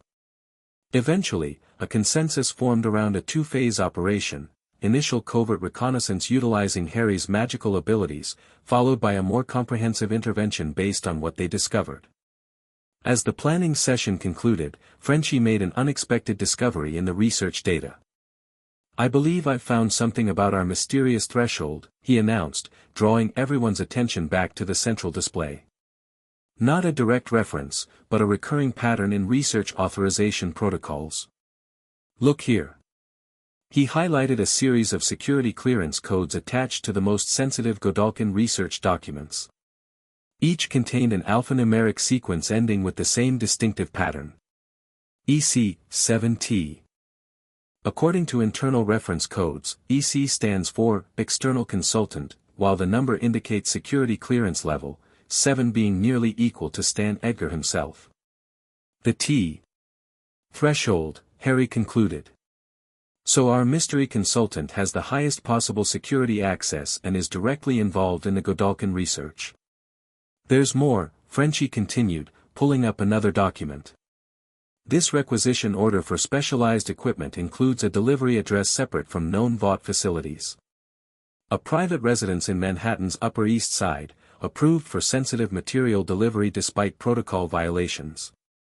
An address, Butcher said with grim satisfaction. Now we're getting somewhere. Indeed, Harry agreed, though his expression remained thoughtful rather than triumphant. But we should approach carefully. Someone with knowledge of interdimensional phenomena might have defenses we haven't encountered before. As night fell, the boys dispersed to various tasks, Frenchie continuing data analysis, coordinating with their limited network of informants for additional intelligence on the Black Site facility, and Butcher cleaning weapons with methodical precision that barely masked his restless energy. Harry retreated to a quiet corner of the safe house he had established as a personal workspace. Here, surrounded by books both conjured and acquired, he had been conducting his own research into the fundamental nature of magic in this world, and increasingly, into darker applications that might become necessary as the conflict with Vought escalated. He removed the sample of Crimson Compound V from its magically secured container, placing it within a circle of protective runes inscribed on a small silver tray. With careful movements, he added drops of various substances, some conventional chemicals, others magical preparations he had created through complex rituals. Each addition caused the crimson substance to react differently, pulsing, shifting color momentarily, or emitting faint sounds at the edge of audibility. Harry recorded each reaction meticulously, building a comprehensive analysis of the substance's properties. What he discovered both fascinated and troubled him. The red variant contained components that resonated with magical energy in ways that shouldn't be possible through purely scientific means. Someone involved in its development understood principles that bridged the gap between science and magic, knowledge that shouldn't exist in a world where Harry's abilities were unique. Threshold, Harry murmured to himself. Who are you, and what do you really know about interdimensional travel? The question lingered as he continued his analysis, working late into the night after the others had succumbed to exhaustion. Only Kimiko remained awake, keeping silent vigil from a perch near the ceiling rafters, her watchful eyes occasionally meeting Harry's in quiet understanding when he glanced up from his work. Around 3 in the morning, Harry reached a decision he had been contemplating for days. The escalating threat from Vought, particularly the Godalkin project, required more comprehensive understanding than conventional investigation could provide. He needed information that could only be obtained through more direct, and darker, magical means. From a locked case beneath his workstation, Harry removed a small obsidian bowl inscribed with ancient runes so old they predated formal magical education in his original world. The bowl had been conjured through complex magic, drawing on memories of forbidden texts he had encountered during his time as an Auror, relics of magic that bordered on the darkest arts without crossing entirely into that corrupt territory. Scrying through blood, Harry explained softly, aware that Kimiko was observing with increased attention. Not truly dark magic, but certainly in the gray area. It allows viewing distant locations and individuals with whom I share a connection, bypassing conventional wards and protections. Kimiko approached silently, her expression questioning but not judgmental. She had seen enough darkness in her own life to understand that sometimes the path forward required uncomfortable compromises. The risk, Harry continued, seemingly as much to himself as to her, is that such magic requires personal sacrifice, blood freely given, and establishes connections that flow in both directions. The observer can sometimes be observed in return, particularly by those sensitive to such energies. Kimiko gestured toward the bowl, then to herself, then made a cutting motion across her palm. The offer was clear and unexpected, volunteering her blood for the ritual to reduce Harry's exposure. I appreciate the offer, Harry said with genuine gratitude. But this particular magic requires the caster's own essence. The connection follows bloodlines and magical signatures. She nodded in understanding, then mimed something else, watching his back, standing guard. Again, the meaning was clear, she would maintain vigilance while he performed the ritual, alert for any sign of external detection or danger. Thank you, Harry said simply. Her wordless support meant more than she likely realized, a reminder that even in pursuing darker magic, he wasn't walking the path alone. Harry arranged the necessary components for the ritual, the obsidian bowl at the center, surrounded by 5 black candles positioned at specific angles. From a small vial, he poured clear water into the bowl, filling it exactly halfway. Finally, he drew a silver ceremonial knife across his palm, allowing 7 drops of blood to fall into the water. As each drop struck the surface, the liquid darkened, transforming from clear to deep crimson, then to an inky black that seemed to absorb rather than reflect the candlelight. Sanguinem meum offero, viam aperier, oculum extendere, Harry intoned, the Latin flowing naturally despite never having performed this specific ritual before. Revelar quod salatum est, videre quod absconditum. The black liquid began to swirl of its own accord, forming a miniature vortex within the bowl. The candle flame stretched upward, burning with unnatural stillness despite the movement of air created by the spinning liquid. Harry focused his thoughts on the Godalkin project, the facility Maeve had described, the experiments being conducted there, the mysterious threshold who oversaw the research. The liquid responded to his mental direction, the vortex stabilizing into a mirror-like surface that gradually resolved into an image. What appeared in the scrying bowl was a laboratory unlike those Harry had infiltrated previously. This space had an almost ritualistic quality to its arrangement, circular in design, with examination tables arranged in a pentagonal pattern around a central platform. Upon each table lay a human figure connected to complex medical equipment, while scientists in specialized protective gear moved between them with practiced efficiency.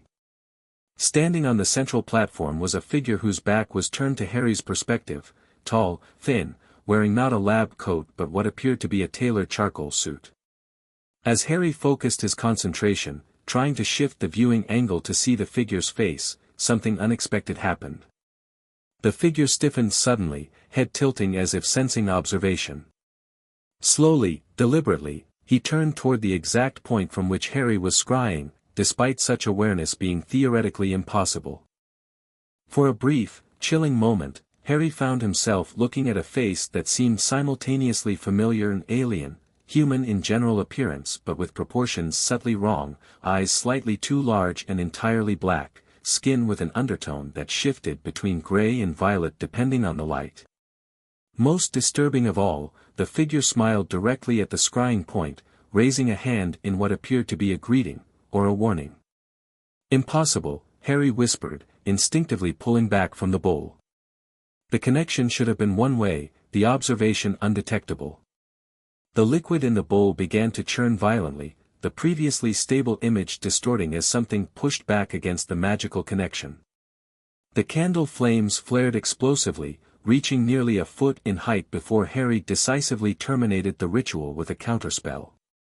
Finite incantatem. The liquid stilled immediately, returning to clear water with no trace of the blood that had been added. The candles extinguished themselves, thin trails of smoke rising from their wicks. Kimiko approached cautiously, her expression concerned as she noted Harry's unsettled demeanor. "Someone was waiting," Harry explained, his voice tightly controlled. "Expecting observation. That shouldn't be possible unless Threshold already understood the principles of magical scrying. Unless he had prepared specifically for such attempts. Unless his knowledge of interdimensional phenomena included awareness of magic itself. We need to accelerate our plans," Harry decided, cleaning the ritual components with a wave of his hand. "Whatever Vought is developing at that facility, whoever this threshold actually is, the situation is more urgent than we realized." He reached for his communication device, knowing that waking the others at this hour would be unwelcome but necessary. Before he could activate it, however, a soft chime sounded from his workstation, the alert linked to Annie's talisman. Harry quickly moved to the communication crystal he used for secure contacts, activating it with a touch. Annie's face appeared within the translucent surface, her expression tense with barely contained alarm. "Emergency," she said without preamble. "Homelander has ordered a strike team to a location in New Jersey. Something about energy signatures matching yours. They're deploying in 30 minutes with shoot-to-kill authorization." Harry's blood ran cold. "New Jersey. They've located the safe house." Annie nodded grimly. "Some new detection technology developed by the Godalkin team. They're confident enough in the readings to send a full tactical unit backed by Black Noir and A-Train." "How many personnel? What's their approach vector?"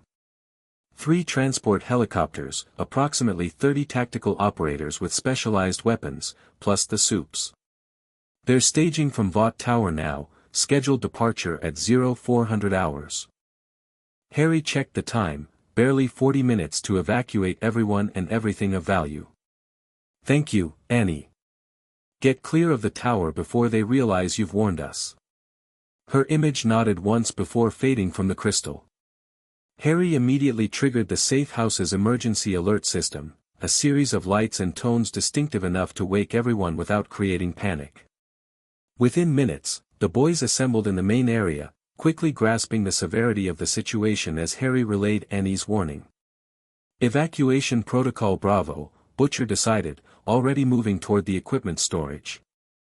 30 minutes to clear everything essential. The rest gets rigged to blow when they breach. The team moved with practiced efficiency, having prepared for this eventuality. Essential equipment, research materials, and weapons were packed into pre-prepared containers while Frenchie worked to transfer data from their systems to portable storage devices. "I can transport the most critical items directly to our tertiary location," Harry offered, already establishing magical containment for sensitive materials. "Focus on the Godalkin samples and research first," suggested. "That's what they'd want most, besides you."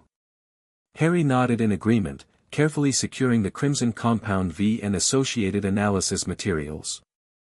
As he worked, however, a thought nagged at him: the timing of this raid seemed suspiciously convenient given his scrying attempt. Could the two events be connected? Had his ritual somehow revealed their location despite the protective measures surrounding the safe house? No time to analyze that possibility now. Survival and preserving their research took priority. As the evacuation progressed, Harry made a decision that he had been contemplating since the church confrontation but had hesitated to implement. The escalating conflict with Vought had reached a point where additional power might be necessary, power that came with significant risk but could provide crucial advantages in the coming confrontation. While the others focused on evacuation, Harry stepped into a secluded corner of the safe house, removing a small leather pouch from inside his jacket. Within it lay 7 crystals of different colors, each containing a fragment of energy he had extracted from the 7 during their captivity. These talismans represented not just a failsafe against each hero's abilities but something more, potential conduits for those very powers if properly activated. The magic required would venture into truly dark territory, temporarily binding another's essence to his own, but the tactical advantage could prove decisive in the coming conflict. Harry selected one crystal, deep blue, pulsing with energy extracted from A-Train's speed force. The most immediately useful for their current situation, allowing rapid evacuation of personnel and materials if necessary. Potentia aliena, ad me veniat, Harry whispered, pressing the crystal against his palm where the ritual cut still remained fresh. Temporalis nexus, facultas translatio. The crystal dissolved, its energy flowing into Harry's bloodstream like ice and fire simultaneously. He gasped, staggering slightly as foreign power integrated with his magical core, not replacing his abilities but adding to them, creating a hybrid capacity that felt fundamentally unnatural yet undeniably potent. When he straightened, the world around him had changed, movement seemed sluggish, sound stretched and distorted as his perception accelerated beyond normal human capacity. With experimental caution, Harry took a step forward and found himself across the room instantaneously, the distance covered faster than the eye could track. "Bloody hell," he muttered, his voice sounding strangely elongated to his own ears. The power integration had worked, granting him temporary access to A-Train's superhuman speed. Now came the test of control. Harry focused on modulating the speed effect, bringing himself back to normal temporal perception while maintaining access to the enhanced ability. It required significant concentration, the borrowed power wanted to express itself fully, not remain dormant until needed. By the time he rejoined the others, Harry had established tenuous control over the speed force, though maintaining it required constant attention.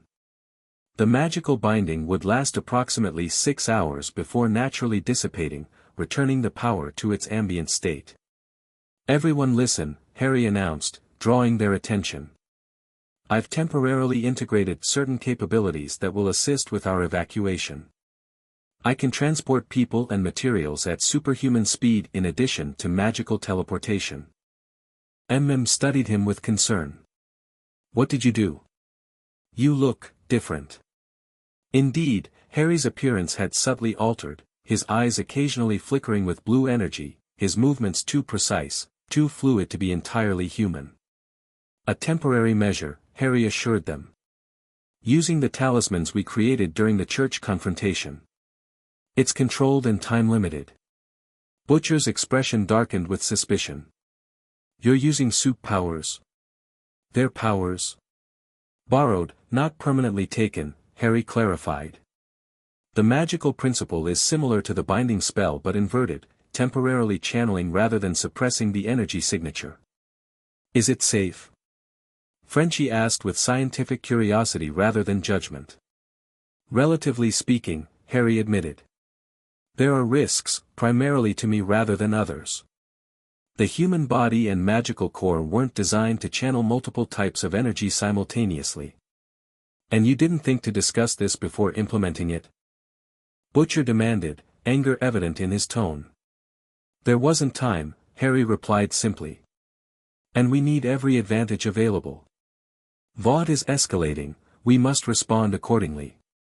Before further discussion could develop, their perimeter sensors triggered, approaching aircraft detected approximately 5 miles out and closing rapidly. "Debate later," interjected practically. "Right now, we need to move. Harry, how many people can you transport at once with apparition?" "2 safely, 3 with increased risk," Harry replied. But with the integrated speed capability, I can potentially relocate everyone and essential equipment conventionally before the strike team arrives. Do it, Butcher ordered, setting aside his concerns in the face of immediate threat.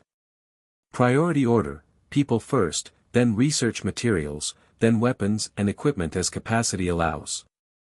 Harry nodded, the blue energy in his eyes flaring momentarily as he accessed the borrowed power. Everyone gather in the central area. Maintain physical contact with each other. This will be disorienting. As the boys assembled, Harry mentally calculated the optimal approach.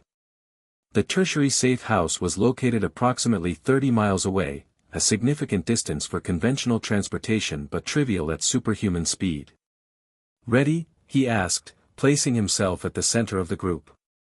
At their affirmative responses, Harry unleashed the borrowed speed force, the world around them blurring as he accelerated beyond normal human perception. The sensation of movement was extraordinary, not the compression of apparition but a hyper-awareness of every microsecond of transit as they moved through space at velocities approaching Mach 1. Seconds later, they arrived at the tertiary location, a decommissioned Cold War bunker Butcher had acquired through connections from his intelligence service days. The boys staggered upon arrival, disoriented by the experience of superhuman transportation. Christ, Butcher gasped, bracing himself against a wall. That's how that blue bastard experiences the world.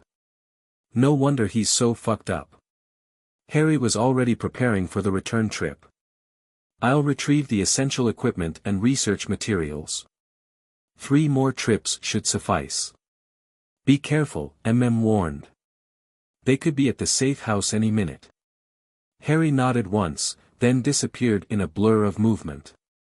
The speed force enhanced his efficiency dramatically. What would have required multiple apparition jumps now happened in sequential bursts of superhuman velocity. Research materials, weapons, technological equipment, all relocated within minutes. On the final trip, as Harry gathered the last of their specialized gear, he heard the unmistakable sound of helicopters approaching. The Vought strike team had arrived.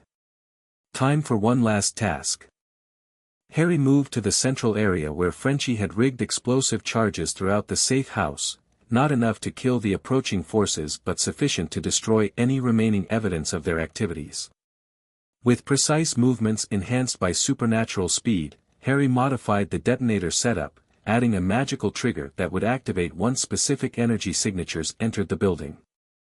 As he completed the final adjustments, the helicopters landed outside, their rotors stirring dust against the building's windows.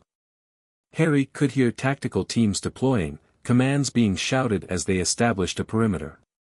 Through a window, he caught a glimpse of Black Noir emerging from the lead helicopter, his masked face turning toward the building with predatory focus. The assassin paused, head tilting slightly as if sensing something amiss, then began moving toward the entrance with increased urgency. Time to leave. Harry accessed the borrowed speed force one final time, accelerating beyond normal perception as he departed through a rear exit. Behind him, the modified trigger awaited Vaught's entry team, specifically calibrated to detect Black Noir's unique energy signature. Harry was nearly a mile away when the explosion illuminated the pre-dawn sky, a controlled detonation that would destroy evidence without causing casualties among the tactical operators. A message rather than an attack, we knew you were coming, and we chose the terms of engagement. When Harry returned to the bunker safe house, he allowed the borrowed speed force to recede, the blue energy fading from his eyes as he resumed normal temporal perception. The process left him momentarily disoriented, his body adjusting to conventional physics after experiencing superhuman capability. It's done, he informed the waiting team. The safe house is neutralized, and I've confirmed the strike team encountered only the welcoming gift we left behind. Casualties? Asked, his tone making it clear that the answer mattered. None intended or expected, Harry assured him. The charges were designed to destroy information, not personnel. Though Black Noir may have a significant headache from the concussive force. The team visibly relaxed at this confirmation. Despite their conflict with Vought, mass casualties among conventional security forces remained a line they were unwilling to cross, a principle Harry respected and shared. "So what now?" Frenchie asked, gesturing around the considerably less comfortable bunker that would serve as their new base. "They're getting better at tracking us. This location will eventually be compromised too. Now," Harry replied, "we accelerate our timetable. The infiltration of the Godalkin facility can no longer wait for extended reconnaissance. Based on what I observed through scrying, they're approaching a breakthrough that could fundamentally alter the balance of power." "You want to hit the facility directly?" Butcher asked, interest evident in his tone. "Frontal assault?" "Not exactly," Harry clarified. "I still favor a covert approach, but with a more aggressive extraction plan. We locate the experimental subjects, remove them from Vought's control, and destroy the research that cannot be safely transported. A rescue mission and sabotage operation combined," summarized. "Precisely." Harry moved to a table where maps and schematics were being arranged. "But first, we need to understand exactly what we're facing. The facility's security, the condition of the test subjects, and most importantly, the identity and capabilities of this threshold character." As they began planning in earnest, Harry felt the weight of escalation settling on his shoulders. The conflict with Vought had entered a new phase, one where the distinction between defensive countermeasures and proactive strikes was becoming increasingly blurred. The line between power and corruption, always thin, was growing thinner with each step toward darker magic and more extreme measures. Yet what choice remained? Vought was developing weapons specifically designed to counter his abilities, creating artificial beings who could potentially wield magic-like powers without the ethical constraints that had governed wizarding society in his former world.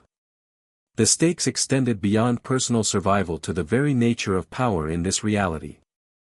As dawn broke over their new sanctuary, Harry made a silent commitment to maintain his core principles even while employing increasingly potent methods. The temptation of dark magic had claimed greater wizards than himself in his previous life. In this second chance, he would need to walk the precipice between necessary power and corrupting influence with utmost care. The fate of this world might depend on whether he succeeded. 3 days later, Harry stood alone on a forested hilltop overlooking the Godalkin research facility. From this vantage point, the complex appeared deceptively mundane, a cluster of industrial buildings surrounded by chain-link fencing, ostensibly processing medical waste from surrounding counties.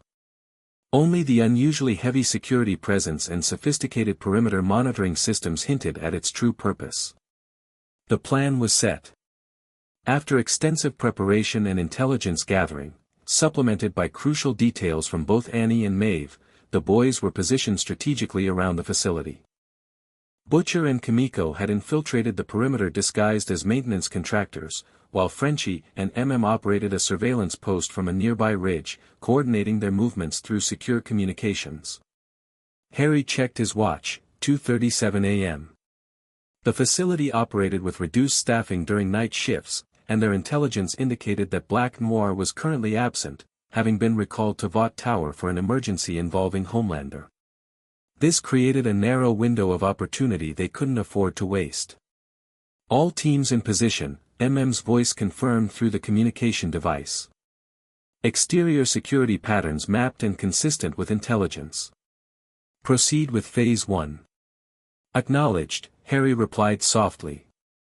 "Beginning infiltration now." Rather than risk apparition directly into an unknown facility that might contain anti-teleportation measures similar to those he'd encountered previously, Harry had developed a more subtle approach. From within his coat, he removed a small crystal sphere containing what appeared to be mist or smoke, a specially prepared magical construct he had spent the past 2 days creating. "Spiritus Explorator," Harry whispered, activating the construct with a touch of his finger. The sphere cracked open, releasing the mist-like substance, which immediately coalesced into a vaguely humanoid shape before dissipating into near invisibility. This magical probe, a distant cousin to the Patronus charm but designed for reconnaissance rather than protection, would enter the facility and map its interior while remaining undetectable to conventional security measures. Harry closed his eyes, establishing the mental connection that allowed him to perceive what the magical construct encountered. Through this link, he guided the probe toward the facility, passing effortlessly through electronic security fields and physical barriers alike. Inside, the facility's true nature revealed itself. Beyond the mundane exterior lay a state-of-the-art research complex centered around the circular laboratory Harry had glimpsed during his scrying attempt. The probe mapped corridors, security checkpoints, and most importantly, the locations of experimental subjects, 7 in total, each housed in specialized containment units surrounding the central laboratory space. Most disturbing was what the probe revealed about these subjects. Unlike conventional prisoners or test subjects, these individuals existed in a twilight state between consciousness and sedation. Their bodies showed signs of compound V modification, subtle physical alterations and unnatural energy signatures, while their minds were connected to sophisticated neural interfaces that appeared to be programming rather than merely monitoring them. 7 subjects identified, Harry reported quietly. All alive but in compromised mental states. Neural programming in progress.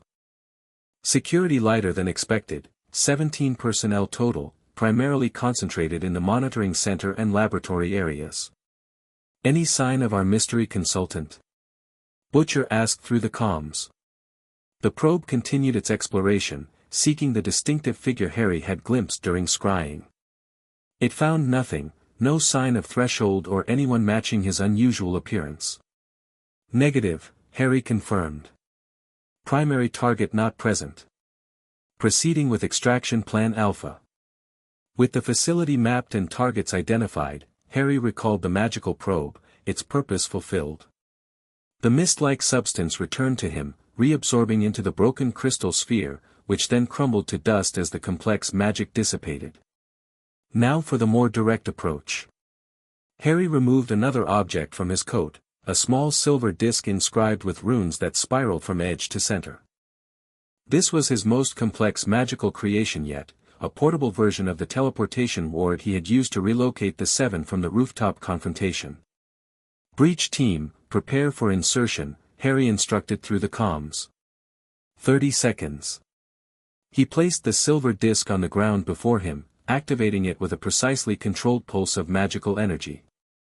The runes began to glow with soft blue light, establishing a connection between this location and a predetermined point within the facility, specifically, a storage room the probe had identified as minimally monitored. Portus terminus activato, Harry intoned, completing the activation sequence. The disk's glow intensified, expanding upward to form a doorway-sized portal of shimmering blue energy. Through it, the storage room inside the facility was clearly visible, like looking through a window between locations. Portal established, Harry confirmed. Proceed with caution. Unknown detection measures may still be in place. Harry stepped through first, the transition smoother than conventional apparition but still carrying the distinctive magical signature that might trigger specialized sensors. He immediately cast detection charms, searching for alarm systems or magical countermeasures. Nothing triggered, either the facility lacked specific anti-magic security, or those systems were focused elsewhere. Either possibility seemed concerning given what they knew of Threshold's apparent awareness of magical principles. Butcher and Kimiko joined him moments later, slipping through the portal with weapons ready. The storage room remained secure, filled with mundane medical supplies rather than anything related to the Godalkin project. 17 personnel, 7 subjects, Harry reminded them quietly. Priority is subject extraction with minimal casualties. We're not here to kill security staff following orders. Butcher's expression suggested he might disagree with this restraint, but he nodded curtly. Let's move. They proceeded through the facility following the route Harry had mapped via the magical probe. The first security checkpoint contained 2 guards monitoring camera feeds, both easily neutralized with non-lethal stunning spells that would leave them unconscious for several hours with no lasting effects. As they approached the central laboratory area, Harry felt a growing unease. The facility seemed too lightly defended given its importance to Vaught's research. Where were the specialized security measures Annie and Maeve had warned about? Where were the experimental combat assets like those he had encountered previously? Something's wrong, Harry whispered, halting their advance in a side corridor. This is too easy. Maybe we got lucky, Butcher suggested, though his tone indicated he shared Harry's suspicion. We need to accelerate, Harry decided. Kimiko, secure the monitoring center as planned. Butcher, proceed to the subject containment area. I'll handle the central laboratory and data systems. With nods of acknowledgement, they separated, each moving toward their assigned targets. Harry continued alone toward the circular laboratory he had seen during scrying, his magical senses extended to maximum sensitivity, searching for hidden threats or countermeasures. The laboratory doors stood partially open, soft blue light spilling into the corridor beyond. Harry approached cautiously, noting that the security panel beside the entrance showed green access status, suggesting authorized personnel were already inside despite the late hour. Disillusioning himself with a silent charm, Harry slipped through the doorway, maintaining complete silence as he assessed the situation within. The circular space matched what he had seen during scrying, examination tables arranged in a pentagonal pattern around a central platform. But where the tables had previously held experimental subjects, they now lay empty, monitoring equipment idle. On the central platform stood a single figure working at a holographic display terminal. Though the man's back was turned, Harry instantly recognized the tall, thin silhouette in its tailored charcoal suit, Threshold, the mysterious consultant whose knowledge of interdimensional phenomena had proven so concerning. Harry maintained his disillusionment, circling silently to observe the consultant without revealing his presence. The holographic displays showed complex molecular structures alongside what appeared to be magical formulas, not the precise Latin incantations of Harry's world, but something conceptually similar, using mathematical notation to describe energy flows that operated outside conventional physics. As Harry watched, Threshold manipulated these displays with casual expertise, adjusting variables and observing simulated results with the confidence of someone intimately familiar with the underlying principles. This was no theoretical scientist struggling to understand new concepts, this was a practitioner working with established knowledge.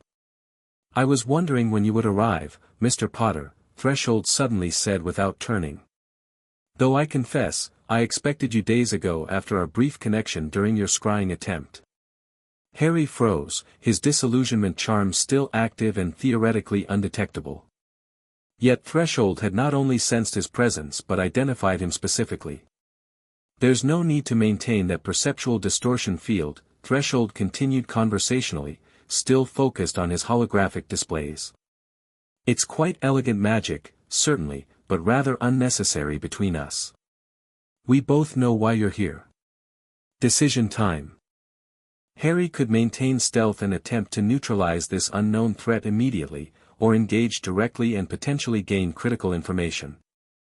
The fact that Threshold had made no move to trigger alarm suggested the latter might be viable. Harry cancelled the disillusionment charm, simultaneously preparing defensive magic should this prove to be a trap. You have me at a disadvantage, then. You know my name, but I know only your code designation. Threshold finally turned, revealing the face Harry had glimpsed during scrying, human in general appearance but with subtle wrongness in its proportions. Up close, the differences were more pronounced, eyes slightly too large and entirely black, skin with an undertone that shifted between gray and violet, features that seemed to subtly rearrange themselves depending on viewing angle. Names are such limiting constructs, Threshold replied with a smile that displayed teeth too uniform to be natural. But in the interest of professional courtesy, you may call me Dr. Ambrose. Though that's no more my true name than Harry Potter fully encompasses what you have become in this reality. The casual reference to Harry's interdimensional nature was alarming. This being, whatever he truly was, knew far more than should be possible. Where are the test subjects? Harry asked directly, seeing no point in pretending ignorance of the facility's purpose. Relocated, Dr. Ambrose answered simply. When our little scrying connection made it clear you had taken a special interest in this facility, certain precautions seemed prudent. The more valuable research assets have been moved to more secure locations. So this is a trap, Harry concluded, his magic coiling in readiness. Not at all, Ambrose countered, seeming genuinely surprised by the suggestion. This is an opportunity for conversation between individuals with unique perspective on multiversal principles. A rare alignment of circumstance that would be wasteful to squander on tedious conflict. Before Harry could respond, his communication device activated. "Harry," came Butcher's urgent voice. "The containment units are empty. All of them. And the security personnel we've encountered are already unconscious. Something's very wrong here." "I know," Harry replied, maintaining eye contact with Ambrose. "Our primary target is present in the central laboratory. The subjects have been relocated. Proceed with secondary objective, data retrieval from the monitoring center." "Understood. Moving to assist Kimiko now." Harry deactivated the communication device, focusing entirely on the enigmatic figure before him. "You knew we were coming. Not just suspected, knew with certainty." "Of course," Ambrose acknowledged. "Your magical signature is quite distinctive, Mr. Potter. The moment your consciousness touched this facility during scrying, preparations began. Though I must admit, I'm impressed by your portal creation method. Quite elegant adaptation of fundamental translocation principles." "Who are you really?" Harry asked directly. "No human in this world should possess knowledge of magical principles, let alone interdimensional awareness." Ambrose's smile widened slightly. "What makes you assume I'm from this world any more than you are?" The implication landed with significant force. Harry reassessed the being before him, not just a consultant with unusual knowledge, but potentially another interdimensional traveler. "You're not from here," Harry stated rather than asked. "That would depend entirely on how one defines here," Ambrose replied with academic precision. "This particular timeline? This specific dimensional branch? This universe among infinite possibilities?" He shrugged elegantly. Definitions become rather fluid when one has experienced multiple realities. "You're deliberately being cryptic," Harry observed with growing irritation. "And you're deliberately avoiding the more significant questions," Ambrose countered smoothly. "Such as why you were specifically reincarnated in this reality. Or what purpose your particular blend of magical capability might serve in a world dominated by scientifically created superhumans. Or perhaps most importantly, who or what facilitated your transition between realities in the first place." These were indeed questions that had haunted Harry since awakening in this world, fundamental mysteries he had set aside in favor of more immediate concerns. That this stranger could articulate them so precisely suggested knowledge beyond what even Harry possessed about his own situation. "I died," Harry stated simply. "And then I was here, with my memories and magic intact.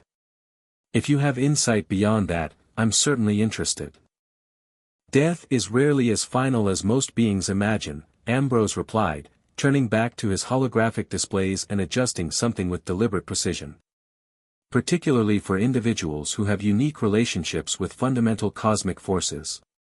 Your previous encounters with death in your original reality created resonances.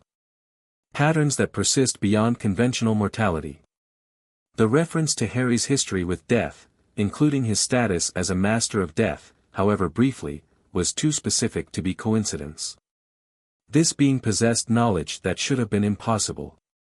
"You still haven't answered who you are," Harry pressed. "A researcher," Ambrose replied. "An observer of interdimensional phenomena. A student of how different realities interpret and implement what you called magic and what this world has manifested as Compound V. Both are expressions of the same fundamental forces, merely approached through different conceptual frameworks." "And your work with Vought? Creating weapons specifically designed to counter my abilities?" Ambrose's expression shifted to something resembling disappointment. "Is that what you believe? That my purpose here is simply to neutralize you as a threat to Vaught's corporate interests?" He shook his head slightly. "My relationship with Vought is one of mutual convenience, not alignment.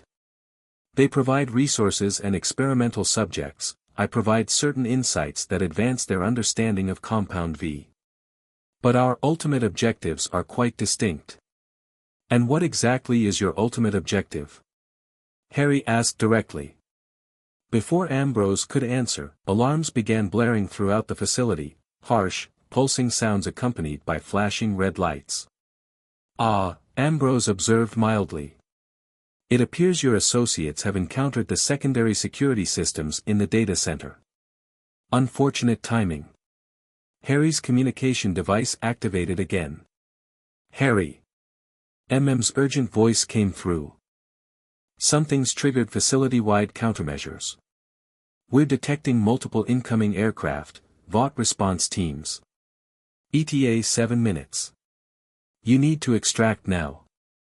So much for our uninterrupted conversation, Ambrose noted with what seemed like genuine regret. Another time, perhaps. Though I suggest you and your associates depart promptly. The response teams for this facility include assets specifically designed to counter magical abilities. Harry maintained his focus on Ambrose, unwilling to turn his back on this enigmatic figure. This isn't finished. Whatever game you're playing, whatever your true purpose here, I will discover it. I'm counting on that, Mr. Potter, Ambrose replied with that too-perfect smile. Evolution requires appropriate stimulus, after all. Both yours and this world's. With those cryptic words, Ambrose made a gesture that should have been meaningless but somehow distorted the space around him. Reality seemed to fold inward, and the figure simply ceased to exist, not teleporting or disappearing gradually, but transitioning between states of existence in a way Harry's magical senses could barely comprehend. No time to analyze what he had witnessed. Harry activated his communication device. All teams, emergency extraction. Return to portal point immediately. Facility security compromised, VOT response inbound. He sprinted from the laboratory, navigating back through corridors now filled with flashing lights and automated security warnings. As he rounded a corner near their entry point, he encountered Butcher and Kimiko moving rapidly in the same direction. What the fuck happened? Butcher demanded as they continued toward the storage room containing their portal. Our mystery consultant is more than we anticipated, Harry replied tersely. Much more. Did you secure any data? Kimiko held up a small device, one of Frenchie's specialized data extraction tools. Her expression suggested qualified success. Partial download before the systems locked down, Butcher confirmed. Better than nothing. They reached the storage room to find the portal still active but fluctuating slightly. Something was interfering with its stability. Harry quickly assessed the magical energies and realized the facility's alert status had activated countermeasures specifically designed to disrupt spatial anomalies. Through now, Harry ordered. The portal is destabilizing. Kimiko went first, passing through the shimmering blue energy field without incident. Butcher followed immediately after. As Harry prepared to make the transition, he sensed a surge of energy approaching rapidly from behind, something moving through the facility at superhuman speed. No time for subtlety. Harry cast a powerful concussive spell behind him without looking, creating a shockwave that would delay whatever was approaching. Then he leapt through the portal, simultaneously casting the closure spell to seal it behind him.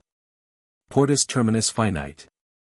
The portal collapsed just as Harry emerged on the forested hilltop where he had initiated the operation. The silver disc that had anchored the connection cracked and crumbled to dust, the complex magic expended. Everyone accounted for? MM asked as they regrouped. Present and mostly intact, Butcher confirmed. Though this was a bloody disaster otherwise. Empty facility, subjects already moved, and Harry's mystery man apparently knew we were coming before we did. Not entirely a disaster, Harry corrected, finally catching his breath. We've confirmed Threshold's identity in nature, or at least, that he's not what Vought believes him to be. And we have partial data that might help locate where the subjects were transferred. In the distance, the distinctive sound of approaching helicopters penetrated the night. Their window for clean escape was rapidly closing. Explanations later, MM decided practically. Extraction now.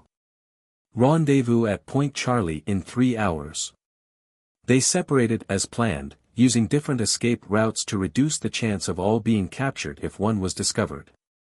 Harry waited until the others had departed before drawing on his magical reserves for one final task. Focusing on the facility below, now visibly preparing for the arrival of VOT response teams, Harry cast a delayed spell designed to eliminate evidence of their magical infiltration. Vestigium Delere Maxima. The spell activated, spreading like invisible mist throughout the areas they had traversed. It would systematically erase magical residue, energy signatures, and other evidence that might be used to track or analyze their methods. Not critical for conventional security, but potentially essential given Ambrose's apparent familiarity with magical principles. Task complete, Harry disapparated, leaving behind more questions than answers from what should have been a straightforward operation. 3 hours later, the team reassembled at Point Charlie, an abandoned ranger station deep in the state forest surrounding the Godalkin facility. The mood was somber as they reviewed what little information they had managed to extract during the aborted mission. The partial download contains transport manifests, Frenchie reported, examining the data on a secure tablet. 7 subjects relocated to multiple facilities, 3 to a VOD installation in Arizona, 2 to a site in Alaska, and 2. He paused, frowning at the information. 2 subjects designated prime assets transferred to Threshold's personal research facility. Location classified beyond standard security protocols. So they've been scattered, summarized grimly. Making it nearly impossible to track and extract all of them. Precisely, Harry agreed. A deliberate strategy to prevent exactly what we attempted tonight.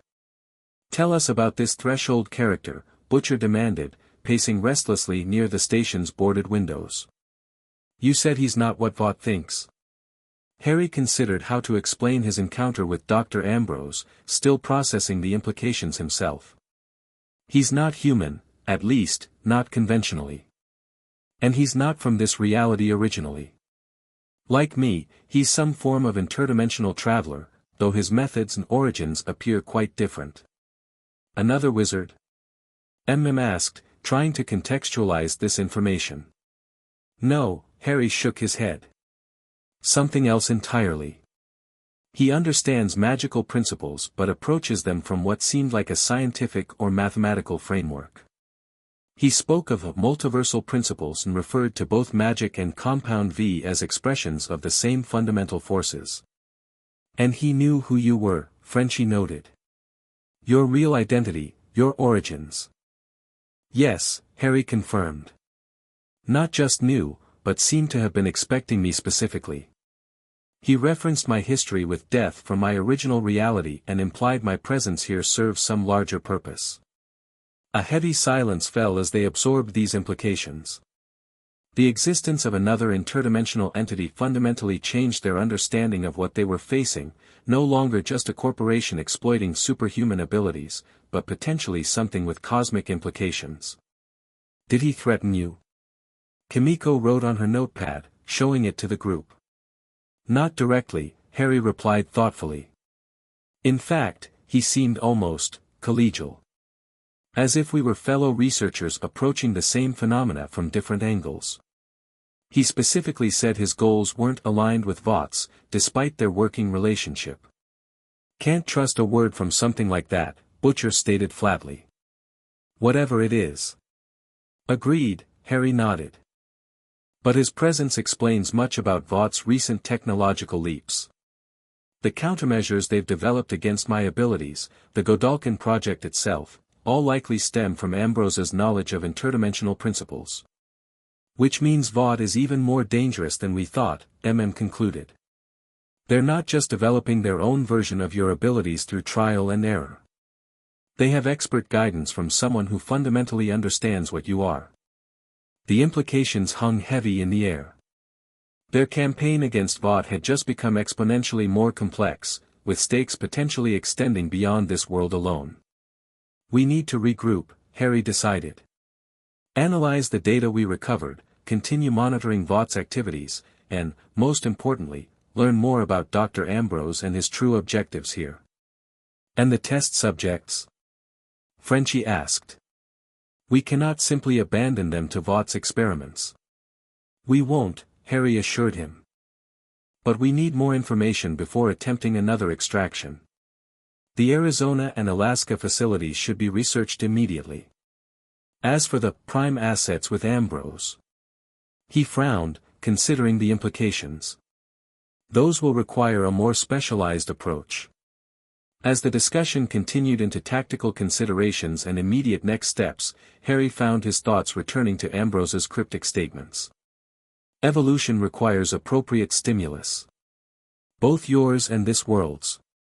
What had he meant?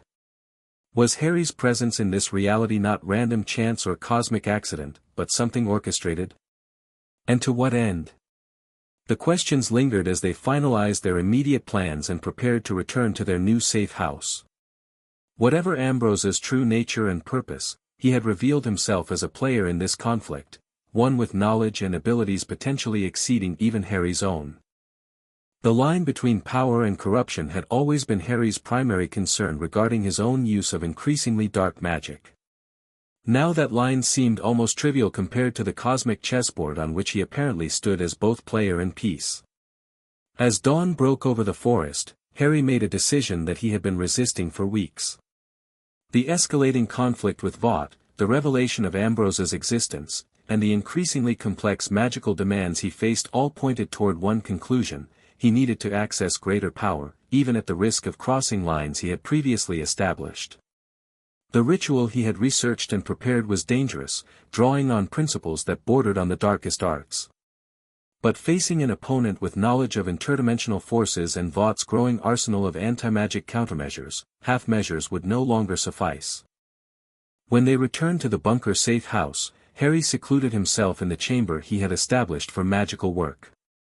From a locked container warded against both conventional and magical intrusion, he removed the materials he had gathered over the past weeks: rare herbs, crystallized compounds, and most crucially, samples of his own blood carefully preserved through magical means. The ritual, adapted from ancient texts and modified for the unique magical principles of this world, would enhance his connection to the fundamental energies that powered his abilities. Not merely increasing raw power, though that would certainly occur, but refining his control, expanding his perception, and potentially unlocking capabilities that remained dormant within his transplanted consciousness. The cost was significant: pain certainly, magical exhaustion likely, and the risk of psychological alteration as darker energies integrated with his magical core. But the alternative seemed increasingly untenable as the conflict escalated toward what might become an interdimensional war rather than merely a struggle against corporate corruption. Harry arranged the components in precise patterns, inscribing runic sequences on the chamber floor with a mixture of chalk and his own blood. The design spiraled outward from a central point where he would stand, creating channels through which magical energy could flow in controlled patterns. As he worked, Harry felt the weight of memories from his previous life: warnings about dark magic from Dumbledore, lessons about power's corrupting influence, his own experiences facing those who had succumbed to the temptation of forbidden knowledge. Yet he also remembered the consequences of hesitation, the lives lost when principle had overcome pragmatism in the fight against Voldemort. Different world, different rules, Harry murmured to himself as he completed the final preparations. Different threats require different measures. The ritual would take hours, requiring precise magical control throughout. Once begun, it could not be safely interrupted without potentially catastrophic consequences to both his magical core and physical body. Harry had informed the boys only that he needed uninterrupted time for magical research related to their next steps against Vought, a partial truth that omitted the ritual's true nature and risks. As twilight fell, Harry took his position at the center of the runic array. The components arranged around him, crystals, herbs, and vials of specially prepared potions, seemed to pulse with anticipation, as if the magic itself recognized what was about to transpire. Potentia sanguinis, vinculum profundius, Harry began, his voice dropping to a register that seemed to resonate with the very air around him. Magia antiqua, anima mea, corpus meum, unum fiant. The first vial, containing his blood mixed with essence of wormwood and powdered moonstone, rose from its position and hovered before him. Harry took it and consumed the contents in a single swallow, the bitter taste nearly triggering his gag reflex before magical will suppress the reaction. Almost immediately, pain flared throughout his body, not sharp and localized but deep and pervasive, as if every cell was being individually examined and recalibrated. Harry maintained his focus, continuing the incantation as the first phase of the ritual took effect.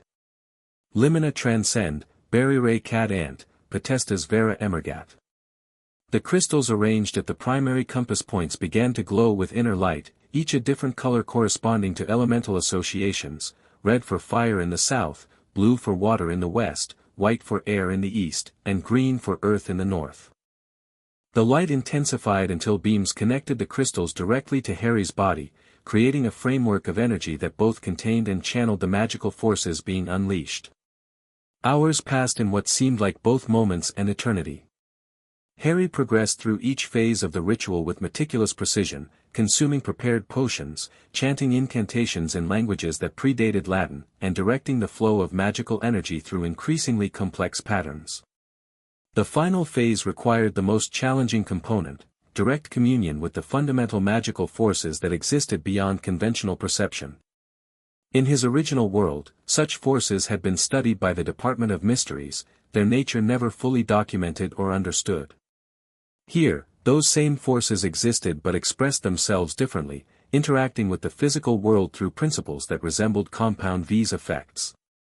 Communio ultimus, perceptio absoluta, Harry intoned, his voice now barely recognizable, resonating with power that made the air itself vibrate in sympathy. Ego sum conduit, ego sum receptaculum, ego sum manifestatio. The runic array ignited with blinding light, the chalk and blood inscriptions burning like magnesium as energy surged through the patterns. Harry's consciousness expanded beyond the confines of his physical form, touching realms of existence that existed adjacent to conventional reality. In this expanded state of awareness, Harry perceived truths that had previously been hidden from him, the fundamental structure of this reality, the threads of possibility that connected different timelines, and most significantly, the nature of his own presence here. Not mere chance or cosmic accident, but part of a pattern so vast he could only glimpse fragments of its design. And there, at the edges of this expanded perception, he sensed another presence, watching, evaluating, measuring his progress with clinical detachment. Not Ambrose directly, but something connected to the enigmatic being, something that existed across multiple planes simultaneously. Before Harry could focus on this presence, the ritual reached its culmination. The expanding awareness collapsed back into his physical form, but not as it had been before. The magical energy integrated with his very essence, rewriting aspects of his being at levels more fundamental than DNA. With a final pulse of light that momentarily illuminated the entire bunker, the ritual completed. Harry remained standing at the center of the now scorched runic array, blood trickling from his nose and eyes, his body trembling with the aftermath of transformation. But the physical discomfort paled compared to the changes he could feel within his magical core. Where before his magic had been powerful but still somewhat foreign to this world, now it resonated in perfect harmony with the underlying energies of this reality. More than that, he could sense connections and possibilities that had previously been beyond his awareness, ways to manipulate energy, matter, space, and even time that would have seemed impossible before. Harry raised a hand, observing with detached fascination as visible currents of magical energy played across his skin like liquid lightning. With the smallest effort of will, he could now perceive the magical potential in everything around him, the dormant energy in physical objects, the life force in organic matter, the complex patterns of probability that govern seemingly random events. It worked, he whispered, his voice carrying harmonic overtones that hadn't existed before. Perhaps too well. The door to the chamber burst open, revealing a concerned Frenchie and clearly alarmed by the light and energy that had escaped the supposedly contained space. Mon Dieu, Frenchie breathed, taking in the scorched ritual circle and Harry's transformed appearance. What have you done? Harry turned to face them, aware that his eyes now contained visible flecks of energy that shifted color with his thoughts. He could sense their concern, their fear, their very life forces pulsing with unique signatures he could now read as easily as facial expressions. "What was necessary?" Harry replied simply, his voice still carrying those strange harmonics. "We face an opponent with knowledge of interdimensional forces and access to technology specifically designed to counter my abilities. I needed to evolve." Studied him with growing alarm. "Your nose is bleeding. Your eyes too." Harry touched his face, noting the blood with clinical detachment. "Temporary side effects. The physical form adjusting to increased magical throughput." "This doesn't look temporary," countered, his medical training evident in his assessment. "This looks like the kind of strain that causes permanent damage." The risk was calculated, Harry assured him, though he recognized the truth in MM's concern. The ritual had pushed his human physiology to its limits and perhaps beyond. "And necessary given what we now face." "Homelander?" Frenchie asked. "Is merely a symptom," Harry replied, finding new clarity in his assessment of their situation. "Ambrose and whatever agency or entity he represents, that's the true variable we need to understand. His interest in this world, in Compound V, in me specifically, it suggests a design beyond Vought's corporate machinations." Before they could respond, Harry swayed slightly, the physical toll of the ritual finally manifesting as his enhanced state temporarily receded. Moved quickly to support him before he could collapse. "Whatever you did, it's clearly taken a serious toll," observed as he helped Harry to a nearby chair. "You need rest, medical attention." "Rest, yes," Harry agreed, suddenly feeling the exhaustion crashing over him in waves. "The enhancement will stabilize with time. The initial fluctuation is normal for this type of working." "This type of working?" Frenchie repeated with concern. "This was blood magic, the kind you specifically warned us was dangerous and potentially corrupting." Harry didn't deny it. "The line between power and corruption isn't fixed. It shifts based on necessity, on threat assessment, on what's at stake." He looked up at them, his eyes briefly flaring with magical energy before dimming. "We're no longer fighting just Vought or Homelander. We're engaged in something much larger, with implications beyond this world alone." And Frenchie exchanged troubled glances, clearly unsettled by both Harry's transformation and his reasoning. "Get some rest," finally said, his tone making it clear that further discussion would wait until Harry had recovered. "We'll talk when you're stabilized."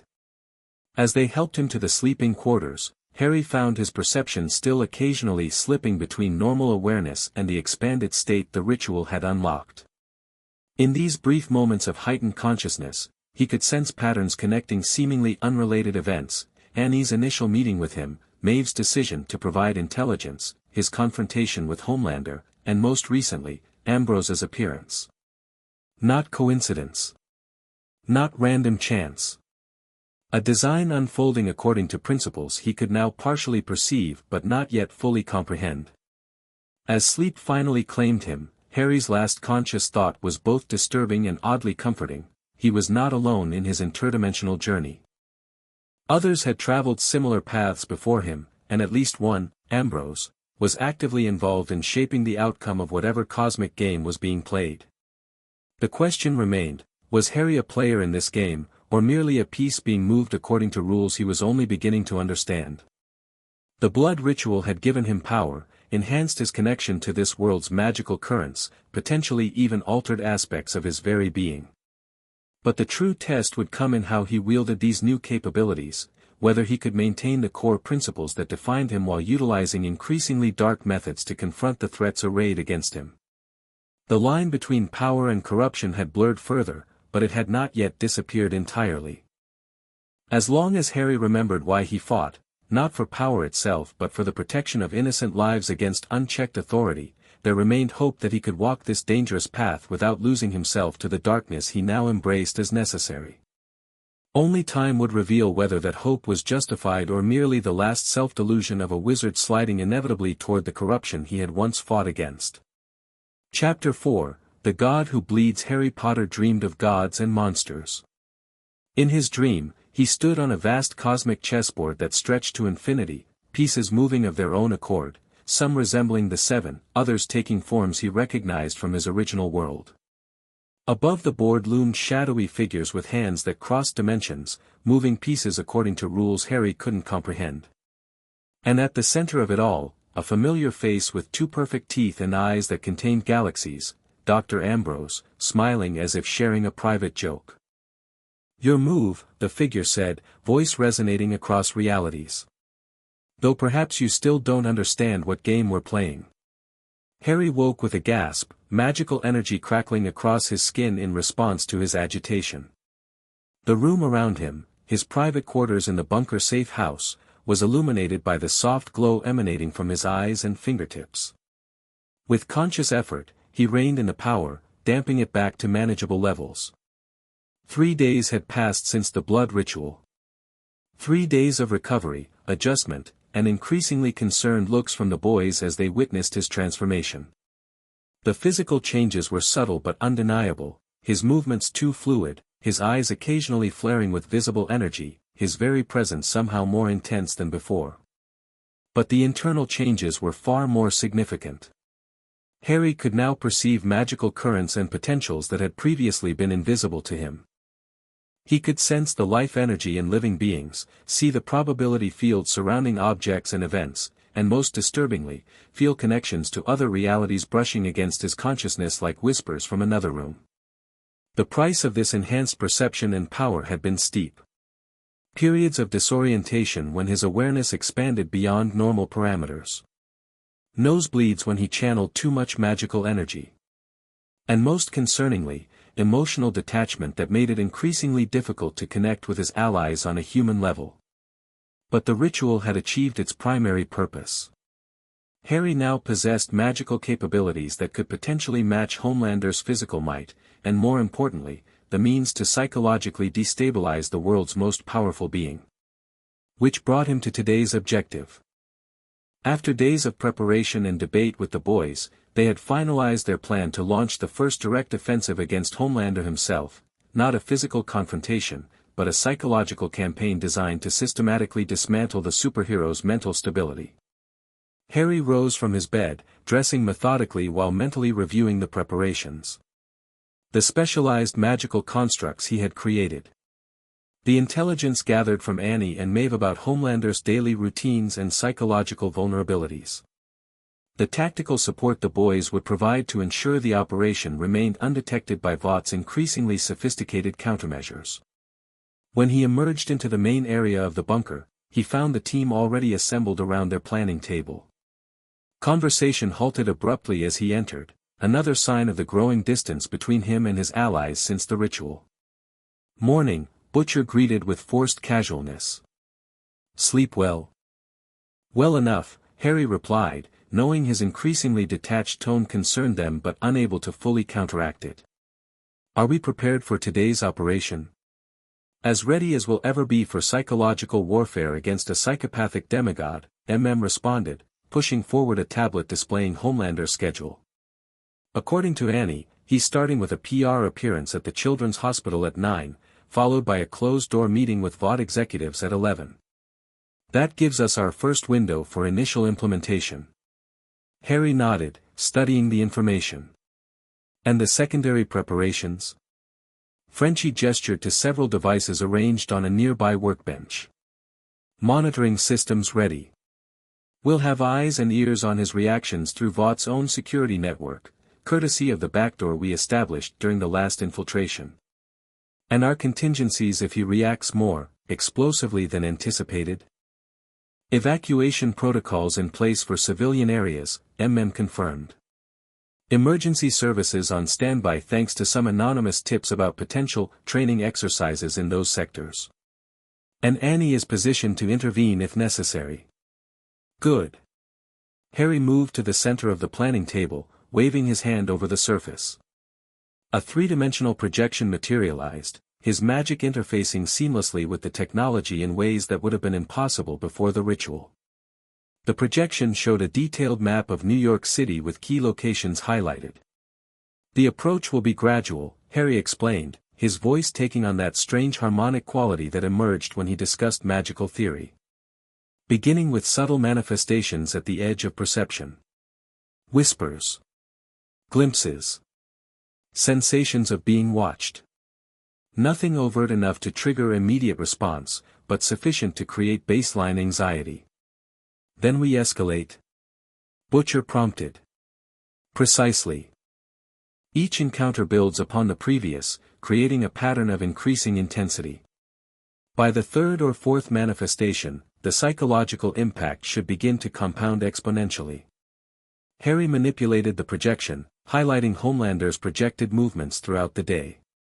The key is targeting his specific vulnerabilities, his childhood isolation, his desperate need for adoration, his fear of being controlled. And while he's distracted by your mind games, we hit the research facility, Butcher added, nodding toward another section of the map where a Vought installation was marked. Correct. With Vaught's security resources focused on protecting their most valuable asset during his psychological crisis, the facility should have reduced defenses. Harry looked up at the team. Questions before we proceed? Kimiko, who had been watching silently as usual, raised her hand. She pointed to Harry, then to her own head, then made a spiraling gesture with her finger. She's asking about the effect on you, Frenchie translated.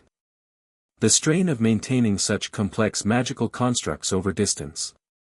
It was a valid concern, one Harry had deliberately minimized in their planning discussions.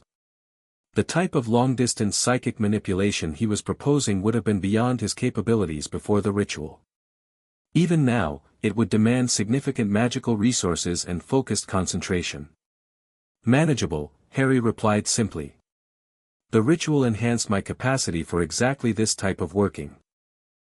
Studied him with obvious concern. And the other effects of that ritual? The nosebleeds? The dissociation? Those seem less manageable. Harry met his gaze evenly. Necessary sacrifices given what we're facing. Homelander represents an immediate threat to countless lives. Dr. Ambrose and whatever cosmic game he's playing represent a longer-term but potentially greater danger. Personal discomfort is irrelevant against that backdrop. The clinical detachment in his voice caused visible discomfort among the boys, another symptom of the ritual's effects that Harry recognized but couldn't fully counteract. The ritual had enhanced his power at the cost of certain emotional connections, making him more effective as a weapon but less integrated as a human being. Let's just get on with it, Butcher said finally, never one for extended debates about moral complexities. The longer we wait, the more time Vought has to develop countermeasures against whatever the fuck you've become.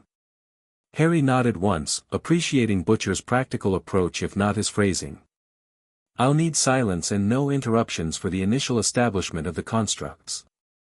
Once they're deployed and self-sustaining, I can maintain them with divided attention.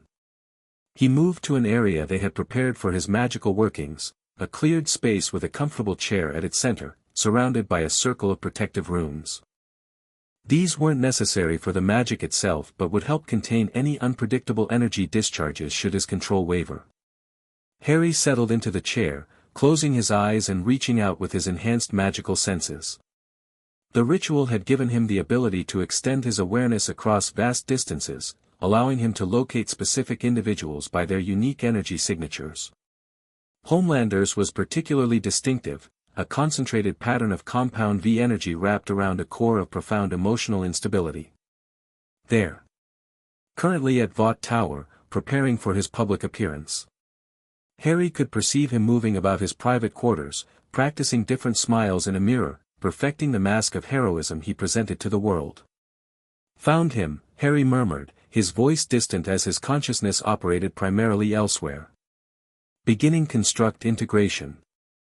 He focused on the first magical construct he had prepared, a subtle psychic impression designed to create the sensation of being observed. Not a direct attack, not yet, but a persistent awareness of hidden scrutiny that would gradually erode Homelander's confidence in his enhanced senses. Harry released the construct with precise control, guiding it across the city until it settled into Homelander's immediate environment. To anyone else, it would be imperceptible.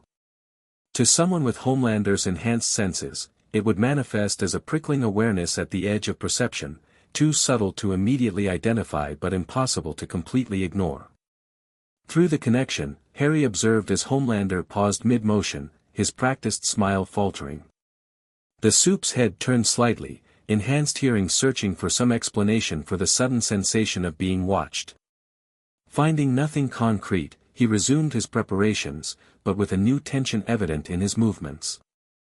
First construct deployed, Harry reported to the waiting team. Initial response observed. Proceeding with scheduled escalation. Over the next hour, Harry maintained his divided consciousness, part of him present in the bunker with the boys, part extended across the city monitoring his target, part focused on preparing the next phases of the psychological operation. As Homelander departed Vought Tower for his hospital appearance, Harry implemented the second construct, this one designed to create fleeting auditory hallucinations. Whispers just at the threshold of even superhuman hearing. His name spoken in empty rooms. Fragments of conversation about him that would vanish when directly attended to. Through Frenchie's hacked feeds from Vaught's security network, they watched as Homelander arrived at the children's hospital, his public persona firmly in place but with subtle signs of strain already visible to informed observers. The slight delay in his responses. The occasional glance over his shoulder at nothing. The marginally tighter smile that didn't reach his eyes. "It's working," observed, watching the footage closely. "He's distracted. Off balance. And the beauty is, he can't say anything," Butcher added with grim satisfaction. "Can't admit he's hearing voices or feeling watched without sounding unhinged." Harry maintained his focus, carefully timing the manifestations to maximize psychological impact while remaining below the threshold that might trigger an immediate violent response. A whisper during a pause in conversation. A glimpse of movement at the periphery of vision during a photo opportunity. Subtle, insidious, cumulative. By the time Homelander concluded his hospital appearance and returned to Vought Tower for his executive meeting, the psychological effects were becoming more pronounced. Through their surveillance, the boys watched as he snapped at a Vought employee who approached too suddenly, his legendary control showing visible cracks. "Time for Phase 3, Harry announced, his voice carrying those strange harmonics that emerged when he channeled significant magical power. Emotional resonance targeting. This phase represented a substantial escalation, no longer just sensory anomalies but direct stimulation of emotional centers. Drawing on intelligence from Maeve about Homelander's traumatic childhood in a laboratory environment, Harry crafted a magical construct that would evoke those specific emotional memories without obvious external triggers. The effect was immediate and dramatic. On their monitoring feeds, they watched as Homelander abruptly stopped mid-stride on his way to the executive meeting, his expression shifting to something vulnerable and confused. For just a moment, the mask of America's greatest hero fell completely, revealing the damaged being beneath. A security guard made the mistake of approaching to ask if he needed assistance. Homelander's hand shot out, gripping the man's shoulder with enough force to elicit a cry of pain before the soup seemed to remember himself and released him. "Jesus," Emma muttered, watching the guard stumble away, clearly terrified. "He nearly crushed that guy's clavicle without even thinking about it." "Precisely the point," Harry replied, his clinical tone at odds with the disturbing scene they had witnessed. Emotional destabilization leads to impulse control deterioration. The more his psychological state degrades, the more his true nature reveals itself. "And when he starts losing it completely?" Frenchie asked. "What then?" "Then we move to Phase 4, Harry answered. "But first, we proceed with the research facility operation while Vaught's attention is focused on their increasingly unstable asset." Butcher nodded, already gathering his tactical gear. Frenchie, Kimiko, gear up. We leave in 15. Standard infiltration package plus the special toys for Vaught's new security systems." As the boys prepared for their parallel operation, Harry maintained his connection to the magical constructs surrounding Homelander. Through this link, he could sense the soup's growing distress, the confusion, the anger, the undercurrent of fear that he would never acknowledge even to himself. "Butcher," Harry called as the team prepared to depart. Remember, this is primarily an intelligence-gathering operation.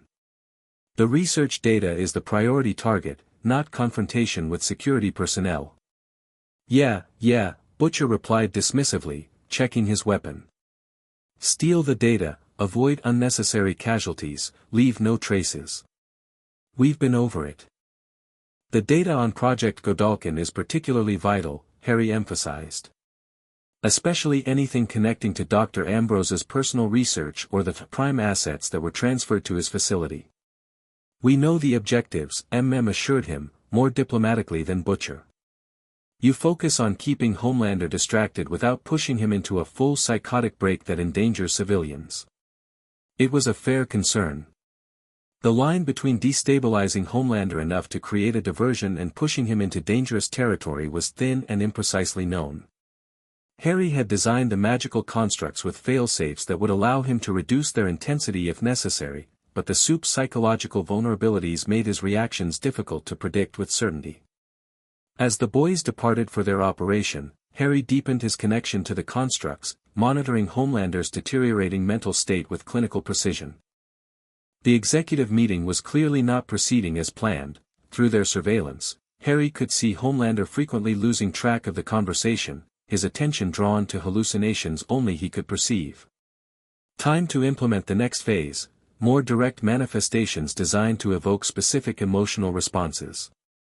Harry focused on the construct he had designed for this purpose, one that would create brief but vivid illusions drawing on Homelander's own memories and subconscious fears.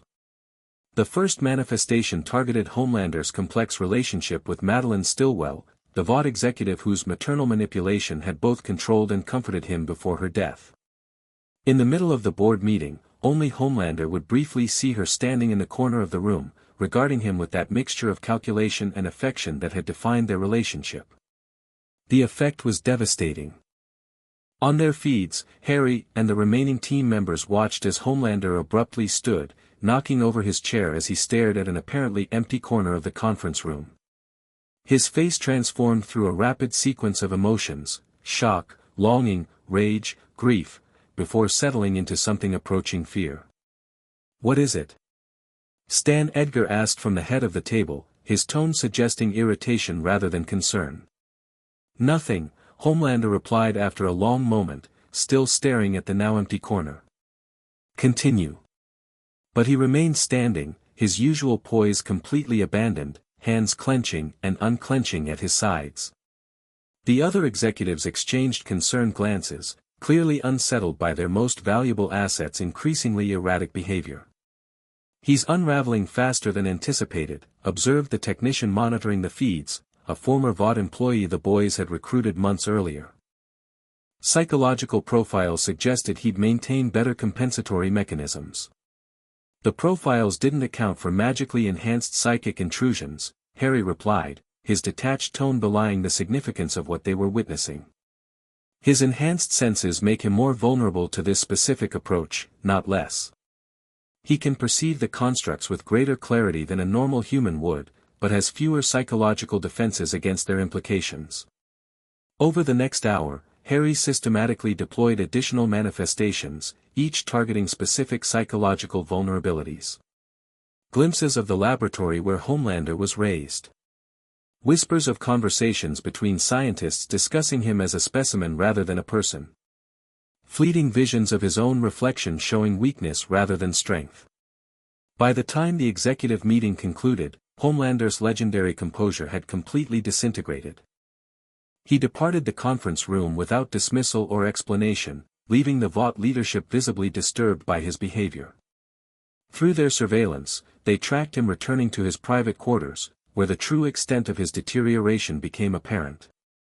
Alone, without the need to maintain public appearances, Homelander began to pace frantically, occasionally striking out at empty air as if fighting invisible assailants. He's approaching psychotic break territory, the technician warned. If he loses control completely, I'm aware of the risks, Harry interrupted. But we need to maintain pressure for at least another hour to ensure the boys have sufficient time at the research facility. He checked the status of the team through their secure communication channel. Butcher, situation report. Inside the perimeter, came the terse reply, Butcher's voice hushed. Security exactly as predicted, reduced staffing, primary response teams diverted to Vought Tower. Proceeding to main research level now. Good. You should have approximately 57 more minutes before Vought realizes what's happening and redirects resources. Harry returned his attention to monitoring Homelander, adjusting the intensity of the constructs to maintain psychological pressure without triggering a complete breakdown. It was delicate work, like performing surgery with explosives, but the ritual had enhanced his sensitivity to emotional responses, allowing for more precise calibration than would have previously been possible. Suddenly, Homelander did something unexpected. Rather than continuing to react to the hallucinations, he grew still, his expression shifting from distress to cold calculation. With deliberate movements, he approached the nearest window of his quarters and stared out at the city below. No more games, he said aloud, apparently addressing whatever presence he sensed. You want my attention? You have it. Come face me directly, or I start removing city blocks until you show yourself. The threat sent a chill through the monitoring room. This was the scenario they had hoped to avoid, Homelander bypassing psychological manipulation by resorting to direct terrorist threats against civilians. He's bluffing, the technician suggested without much conviction. Even he wouldn't risk his public image with indiscriminate destruction. He's not bluffing, Harry contradicted, already adjusting his approach. He's correctly deduced that whoever is causing these experiences values innocent life, otherwise, why not attack him directly? He's attempting to force a confrontation on his terms by threatening what he believes his tormentor protects. A dangerous escalation, but also an opportunity. Harry had planned for eventual direct confrontation, though not quite this soon. But with the boys already in position at the research facility, drawing Homelander away from Vought Tower would only enhance their chances of success. Inform the boys that the timeline has accelerated, Harry instructed as he rose from his meditation position. I'm proceeding to direct engagement protocol. Wait, the technician protested. You're actually going to confront him? That wasn't part of today's operation. Plans evolve as circumstances demand, Harry replied, already gathering the specialized magical implements he had prepared for this contingency. Continue monitoring both situations. Alert emergency services to begin subtle evacuation of the blocks surrounding Vought Tower. The ritual had given Harry more than enhanced magical abilities, it had provided a clarity of purpose that cut through conventional hesitation. Homelander had issued a challenge that could not be ignored without risking civilian casualties. The only logical response was to accept it, to draw his attention and fury toward the one being who might be capable of withstanding it. Harry moved to a cleared area of the monitoring room, checking the 7 crystalline talismans he carried, each containing a fragment of energy extracted from a different member of the 7. He had already used A-Train's speed force briefly during their hasty evacuation. Today, he might need to draw on other borrowed powers. Maintain communication blackout unless absolutely necessary, Harry instructed the technician. If the boys complete their objective before I've concluded with Homelander, direct them to extraction point Delta rather than returning here. Without waiting for acknowledgement, Harry disapparated, the familiar compression momentarily distorted by the enhanced magical energies he now channeled. When reality reassembled around him, he stood atop a building directly across from Vought Tower, with clear sightlines to Homelander's private quarters. Harry took a moment to establish his magical defenses, layered shields designed to withstand even Homelander's extraordinary physical capabilities. Then, with precise control, he modified the psychic constructs he had deployed earlier, transforming them from subtle manipulations to a direct communication channel. You threatened innocence, Harry projected directly into Homelander's consciousness. That was a mistake. Through the connection, Harry watched as Homelander spun toward the window, his eyes widening as he finally heard his tormentor's voice clearly. The soup's gaze swept across the cityscape before locking directly on Harry's position with uncanny accuracy. There you are, Homelander said, his enhanced vision easily piercing the distance between them. Without another word, he launched himself through his window, shattering glass outward as he flew directly toward Harry's position. The first direct confrontation between the wizard and the superhero was about to begin. Harry stood his ground as Homelander approached at supersonic speed, the air distorting around him as he flew. At the last possible moment, Harry cast a deflection charm, not attempting to stop the soup's momentum entirely but redirecting it upward and away. Homelander shot past, clearly surprised by the unexpected alteration to his trajectory. He recovered quickly, halting his flight and hovering 50 feet above the rooftop, staring down at Harry with a mixture of rage and curiosity. "So you're the one," Homelander called down, his voice carrying easily despite the height. "The wizard." He descended slowly, touching down at the opposite end of the rooftop with uncharacteristic caution. "You don't look like much." "Appearances can be deceiving," Harry replied calmly. "As you've recently discovered." Homelander's expression darkened. "The hallucinations. The voices. That was all you?" "Merely introductions," Harry confirmed. "A demonstration of vulnerabilities you didn't know you had." "And what was the point of these demonstrations?" Homelander asked, beginning to circle slowly, maintaining distance while studying his opponent. "To frighten me? To make me doubt myself? To remind you that power isn't absolute," Harry replied, turning to keep Homelander in view. "That even gods have weaknesses." Homelander laughed, a sharp, unpleasant sound devoid of genuine humor. "I'm not a god. I'm better than that. Gods are myths created by the weak to explain their weakness. I'm real. Tangible. Undeniable." "Yet you bleed," Harry observed. "You fear. You doubt. I've seen it." The casual reference to witnessing Homelander's private moments clearly struck a nerve. The soup's eyes narrowed, then flared with crimson light as his heat vision activated. Twin beams of devastating energy lanced toward Harry with enough force to vaporize ordinary matter. Harry was ready. "Protego Ardentia," he commanded, raising the specialized shield charm he had developed specifically for this confrontation. The magical barrier intercepted Homelander's heat vision, absorbing rather than reflecting the energy. The shield shimmered with increasing brilliance as it channeled the attack into stored power that Harry could potentially redirect. Homelander's expression shifted from confidence to confusion as his most reliable weapon failed to penetrate the strange barrier. He intensified the beams, pouring more power into his heat vision, only to watch as Harry's shield continued to absorb the onslaught without faltering. When the attack finally ceased, Harry maintained his defensive posture, the shield now glowing with accumulated energy. "Impressive output," he commented, as if analyzing an interesting scientific phenomenon rather than a lethal assault. "Though somewhat predictable as an opening move."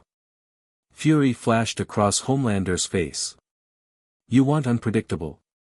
In a blur of movement too fast for normal human perception, he circled behind Harry, clearly intending to attack from a direction the shield wasn't covering. But Harry had anticipated this tactic. "Protego tot alum," he cast, expanding his shield into a complete sphere that surrounded him just as Homelander's fist struck with force that would have shattered concrete. The impact against the magical barrier produced a shockwave that cracked windows in buildings hundreds of feet away. Homelander recoiled, momentarily stunned by the unexpected resistance and the backlash of his own strength against the unyielding shield. "Physical attacks won't be effective either," Harry informed him calmly. "Perhaps we could converse like civilized beings instead. I imagine you have questions about what's happening to you, about why your powers seem suddenly inadequate." "There is nothing inadequate about me," Homelander roared, abandoning his usual calculated persona completely. He launched a barrage of attacks, heat vision, physical strikes, even his super breath, all deflected or absorbed by Harry's magical defenses. As the assault continued, Harry maintained his shields while simultaneously checking in telepathically with the boy's operation. "Butcher, status update." "Main research level secured," came the response directly to his mind, another capability enhanced by the ritual. "Downloading Godalkin data now. 15 minutes to completion." "Understood." Maintain operational security. Homelander is fully engaged with me. Indeed he was. The soup's attacks had grown increasingly frantic and less coordinated as his apparent invincibility proved ineffective against Harry's magic. Frustration and bewilderment warred on his face, his perfect golden boy image completely abandoned in favor of raw, unfiltered rage. "What are you?" he demanded, hovering above the rooftop, panting slightly from exertion, perhaps the first time in his adult life he had experienced physical fatigue from using his powers. "Someone who understands power better than you do," Harry replied, allowing his shield to fade now that Homelander had paused his assault. "Because I've seen its limits. I've watched seemingly invincible beings fall. I've experienced death itself and returned." The claim clearly struck Homelander as either insanity or a bluff, but doubt had begun creeping into his expression. Whatever certainties had defined his worldview were crumbling in the face of abilities he couldn't comprehend or overcome. "You're some kind of soup," Homelander concluded, grasping for explanations that fit his understanding of reality. "A new variant Vought doesn't know about. Something from another program, maybe foreign." "I'm not a product of Compound V or any variation thereof," Harry corrected. "What I am doesn't exist within your scientific framework. The sooner you accept that, the sooner you can begin to understand what's happening." Homelander's laugh held an edge of hysteria. "Understand? You want me to understand? Fine. Explain it to me. Explain how you're doing this. Explain why my powers aren't working against you." It was a request born of frustration rather than genuine curiosity, but Harry recognized the tactical advantage in continuing this conversation. Every minute Homelander remained focused on him was another minute for the boys to complete their operation at the research facility. "Magic," Harry stated simply. "Not the illusionist's sleight of hand, not technological trickery, but actual manipulation of energies that exist beyond conventional physics. In my original world, it was a natural force that certain individuals could access and direct. Here, it appears to be unique to me, a transplanted capability in a reality that operates under different rules." "Original world?" Homelander repeated, his tone suggesting he was humoring a madman. "You're claiming to be what, an alien? An interdimensional traveler?" "The latter, though not by choice," Harry confirmed. "I died in my reality and awakened here, in this body, with my memories and abilities intact. Why that happened remains incompletely understood, though recent events suggest it may be part of a larger design." Homelander stared at him, clearly struggling to determine if Harry was delusional or if the impossible explanation might actually contain truth. Before he could respond, both were distracted by the wail of approaching sirens, Vought security forces converging on their location. "It appears our conversation will need to continue another time," Harry observed. "Your handlers are arriving, presumably concerned about your unscheduled departure and subsequent destruction of property." "This isn't over," Homelander warned, his composure partially restored but cracks still visible beneath the surface. "Whatever you are, whatever you can do, I'm still faster, stronger, and more dangerous than you can imagine." "Perhaps," Harry acknowledged. "But you're no longer uncontested. No longer unique in your power. How does it feel, I wonder, to no longer be the apex predator in your environment?" The question struck deeper than any physical attack could have. Homelander's expression revealed a glimpse of his most fundamental fear, obsolescence, replacement, the loss of the specialness that defined his entire identity. Before he could formulate a response, Harry activated a prepared port key, a magical object designed for instantaneous transportation, and vanished from the rooftop just as Vought helicopters appeared over the adjacent buildings. He rematerialized in a secure location miles away, one of several emergency extraction points the boys had established throughout the city.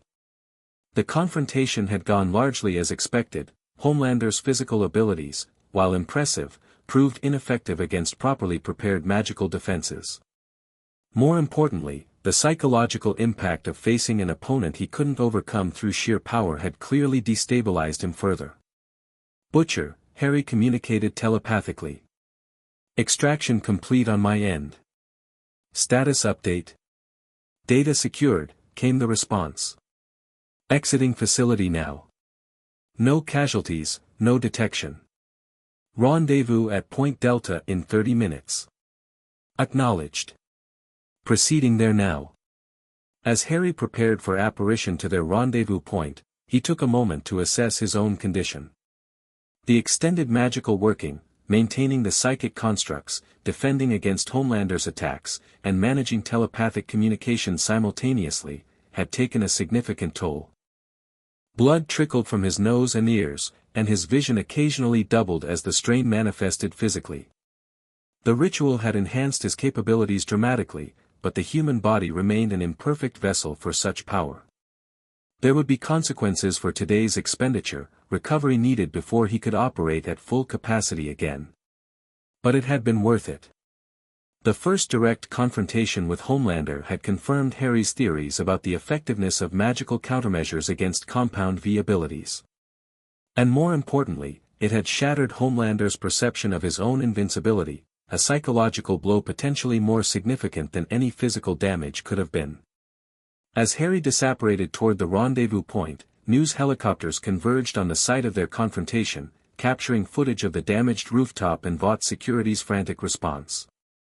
By nightfall, speculation about what had occurred would dominate media coverage worldwide.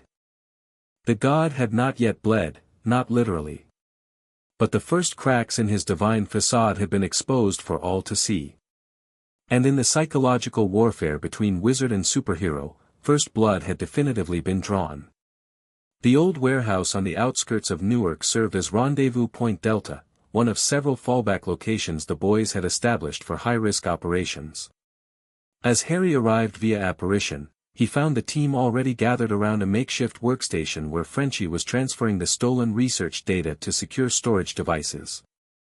"There he is," Butcher announced as Harry materialized. "The man of the hour. Just saw the news feeds, you've got Vought shitting themselves trying to explain the light show at their headquarters." Harry nodded acknowledgement, moving directly to a chair. The magical exertion and subsequent teleportation had left him visibly drained, blood still trickling from his nose despite his attempts to stem it. "Jesus," Emma muttered, approaching with medical supplies. "You look like hell. That confrontation took more out of you than you're letting on." "Manageable," Harry replied, accepting the offered gauze for his nosebleed. The magical expenditure was significant but within calculated parameters. "What matters is the research data. Did you secure the Godalkin files?" "That and more," Frenchie confirmed, his enthusiasm evident despite the operation's risks. "Complete research logs for the past 6 months, subject profiles for all test candidates, and most interestingly."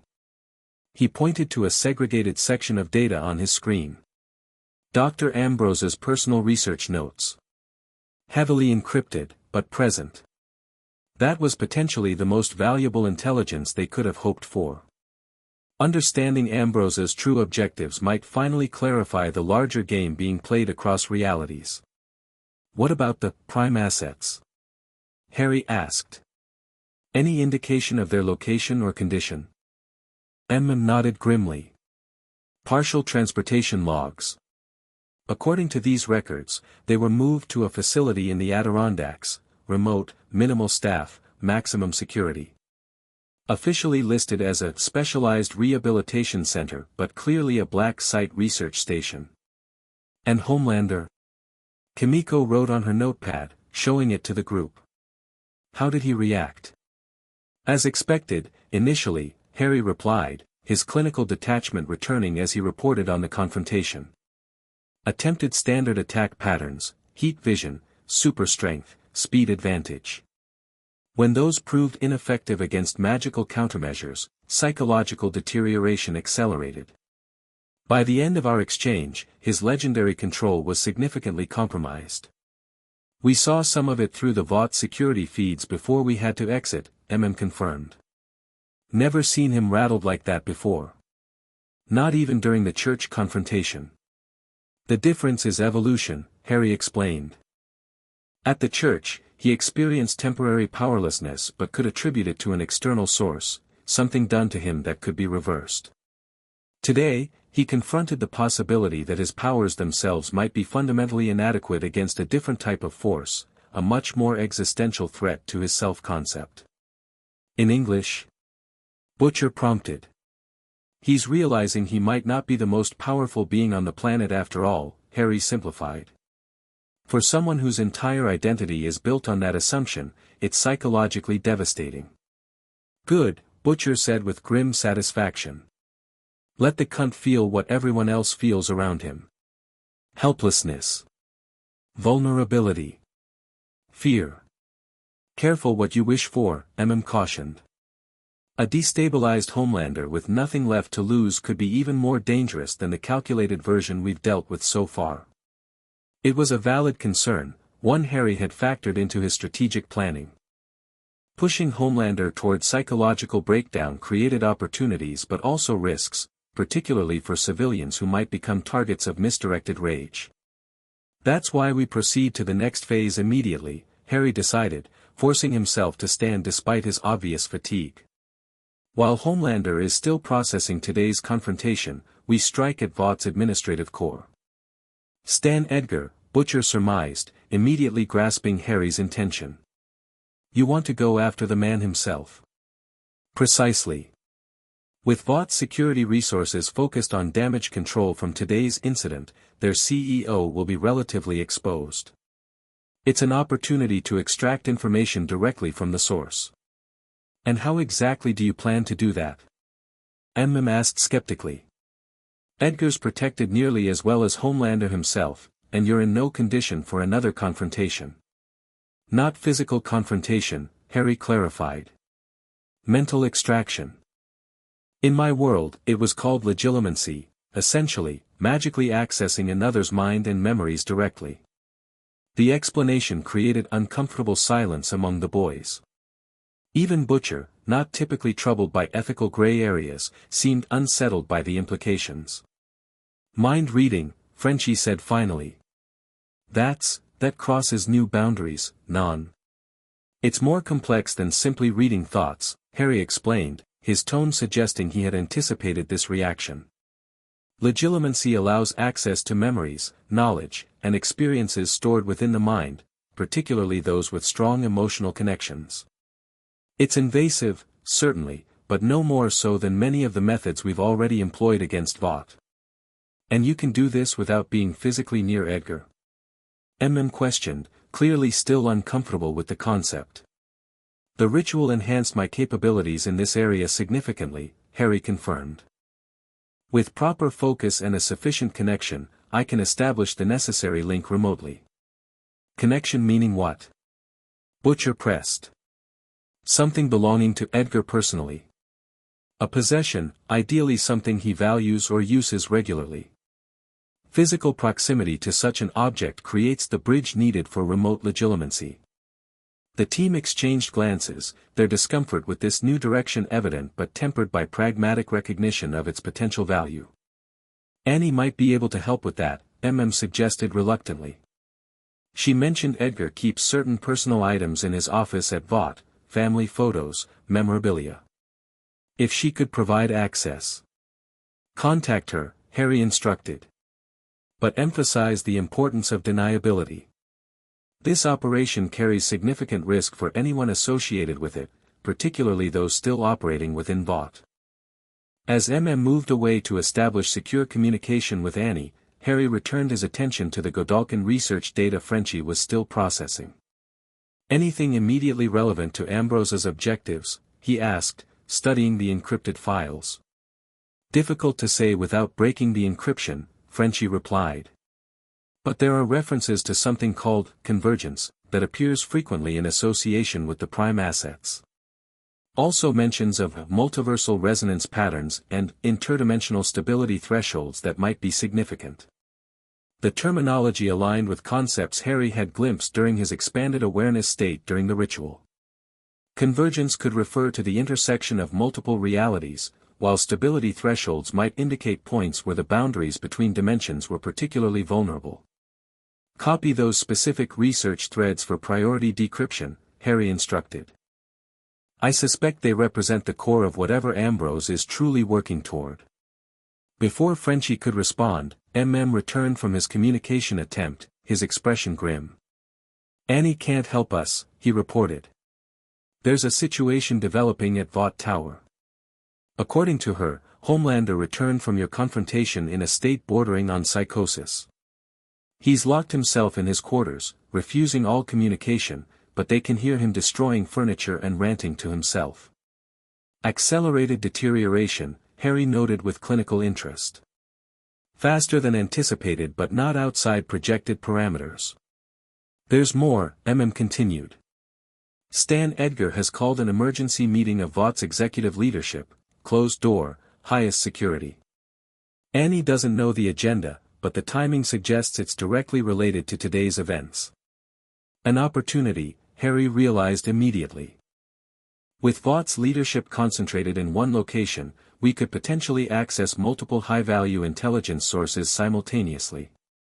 "You're in no condition for that kind of magical heavy lifting," objected, gesturing to Harry's still pale complexion and the blood-stained gauze he held to his nose.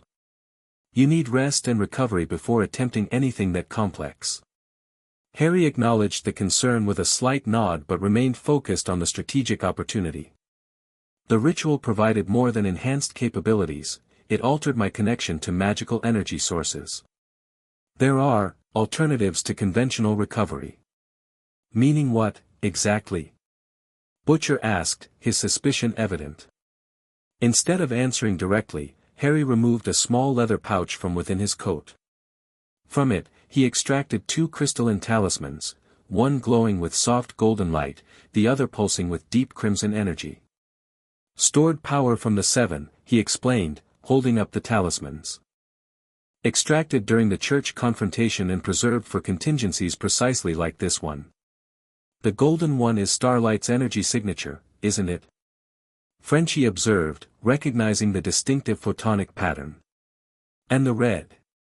"Homelander's." "Correct," Harry confirmed. "Annie's light-based energy offers the cleanest temporary integration with magical capability, while Homelander's provides raw power that can offset fatigue effects." Butcher stepped forward, his expression darkening. "You're planning to use their powers? Again? After what happened last time?" "A calculated risk," Harry acknowledged. "But a necessary one given the strategic importance of this opportunity." Edgar and Vaught's leadership gathered in one location, discussing their response to today's events. We may never have better access to their internal deliberations. The ethical concerns were evident in the boys' expressions, but so was the pragmatic recognition that Harry's proposal represented their best chance at gaining critical intelligence. After a tense silence, Butcher gave a curt nod. "Your call," he conceded. "But if you start glowing red and trying to laser vision us all, I'm putting you down myself." Harry accepted this with appropriate gravity. "Fair enough." He turned to Frenchie. "Continue decryption of the Godalkin data, prioritize anything related to convergence or the prime assets. Maintain communication monitoring for any indication that Vought has identified this location. Butcher, Kimiko, stand ready to implement emergency extraction protocols should something go wrong during the legilimency operation." With responsibilities assigned, Harry moved to a quieter corner of the warehouse, preparing for what would be his most complex magical working since the ritual. Temporary integration of borrowed superhuman energies, followed by remote legilimency targeting multiple subjects simultaneously, each element dangerous alone, potentially catastrophic in combination. But the intelligence value outweighed the risks. Understanding Vaught's response to the emergence of magical countermeasures against their heroes, learning what Edgar knew about Ambrose's true objectives, potentially uncovering the location of the prime assets, all represented critical advantages in the escalating conflict. Harry carefully placed the 2 talismans before him, then settled into a meditative posture. Unlike the hasty integration he had performed during their emergency evacuation, this required precision and control to minimize the physical and psychological side effects. "Potentia aliena, ad me veniat," Harry intoned, the strange harmonics in his voice more pronounced than usual. "Temporalis nexus, facultas translatio." The golden talisman dissolved first, releasing Annie's light-based energy in a stream that flowed into Harry through his eyes and fingertips.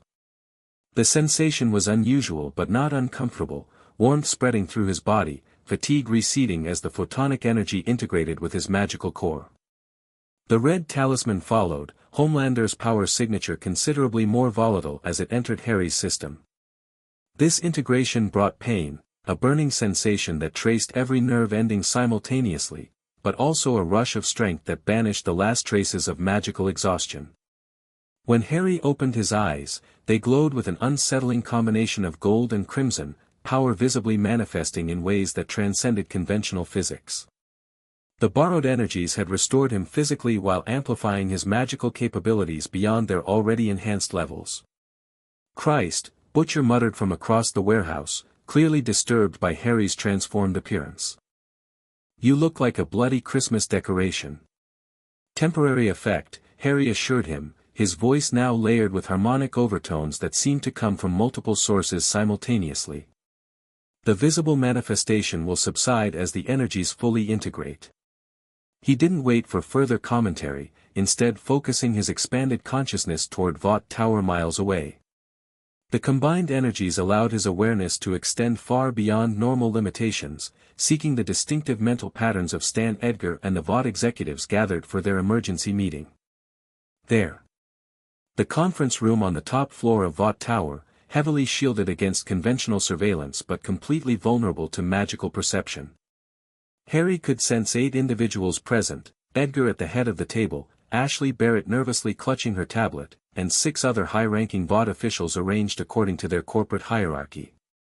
Now for the delicate part. Remote legilimency required not just magical power but precise control, accessing memories without alerting the subject to the intrusion, extracting information without causing psychological damage. With multiple targets, the complexity increased exponentially. "Legilimens extensio," Harry whispered, initiating the connection. His consciousness split into multiple streams, each targeting a different individual in the conference room. The sensation was disorienting initially, like trying to watch 8 different films simultaneously while maintaining comprehension of each, but the ritual had enhanced his mental processing capabilities along with his magical power. Harry focused first on Stan Edgar, the primary target whose mind would contain the most valuable strategic information. Unlike the others, whose thoughts flowed in predictable patterns focused on immediate concerns, Edgar's mental architecture was remarkably organized, compartmentalized, disciplined, revealing nothing without deliberate intention. This would require deeper penetration, past the conscious thoughts to the memory structures beneath. Harry directed more magical energy toward this connection, carefully bypassing Edgar's natural mental defenses without triggering awareness of the intrusion. Images and information began flowing, fragments at first, then more coherent sequences as Harry refined his technique. Edgar's knowledge of Project Godalkin, his communication with Dr. Ambrose, his understanding of Vaught's true origins and objectives, all became accessible, though still requiring interpretation and context. Most immediately relevant was the current meeting itself. Through Edgar's perception, Harry could experience the emergency session directly. The individual calls himself Harry Potter, Ashley Barrett was reporting, her anxiety evident even through Edgar's dispassionate observation. He claims to utilize something he calls magic rather than compound V-based abilities. Homelander's initial confrontation with him proved problematic. Problematic how, exactly? Edgar inquired, his outward calm belying the intense calculation occurring behind it. Homelander's abilities were ineffective against him, another executive explained, displaying footage from Vought security cameras that had captured portions of the rooftop confrontation. Heat vision, super strength, speed advantage, all neutralized by some form of energy field the subject generated. Our scientific team has no explanation for the countermeasures observed. And Dr. Ambrose's assessment? Edgar asked, revealing through this question his reliance on the mysterious consultant for matters beyond conventional understanding. Unavailable, Ashley replied nervously. He's gone dark since the incident at the research facility 3 days ago. His last communication indicated he was pursuing alternative approaches to the Potter situation, but provided no specifics. Interesting. Ambrose operating independently of Vaught's authority structure suggested his own agenda was diverging from their corporate objectives, exactly as he had implied during their brief conversation at the Godalkin facility. Harry directed his legitimacy deeper, seeking Edgar's knowledge of Ambrose's true nature and objectives. The information came in fragments, impressions rather than explicit knowledge. Edgar had never fully trusted Ambrose, recognizing something fundamentally inhuman beneath the consultant's carefully maintained facade. Their initial meeting had occurred not through normal corporate channels but through an encounter that Edgar's mind categorized as unsettling and inevitable, as if Ambrose had always been destined to become part of Vaught's operations. Most significantly, Edgar possessed knowledge that Ambrose had shared with no one else, the true purpose of Project Godalkin and the special status of the Prime assets. They weren't merely attempts to replicate Harry's magical abilities through scientific means. They were something far more specific, vessels being prepared for what Ambrose called convergence. The concept remained partially obscured even in Edgar's mind, but Harry gleaned enough to recognize its significance. Convergence represented some form of interdimensional event, a momentary alignment of multiple realities that would allow for transfer of consciousness or energy between worlds. The Prime assets were being prepared as optimal receivers for something Ambrose intended to bring across during this event. Before Harry could extract more specific details, a disturbance interrupted his legitimacy connection. Not from within the conference room, but elsewhere in Vought Tower, a surge of emotional energy so intense it disrupted the delicate mental links he had established. Homelander. Something had triggered an extreme reaction in the already unstable superhero, creating psychic ripples that interfered with Harry's magical working. Shifting a portion of his awareness toward this disturbance, Harry perceived what was happening. In his private quarters, Homelander had finally emerged from his self-imposed isolation. But rather than the composed, camera-ready hero Vought had cultivated, what stalked through the corridors now was something far more primal, a being of pure rage barely contained within human form, eyes constantly glowing with barely restrained heat vision, fists clenched so tightly they dripped blood from his own palms. "Where is he?" Homelander demanded of a terrified Vought employee who had the misfortune to cross his path. "The wizard. Where is he hiding?" I don't know who you're talking about," the man stammered, backing away but finding himself against a wall. "Please, Mr. Homelander, I just work in accounting," the man never finished his sentence. Homelander's hand closed around his throat, lifting him effortlessly. "Everyone works for me," he snarled, his voice distorted by rage. "Everyone knows something. Tell me what you know, or I start removing parts until you remember." Harry recognized the immediate danger to innocence and made a rapid strategic decision. Maintaining the legitimacy connection with Edgar while simultaneously intervening with Homelander would strain even his enhanced capabilities, but allowing the superhero's breakdown to claim innocent lives was unacceptable. Directing a portion of his magical energy toward the psychic constructs he had created earlier, Harry reactivated them with a new purpose, not to torment Homelander further, but to redirect his attention away from random victims toward a specific target. "I'm here," Harry projected directly into Homelander's consciousness, his mental voice amplified by the borrowed energy from the talismans. "Not hiding. Waiting. If you want me, come find me. The old cathedral. St. Patrick's. 1 hour." The effect was immediate and dramatic. Homelander released the terrified employee, who collapsed gasping to the floor. The soup's head snapped up, eyes darting around as if expecting to see Harry materializing before him. "I'll be there," Homelander responded aloud, apparently unaware or unconcerned that others might witness him speaking to an invisible presence. "And this time, I won't hold back. This time, I'll show you what happens when you challenge a god." With that declaration, Homelander moved toward the nearest window, clearly intending to depart Vought Tower immediately rather than waiting for the appointed meeting time. The impulsivity confirmed Harry's assessment of his deteriorating mental state, the calculated predator increasingly replaced by an unstable force of nature driven by rage and wounded pride. Harry withdrew from the legitimacy connection, his consciousness returning fully to his physical body in the warehouse. The abrupt transition coupled with the strain of the complex magical working caused him to gasp in pain, blood flowing freely from his nose and ears once more despite the borrowed energy sustaining him. Harry. Emma moved quickly to his side, medical supplies already in hand. What happened? What did you see? Many things, Harry replied, his voice still carrying those unsettling harmonics but now strained with effort. Edgar knows more about Ambrose than he admits to his own executives.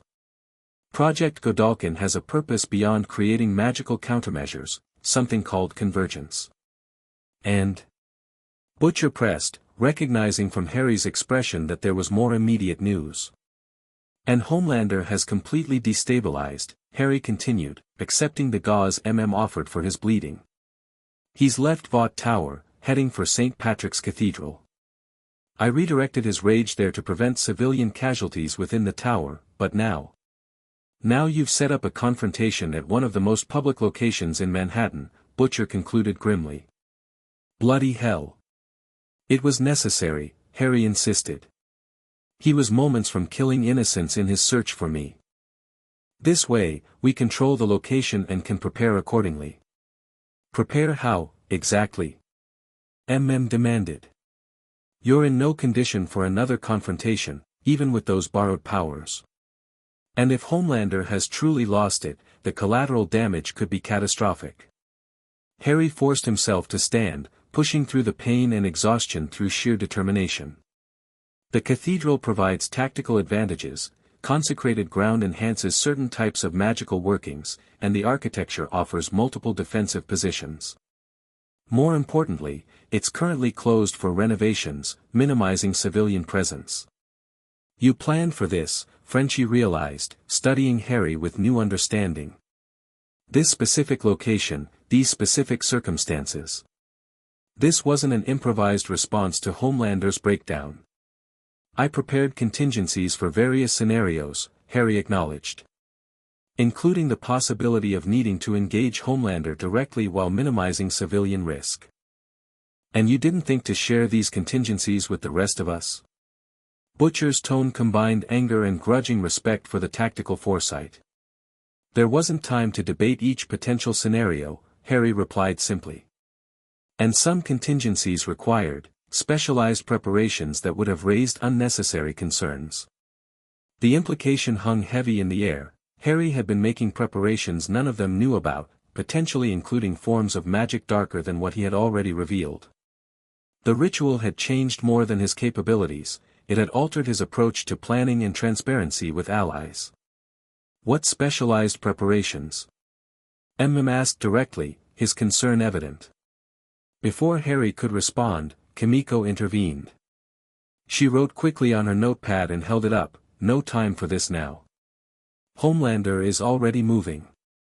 Harry needs our support, not questions. Her practical assessment cut through the tension. Whatever Harry had prepared for this confrontation, the immediate priority was ensuring it didn't result in catastrophic civilian casualties or his own destruction at Homelander's hands. Kimiko's right, Butcher conceded reluctantly. What's the play here, Potter? How do we support this mad cathedral showdown you've arranged? Harry gathered his strength, the borrowed energies from the talisman still sustaining him despite the strain of the legilimency working. Frenchie, we need remote surveillance on the cathedral, approach vectors, potential civilian presence, bot security response. Contact Annie and Maeve, they need to know what's happening and prepare to intervene if Homelander completely loses control. Butcher, Kimiko, you'll position with specialized equipment I've prepared for this scenario. And this equipment is what, exactly? Butcher pressed. Harry moved to a locked case that had remained sealed since their relocation to the warehouse. Opening it revealed several devices that appeared to combine technological components with magical enhancements, modified weapons, communication devices, and what looked like defensive armor. Hybrid creations, Harry explained. Technology enhanced by magical principles, designed specifically to operate in proximity to intense magical energy without failing. The confrontation with Homelander will generate significant magical discharge, conventional equipment would be rendered useless within the effect radius. Frenchie examined one of the devices with professional appreciation. "You've been busy. This integration of magical and technological principles is elegant." "Necessity breeds innovation," Harry replied simply. "We have 43 minutes before Homelander expects me at the cathedral. He'll likely arrive early, expecting to set an ambush. We need to be in position before him." As the boys gathered the specialized equipment and prepared for deployment, Harry took a moment for final magical preparations. From within his coat, he removed the remaining crystalline talismans containing energy from the 7, arranging them in a specific pattern before him. The risk was substantial. Integrating multiple superhuman energy signatures simultaneously had never been attempted, even with his enhanced capabilities from the ritual. But facing Homelander at the height of his rage required every advantage available, regardless of the potential cost to Harry himself. "Potentia septuplex, convergentia totalis," he intoned, the harmonics in his voice reaching almost painful intensity. "Temporalis unificatio, facultas absolutum." The talismans responded to the incantation, each releasing its stored energy in a distinctive stream that flowed toward Harry simultaneously. The sensation transcended mere pain, approaching a total reconstruction of his energy patterns at the most fundamental level. For several seconds, his physical form appeared to lose coherence, his outline blurring as multiple power signatures integrated with his magical core. When the process completed, Harry stood transformed. His eyes now contained shifting patterns of color representing each borrowed power. His skin occasionally rippled with visible energy currents. The air around him distorted slightly, as if reality itself struggled to accommodate the combined energies he now channeled. "Jesus Christ," Butcher muttered, taking an involuntary step backward. "What the fuck did you just do to yourself?" "What was necessary," Harry replied, his voice now a chorus of overlapping tones that seemed to come from everywhere and nowhere simultaneously. "Temporary integration of all available power signatures. It won't last long, perhaps an hour before the pattern destabilizes, but it should be sufficient for what comes next." "And what exactly comes next?" asked, clearly disturbed by Harry's transformation but maintaining his practical focus. Harry turned toward him, the movement leaving momentary afterimages in the air as if he existed in multiple states simultaneously. "The god who bleeds," he answered simply. "It's time Homelander learned what that truly means." St. Patrick's Cathedral stood in Midtown Manhattan, its neo-Gothic architecture a stark contrast to the modern skyscrapers surrounding it. Normally a tourist attraction and active place of worship, it was currently emptied of visitors, surrounded by construction barriers announcing renovations to the historic structure. Harry materialized within the cathedral's main sanctuary, his arrival accompanied by a ripple of energy that disturbed the dust sheets covering pews and altars. The borrowed powers from the 7 had enhanced his transportation capabilities beyond conventional apparition, allowing him to bypass whatever detection systems Vought might have deployed to track magical energy signatures. Through his enhanced perception, Harry could sense the boys taking their assigned positions outside the cathedral, Butcher and Kimiko with the specialized equipment, coordinating remote surveillance, Frenchie managing their communication systems from a mobile command post established in a nearby service vehicle. More importantly, he could sense Homelander's approach, a blazing concentration of compound V energy moving at supersonic speed toward the cathedral. The Soup wasn't bothering with subtlety or stealth, his rage overriding tactical considerations that might have otherwise guided his actions. Harry completed final preparations within the sanctuary, activating runic sequences he had secretly inscribed throughout the cathedral during previous visits. These weren't merely defensive wards but components of a larger working, a magical system designed specifically for confrontation with a being of Homelander's capabilities. "He's approaching from the southwest," came Butcher's voice through their communication link. "Moving fast, not bothering with altitude control. Every news helicopter in the city is following him." That was unexpected but potentially advantageous. Public witnesses meant Homelander would be constrained by awareness of how his actions might be perceived, or would demonstrate his complete breakdown by ignoring such considerations entirely.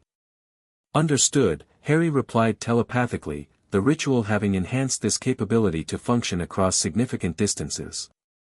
Maintain positions. Do not engage unless absolutely necessary. The cathedral's massive doors burst open with explosive force, torn from their hinges by a casual display of superhuman strength.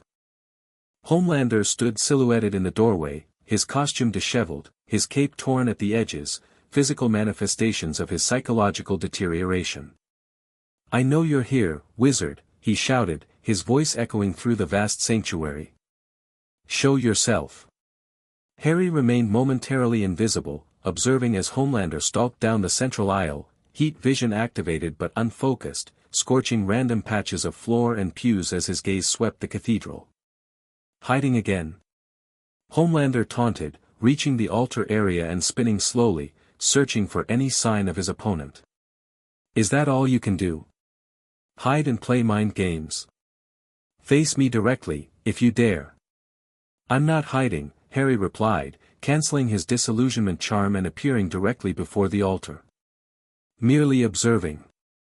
Your deterioration has accelerated significantly since our rooftop encounter." Homelander's head snapped toward him, eyes widening at Harry's transformed appearance. The integrated energies from the Seven created a visual effect even more unsettling than his previous magical enhancements, a being that seemed to exist partially outside conventional physics, reality itself distorting slightly around his form. "What have you done to yourself?" Homelander asked, momentary confusion replacing rage. "You look wrong." Integration of borrowed powers, Harry explained conversationally, as if discussing an interesting scientific principle rather than a potentially catastrophic magical working. "Temporary, but effective for our purposes today." "Borrowed?" Homelander repeated, his expression darkening as understanding dawned. "You took powers from the Seven?" "From my team." "Not permanently," Harry clarified. "Merely channeling energy signatures extracted during our previous encounter. An interesting side effect of the binding spell I used at the church, it created connections that can be subsequently utilized." The technical explanation meant little to Homelander, whose rage had returned full force. With a roar that shattered stained glass windows throughout the cathedral, he launched himself at Harry, moving with such speed that the air compressed visibly around him. Harry didn't attempt to dodge. Instead, he activated the first component of the system he had prepared, a modified shield charm that incorporated elements of Black Noir's absorption capabilities. "Protego absorbus," Harry intoned, the complex harmonics of his voice creating visible sound patterns in the air around him. As Homelander struck the shield, something unprecedented occurred.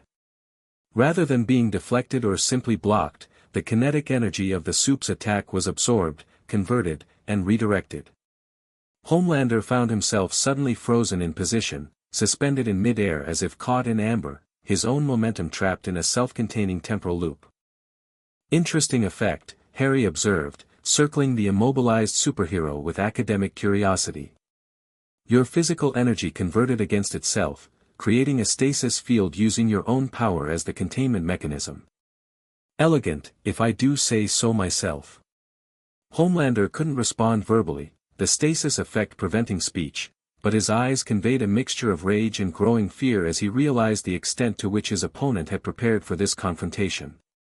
"You're wondering how this is possible," Harry continued, maintaining the spell with seemingly minimal effort despite its complexity. "How someone could not only neutralize your powers but turn them against you. The answer is disappointingly simple: you never understood what true power is." With a gesture, Harry released the stasis field, allowing Homelander to collapse to the cathedral floor. Before the soup could recover, Harry implemented the next phase of his prepared system. "Legilimens aperto," he commanded, directing the spell with precise focus. Unlike the subtle, undetected legilimency he had used against Stan Edgar, this was an overtly invasive mental intrusion, forcing Homelander's consciousness open, exposing his most deeply buried memories and fears directly to his awareness without the psychological defenses he had developed to contain them.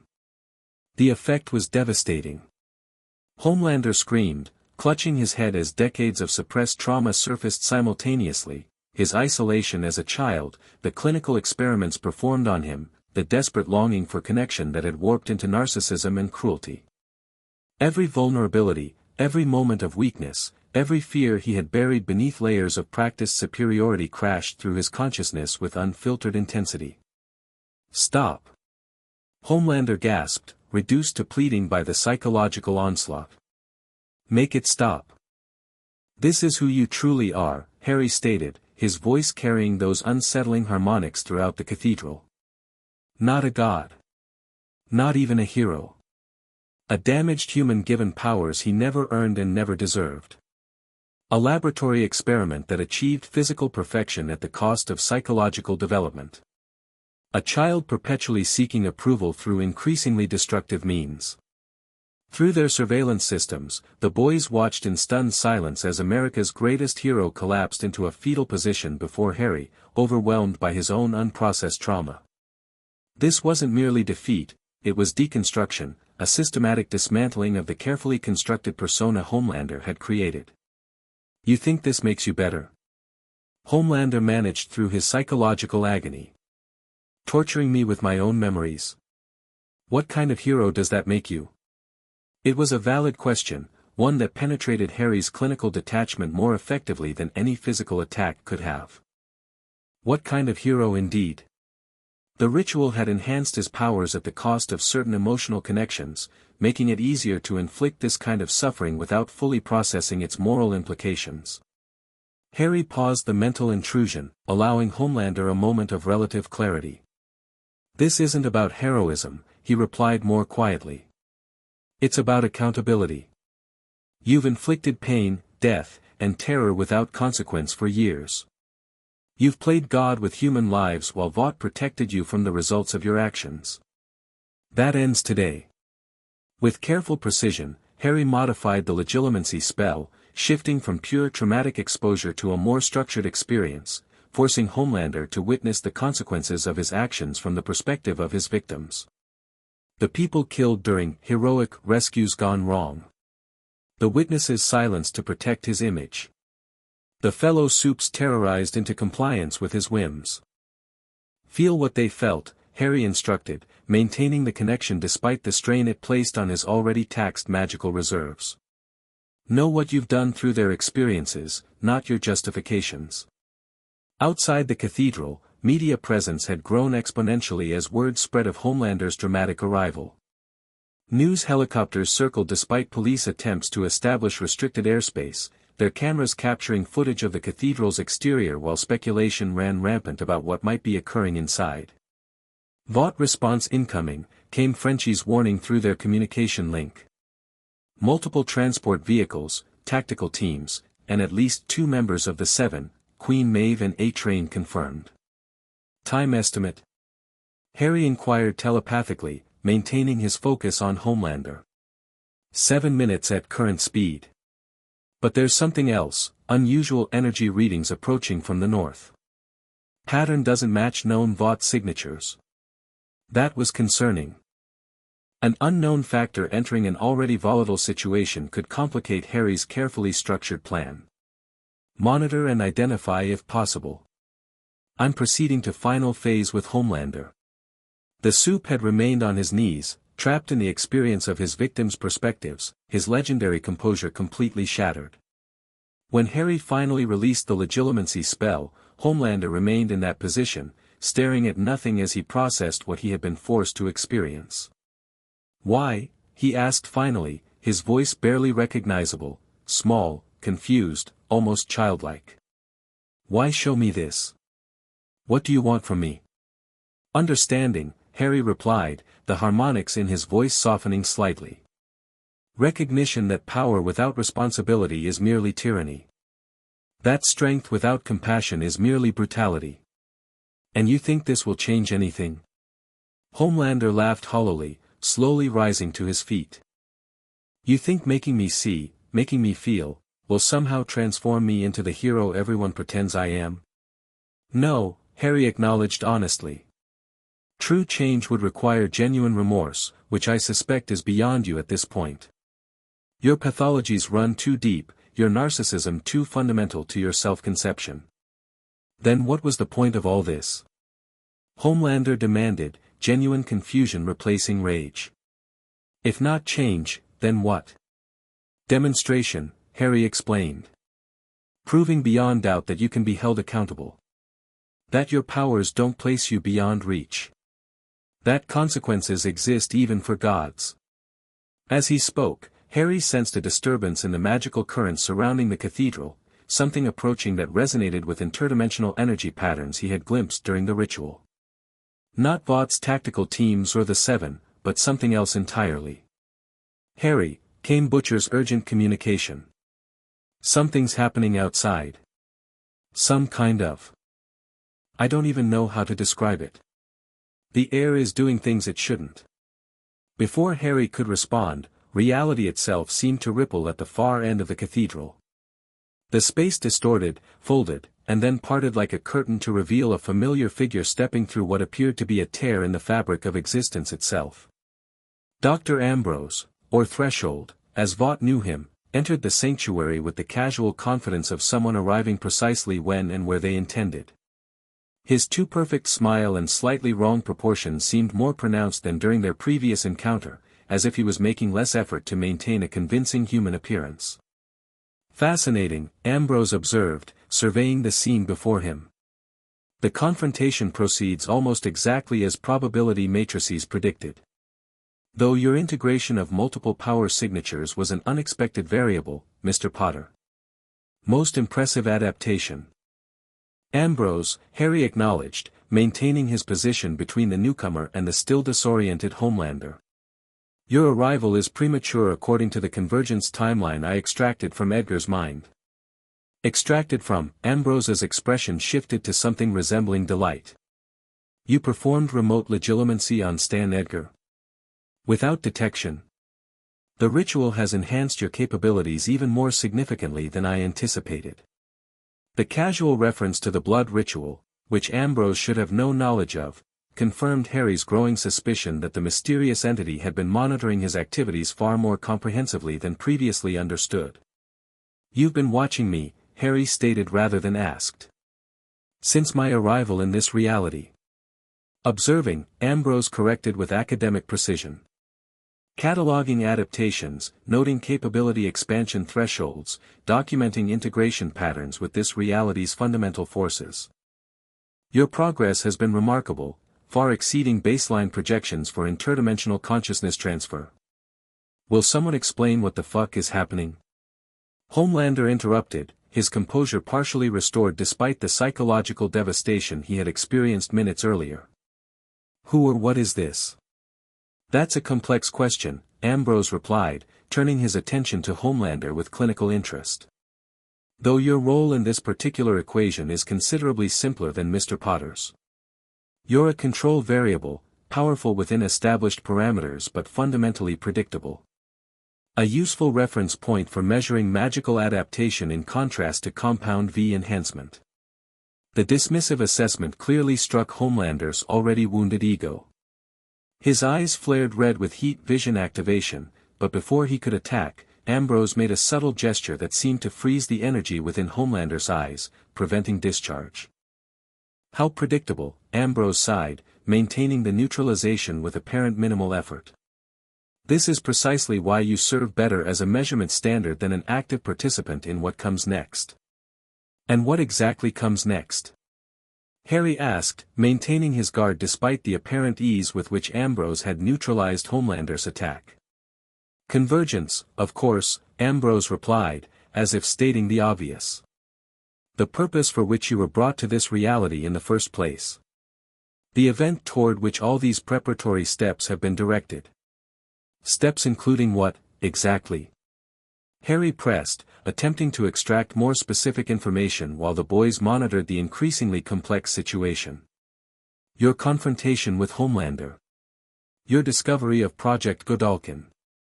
Your implementation of the blood ritual to enhance your capabilities. All necessary calibrations to prepare you for your role in the approaching interdimensional alignment.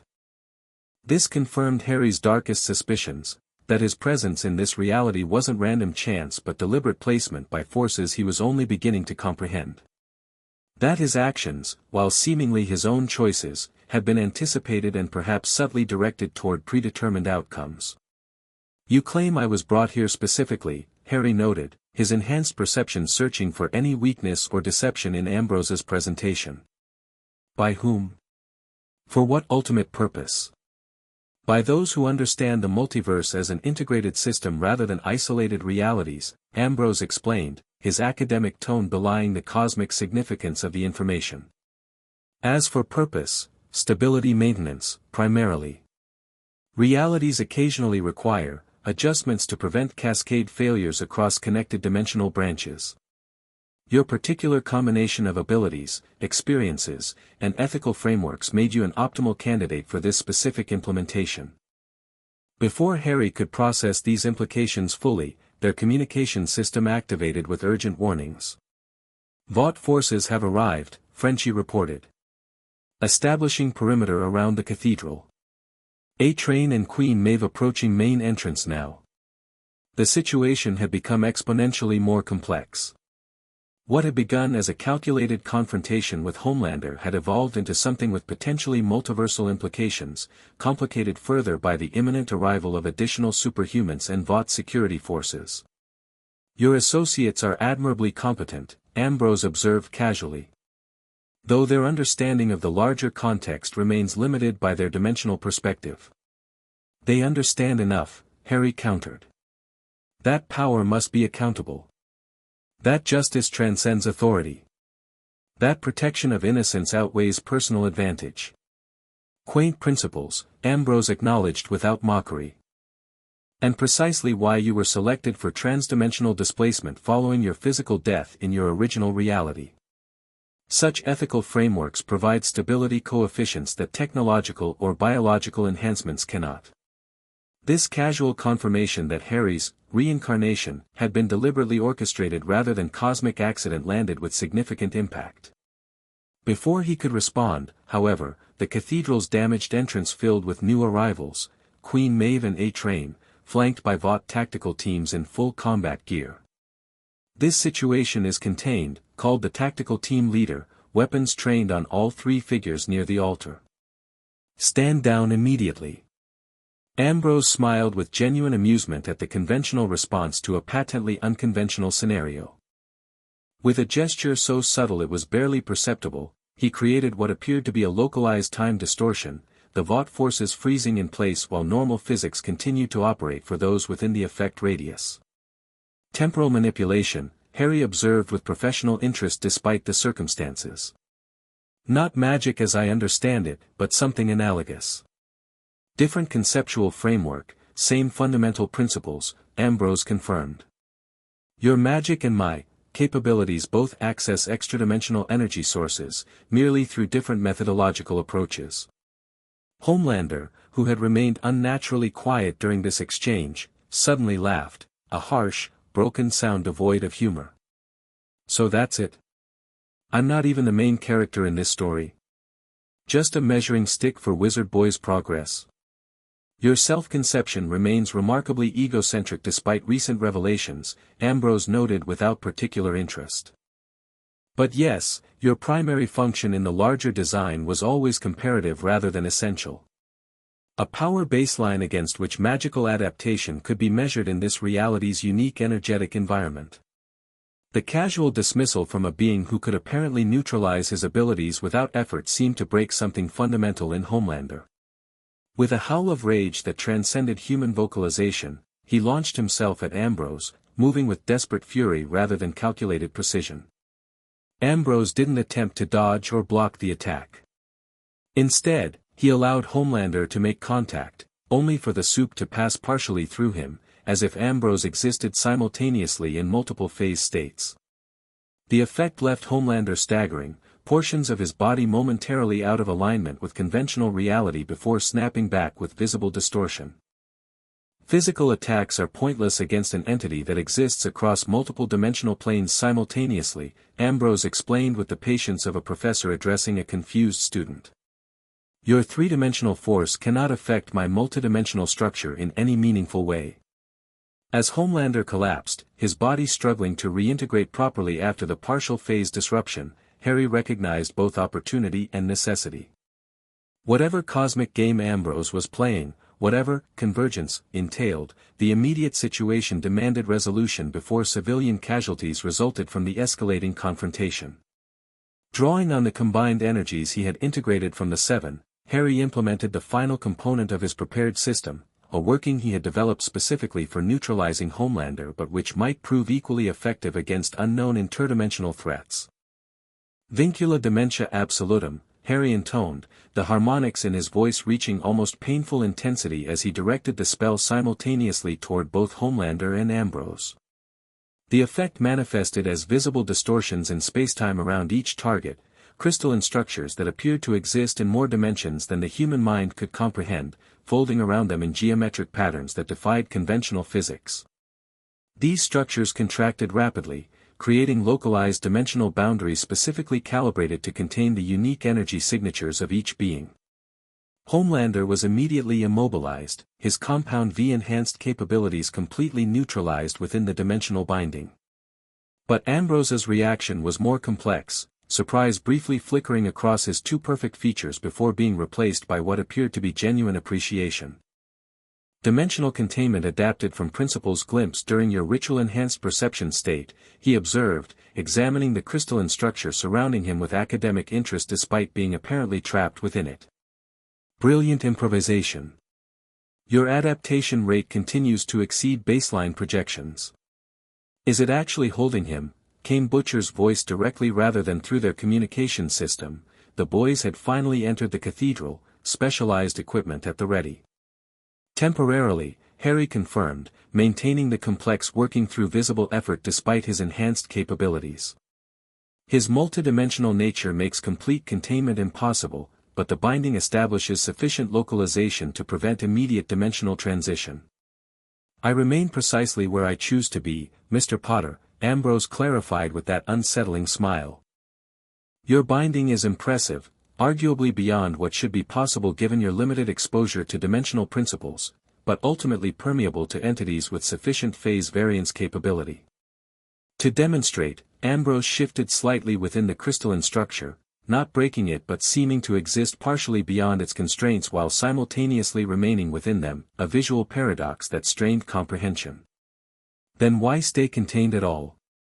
Asked pragmatically, the team forming a defensive perimeter around Harry while maintaining distance from both Ambrose and the immobilized Homelander. Observation completion, Ambrose replied simply. This confrontation represents the final calibration sequence before convergence. Mr. Potter's performance metrics needed documentation under peak stress conditions. I'm not your lab rat, Harry stated, the harmonics in his voice intensifying with controlled anger. Whatever cosmic game you're playing, whatever you think you're preparing me for, I make my own choices. Of course you do, Ambrose agreed readily. That's precisely what makes you valuable. Predictable subjects are useful for baseline measurements, like our friend Homelander here. But adaptation requires genuine choice within authentic constraints. Your decisions throughout this process have been entirely your own. I merely anticipated which options you would likely select given your established ethical framework and experiential history. The calm rationality of this explanation was somehow more disturbing than any villain's ranting could have been.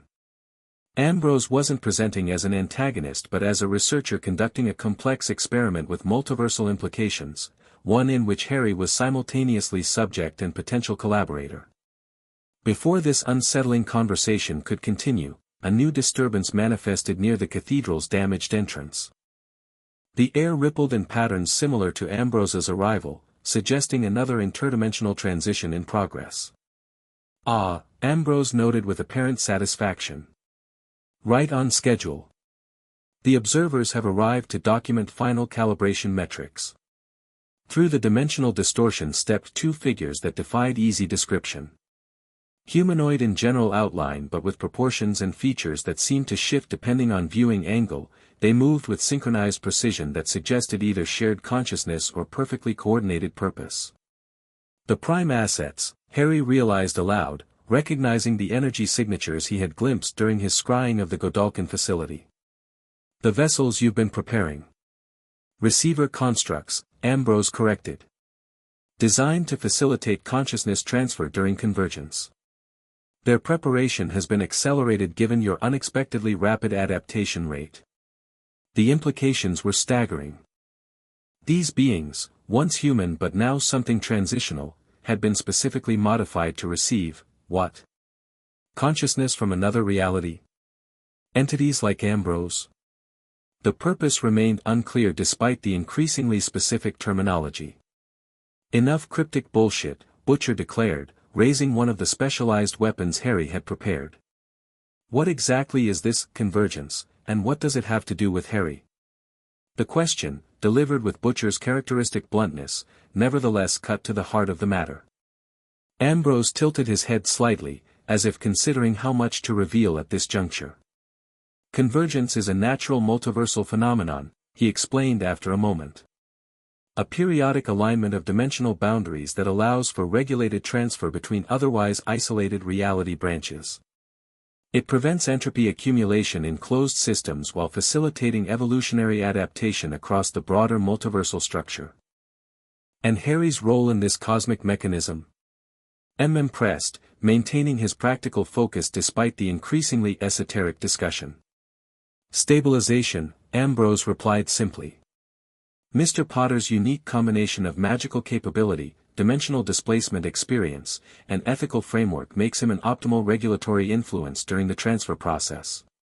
His presence helps ensure that only beneficial adaptations cross reality boundaries while potentially harmful elements remain contained.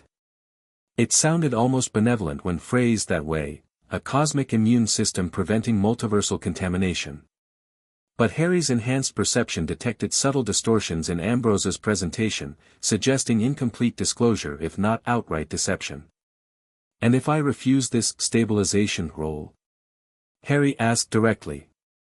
Unregulated convergence proceeds regardless, Ambrose answered, his expression growing more serious. But without stabilization protocols, transfer becomes random rather than selective. Beneficial and harmful elements cross dimensional boundaries indiscriminately. The results are suboptimal for all realities involved. A cosmic hostage situation, then. Cooperate with this mysterious process or risk interdimensional contamination that could threaten countless beings across multiple realities. It was manipulation on a scale Harry had never encountered, making Voldemort's scheme seem provincial by comparison. The standoff might have continued indefinitely if not for an unexpected development. Homelander, still contained within the dimensional binding, had remained conscious throughout this exchange. As the implications of his cosmic insignificance became increasingly clear, something fundamental seemed to break within him. With a scream that transcended normal human vocalization, Homelander channeled every ounce of his considerable power against the dimensional constraints. Heat vision, super strength, and some previously untapped reserve of rage-fueled energy combined in a desperate attempt to shatter the binding. Under normal circumstances, even this extraordinary effort would have proven futile against Harry's magically enhanced containment. But the presence of multiple interdimensional entities and the approaching convergence had created localized instabilities in the fabric of reality itself, weakening all magical effects, including the binding. The crystalline structure surrounding Homelander cracked, then shattered completely. Before anyone could react, he launched himself not at Harry or Ambrose, but toward the nearest exit, fleeing the confrontation entirely, his legendary confidence completely destroyed by the revelations of his cosmic insignificance. Fascinating response, Ambrose observed clinically. Complete psychological decompensation following ontological status revision. I hadn't anticipated quite such a dramatic break in his self-concept coherence. He's unstable and traumatized, Harry countered with growing alarm. And now he's loose in a populated city, having just had everything he believed about himself systematically dismantled. The potential for catastrophic civilian casualties was enormous. A Homelander without restraint, without concern for public image, without even his narcissistic need for adoration to check his worst impulses, he could inflict unprecedented devastation before anyone could stop him. A regrettable complication, Ambrose acknowledged. Though perhaps a necessary one for final adaptation metrics. Your response to this development will provide valuable data on prioritization frameworks under crisis conditions. The clinical detachment in the face of potential tragedy finally shattered Harry's professional composure. Drawing on the combined energies he had integrated from the Seven, he directed a concentrated magical attack at the dimensional binding still partially containing Ambrose. "Enough observation," Harry declared, the harmonics in his voice reaching almost painful intensity. "People's lives are at risk while you collect your precious data." The magical attack struck the dimensional binding, not attempting to strengthen it but rather to destabilize it in a specific pattern, creating a one-way vulnerability that would force Ambrose to either fully commit to this reality or retreat entirely, but prevent the partial manifestation he had maintained throughout their encounter. Ambrose's expression registered genuine surprise for perhaps the first time, not at the attack itself but at the sophisticated dimensional manipulation it represented. "Remarkable adaptation," he noted, even as the binding began forcing his multidimensional form toward coherence in a single reality. "You've intuitively grasped principles that should be beyond your current developmental stage." "Theory later," Harry replied tersely. "Right now, Homelander needs to be contained before he hurts innocent people." "Indeed," Ambrose acknowledged, making his decision. Rather than fight the dimensional coherence Harry was forcing, he stepped fully into this reality, committing completely to conventional physical manifestation rather than retreating to whatever multiversal state he normally occupied. The change was subtle but significant. Ambrose's form became more definitively solid, the slight visual distortions that had surrounded him fading as he accepted limitation to a single-dimensional plane. The two prime assets similarly solidified, their shifting features stabilizing into more consistently human appearance. "There," Ambrose stated, straightening his perfectly tailored suit. "Fully manifested in conventional spacetime, as requested. Now, shall we address the Homelander situation collaboratively? His psychological decompensation presents a legitimate threat to local population centers." The casual shift from antagonist to potential ally was disorienting, but Harry recognized the practical necessity of cooperation given the immediate danger Homelander represented. He turned to the boys, who had maintained defensive positions throughout the confrontation. "Butcher, coordinate with Annie and Maeve, we need them to help track Homelander's movements. Contact emergency services, begin evacuation of areas in his likely path. Frenchie, Kimiko, distribute the specialized equipment to anyone who might be able to engage him effectively." As the boys moved to implement these instructions, Harry turned back to Ambrose, who was observing the coordination with apparent approval. "Efficient crisis management," the interdimensional entity noted. "Prioritizing civilian safety over continued confrontation with a potential threat, myself, demonstrates optimal ethical framework function even under extraordinary stress conditions." "Stop analyzing and start helping," Harry replied tersely. "You claim to want stability across realities. Prove it by helping prevent catastrophe in this one." Ambrose inclined his head slightly in acknowledgement. "A fair request. I can provide real-time tracking of Homelander's movements through dimensional resonance patterns. His compound V signature creates distinctive ripples in the local reality fabric." He gestured, and a three-dimensional projection appeared in the air between them, a map of Manhattan with a bright point of light moving rapidly toward the city's eastern edge. "He's heading toward the water," Harry observed. "Why? What's his objective?" "Psychological retreat," Ambrose suggested. "Seeking isolation to process traumatic revelations. Or perhaps simply fleeing stimuli associated with his ontological crisis." Whatever Homelander's immediate motivation, his path took him directly through heavily populated areas. Through the projection, they could see him moving erratically, occasionally dropping to street level, causing panic among pedestrians, then launching skyward again without clear purpose.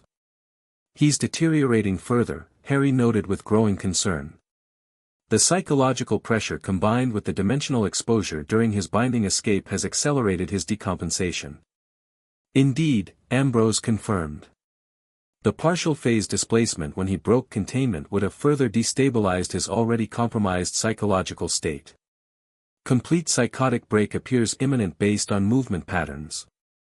As if confirming this assessment, Homelander's light signature on the projection suddenly stopped, hovering above what appeared to be Times Square, one of the most densely populated areas in the city, perpetually filled with tourists and locals alike. No, Harry breathed, already moving toward the cathedral exit. Butcher, everyone, converge on Times Square immediately. Full emergency protocols. Without waiting for acknowledgement, Harry drew on the integrated energies from the Seven, enhancing his transportation capabilities beyond conventional apparition. In a blur of motion that combined magical displacement with borrowed super speed, he vanished from the cathedral. Behind him, Ambrose observed the response with clinical interest, the two prime assets flanking him in perfect symmetry. Final adaptation metrics exceeding all projections, he noted to his silent companions. Convergence parameters will require recalibration to accommodate enhanced capability thresholds. With that cryptic assessment, he too disappeared, not with Harry's dramatic energy discharge but by simply stepping sideways out of conventional reality, the prime assets following in perfect coordination as dimensional boundaries parted to admit their passage. The cathedral stood empty save for the boys, who were already moving toward their vehicles with grim determination. The confrontation that had begun as a calculated psychological operation against Homelander had evolved into something with potential catastrophic consequences, not just for New York City, but possibly for reality itself. And somewhere in Times Square, a broken god was about to make his final stand against a world that suddenly made no sense to him, with thousands of innocent lives hanging in the balance. Harry materialized in Times Square amid scenes of growing panic. Tourists and locals alike were fleeing in all directions, their instinctive fear response triggered by the sight of Homelander hovering 50 feet above the center of the square, not in his usual heroic pose but hunched forward, eyes constantly flaring with barely restrained heat vision, muttering audibly to himself. Through the enhanced perception granted by the ritual and the borrowed energies from the Seven, Harry could sense Homelander's psychological state directly, a maelstrom of rage, confusion, and existential terror that threatened to erupt at any moment into indiscriminate violence.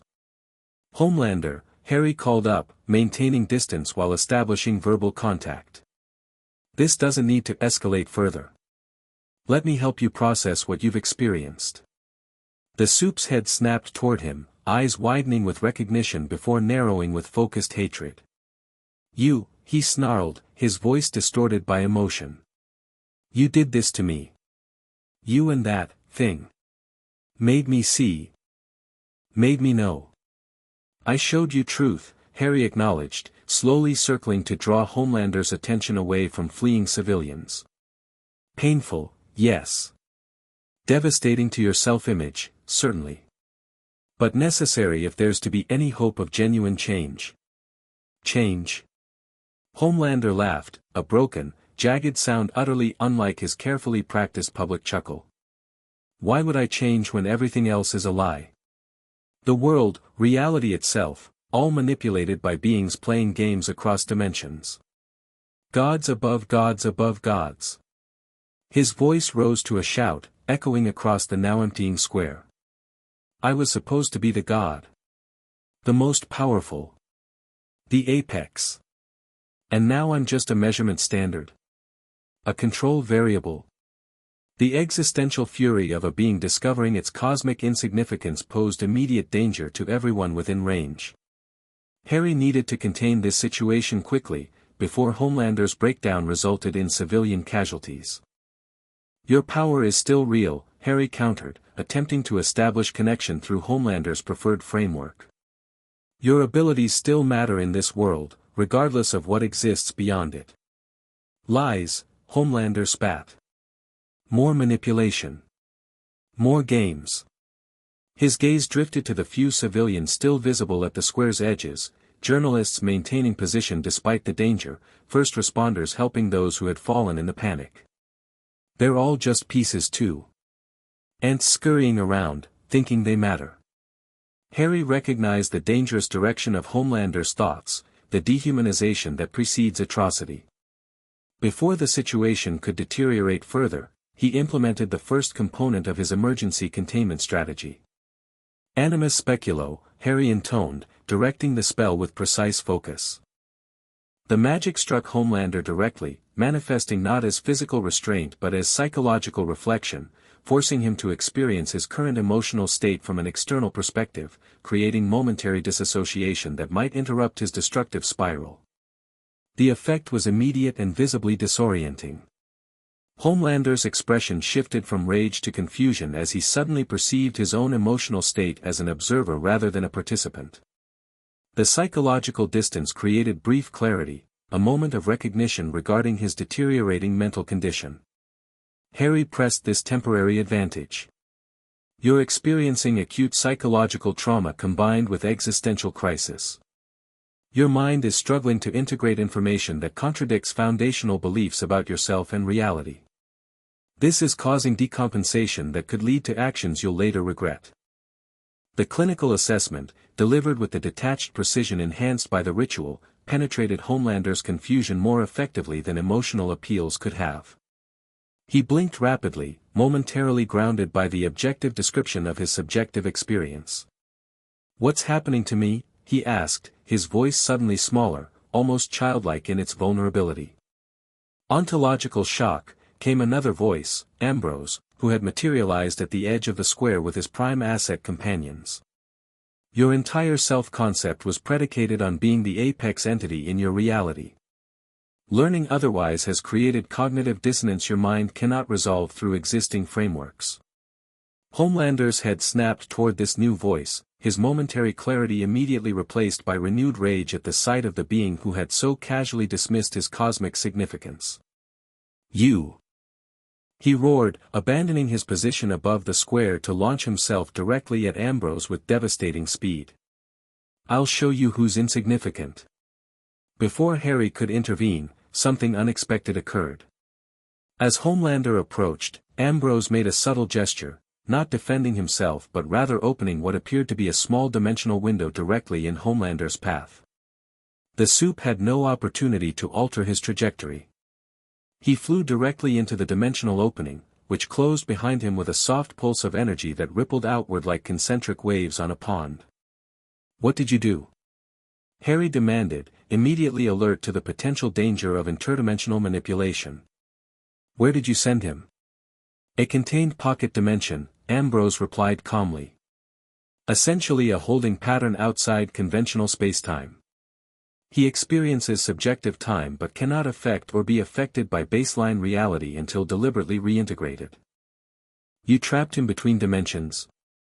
Harry clarified, his concern evident despite his still clinical effect. "For how long?" "That depends entirely on you, Mr. Potter," Ambrose answered with that too-perfect smile. "Consider it a demonstration of good faith regarding our potential collaboration during convergence. I've neutralized the immediate threat to civilian population without permanent harm to the subject." The casual display of dimensional manipulation capabilities far exceeding Harry's own served as a sobering reminder of the power differential still existing between them, despite his enhanced abilities from the ritual. "Bring him back," Harry instructed firmly. "Interdimensional displacement without proper preparation risks psychological damage beyond even what he's already experiencing." A curious ethical position, Ambrose observed with academic interest. "You recognize the danger he poses to innocence yet prioritize his psychological welfare. This complexity of moral framework is precisely why you were selected for your role." Before Harry could respond to this uncomfortable assessment, the boys arrived at the square's perimeter, accompanied by Queen Maeve and Starlight, an unlikely alliance formed through shared concern about Homelander's deteriorating condition. "Where is he?" Butcher demanded, scanning the now empty sky above Times Square. "Where's the bloody psychopath?" "Temporarily contained in a pocket dimension," Harry explained, not bothering with simplification despite the esoteric concept. Ambrose intervened when Homelander attacked him directly. "Intervened?" Maeve repeated skeptically. "By doing what exactly?" "By removing him from conventional spacetime," Ambrose clarified, his academic tone unchanged despite the growing audience. "A safety measure to prevent civilian casualties while more permanent solutions are developed." Annie stepped forward, her Starlight persona abandoned in favor of direct confrontation. "You can't just disappear people. Even Homelander. There are laws, processes, conventional legal frameworks are inadequate for addressing interdimensional entities or multiversal stability concerns, Ambrose interrupted politely but firmly. The approaching convergence necessitates more direct intervention methods. This casual reference to cosmic events in the middle of Times Square created visible discomfort among the boys and their superhuman allies. The situation had escalated from a tactical operation against Homelander to something with implications none of them were equipped to fully comprehend. Perhaps this conversation should continue somewhere less public, Harry suggested, noting the news helicopters that had begun circling the square, documenting the unusual gathering below. An excellent suggestion, Ambrose agreed. The dimensional transit facility I've established would provide appropriate privacy and resources for detailed discussion of convergence protocols and your stabilization role. Or we could use my secure location, Harry countered, unwilling to cede control by entering Ambrose's territory. Which has the advantage of being familiar to my associates. Ambrose studied him for a moment, head tilted slightly in that inhuman angle that became more pronounced when he wasn't actively maintaining his human facade. Your adaptation continues to impress, he observed. Establishing territorial advantage while maintaining collaborative framing. Very well, your secure location is acceptable for preliminary protocol discussion. The casual acquiescence suggested Ambrose saw no strategic disadvantage in meeting on Harry's terms, either because he didn't perceive any genuine threat from their combined capabilities, or because his objectives didn't require direct confrontation. As emergency services secured the perimeter of Times Square and media speculation about Homelander's apparent disappearance reached fever pitch, Harry prepared for mass transportation to their secure facility. The integrated energies from the Seven provided enhanced capabilities that would allow him to relocate everyone simultaneously without the limitations of conventional apparition. But before initiating the transportation, Harry addressed Ambrose directly, his voice carrying those strange harmonics that emerged when channeling significant magical power. When we arrive, you will return Homelander to normal spacetime, contained but present. His actions require consequences, but those consequences must be transparent and accountable, not interdimensional disappearance at the whim of beings operating beyond human jurisdiction. It was a direct challenge to Ambrose's unilateral action, establishing ethical boundaries for their tentative collaboration while demonstrating that Harry would not simply accept the entity's decisions without question. Ambrose's smile widened slightly, revealing two perfect teeth that seemed momentarily too numerous for a human mouth. Ethical consistency even when pragmatically inconvenient. Precisely as anticipated. He inclined his head in acknowledgement. I will restore Homelander to conventional dimensional alignment upon arrival at your facility, with appropriate containment measures in place. With that agreement secured, Harry implemented the mass transportation working he had prepared. Unlike conventional apparition with its compression sensation, this modified version incorporating borrowed energy signatures created a brief field of golden light that enveloped the entire group before they simply ceased to exist in Times Square, leaving behind confused emergency personnel, speculating media, and a public that would soon be demanding explanations for what they had witnessed. The confrontation between the wizard and the superhero had concluded not with the bloody battle many had anticipated, but with something potentially more significant, the revelation of forces operating beyond conventional understanding, and the first public glimpse of a cosmic game being played across realities with Earth as merely one board among many. The god had not bled, at least not physically. But his divine status had been irrevocably shattered, not just for himself but for a world that had witnessed his fundamental vulnerability against powers they could barely comprehend. What would emerge from this revelation remained to be seen, but one thing was certain, the simplistic narrative of superheroes and villains that had defined this world's understanding of power had been permanently disrupted.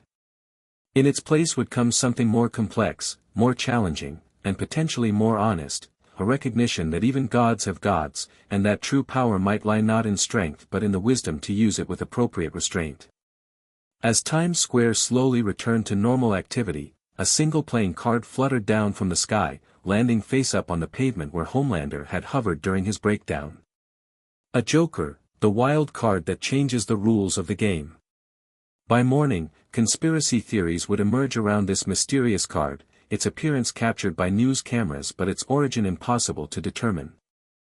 Some would claim it was Homelander's calling card, others a message from his opponent, still others a sign from forces beyond human understanding.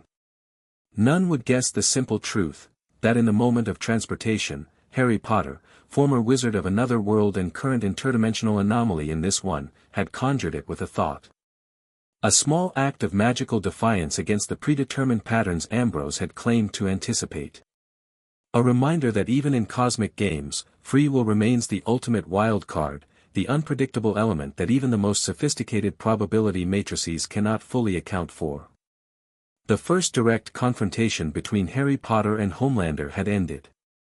The confrontation between Harry and whatever cosmic forces had orchestrated his arrival in this reality was just beginning. The end. Thank you for watching this video. Please be sure to subscribe to our channel and like this video.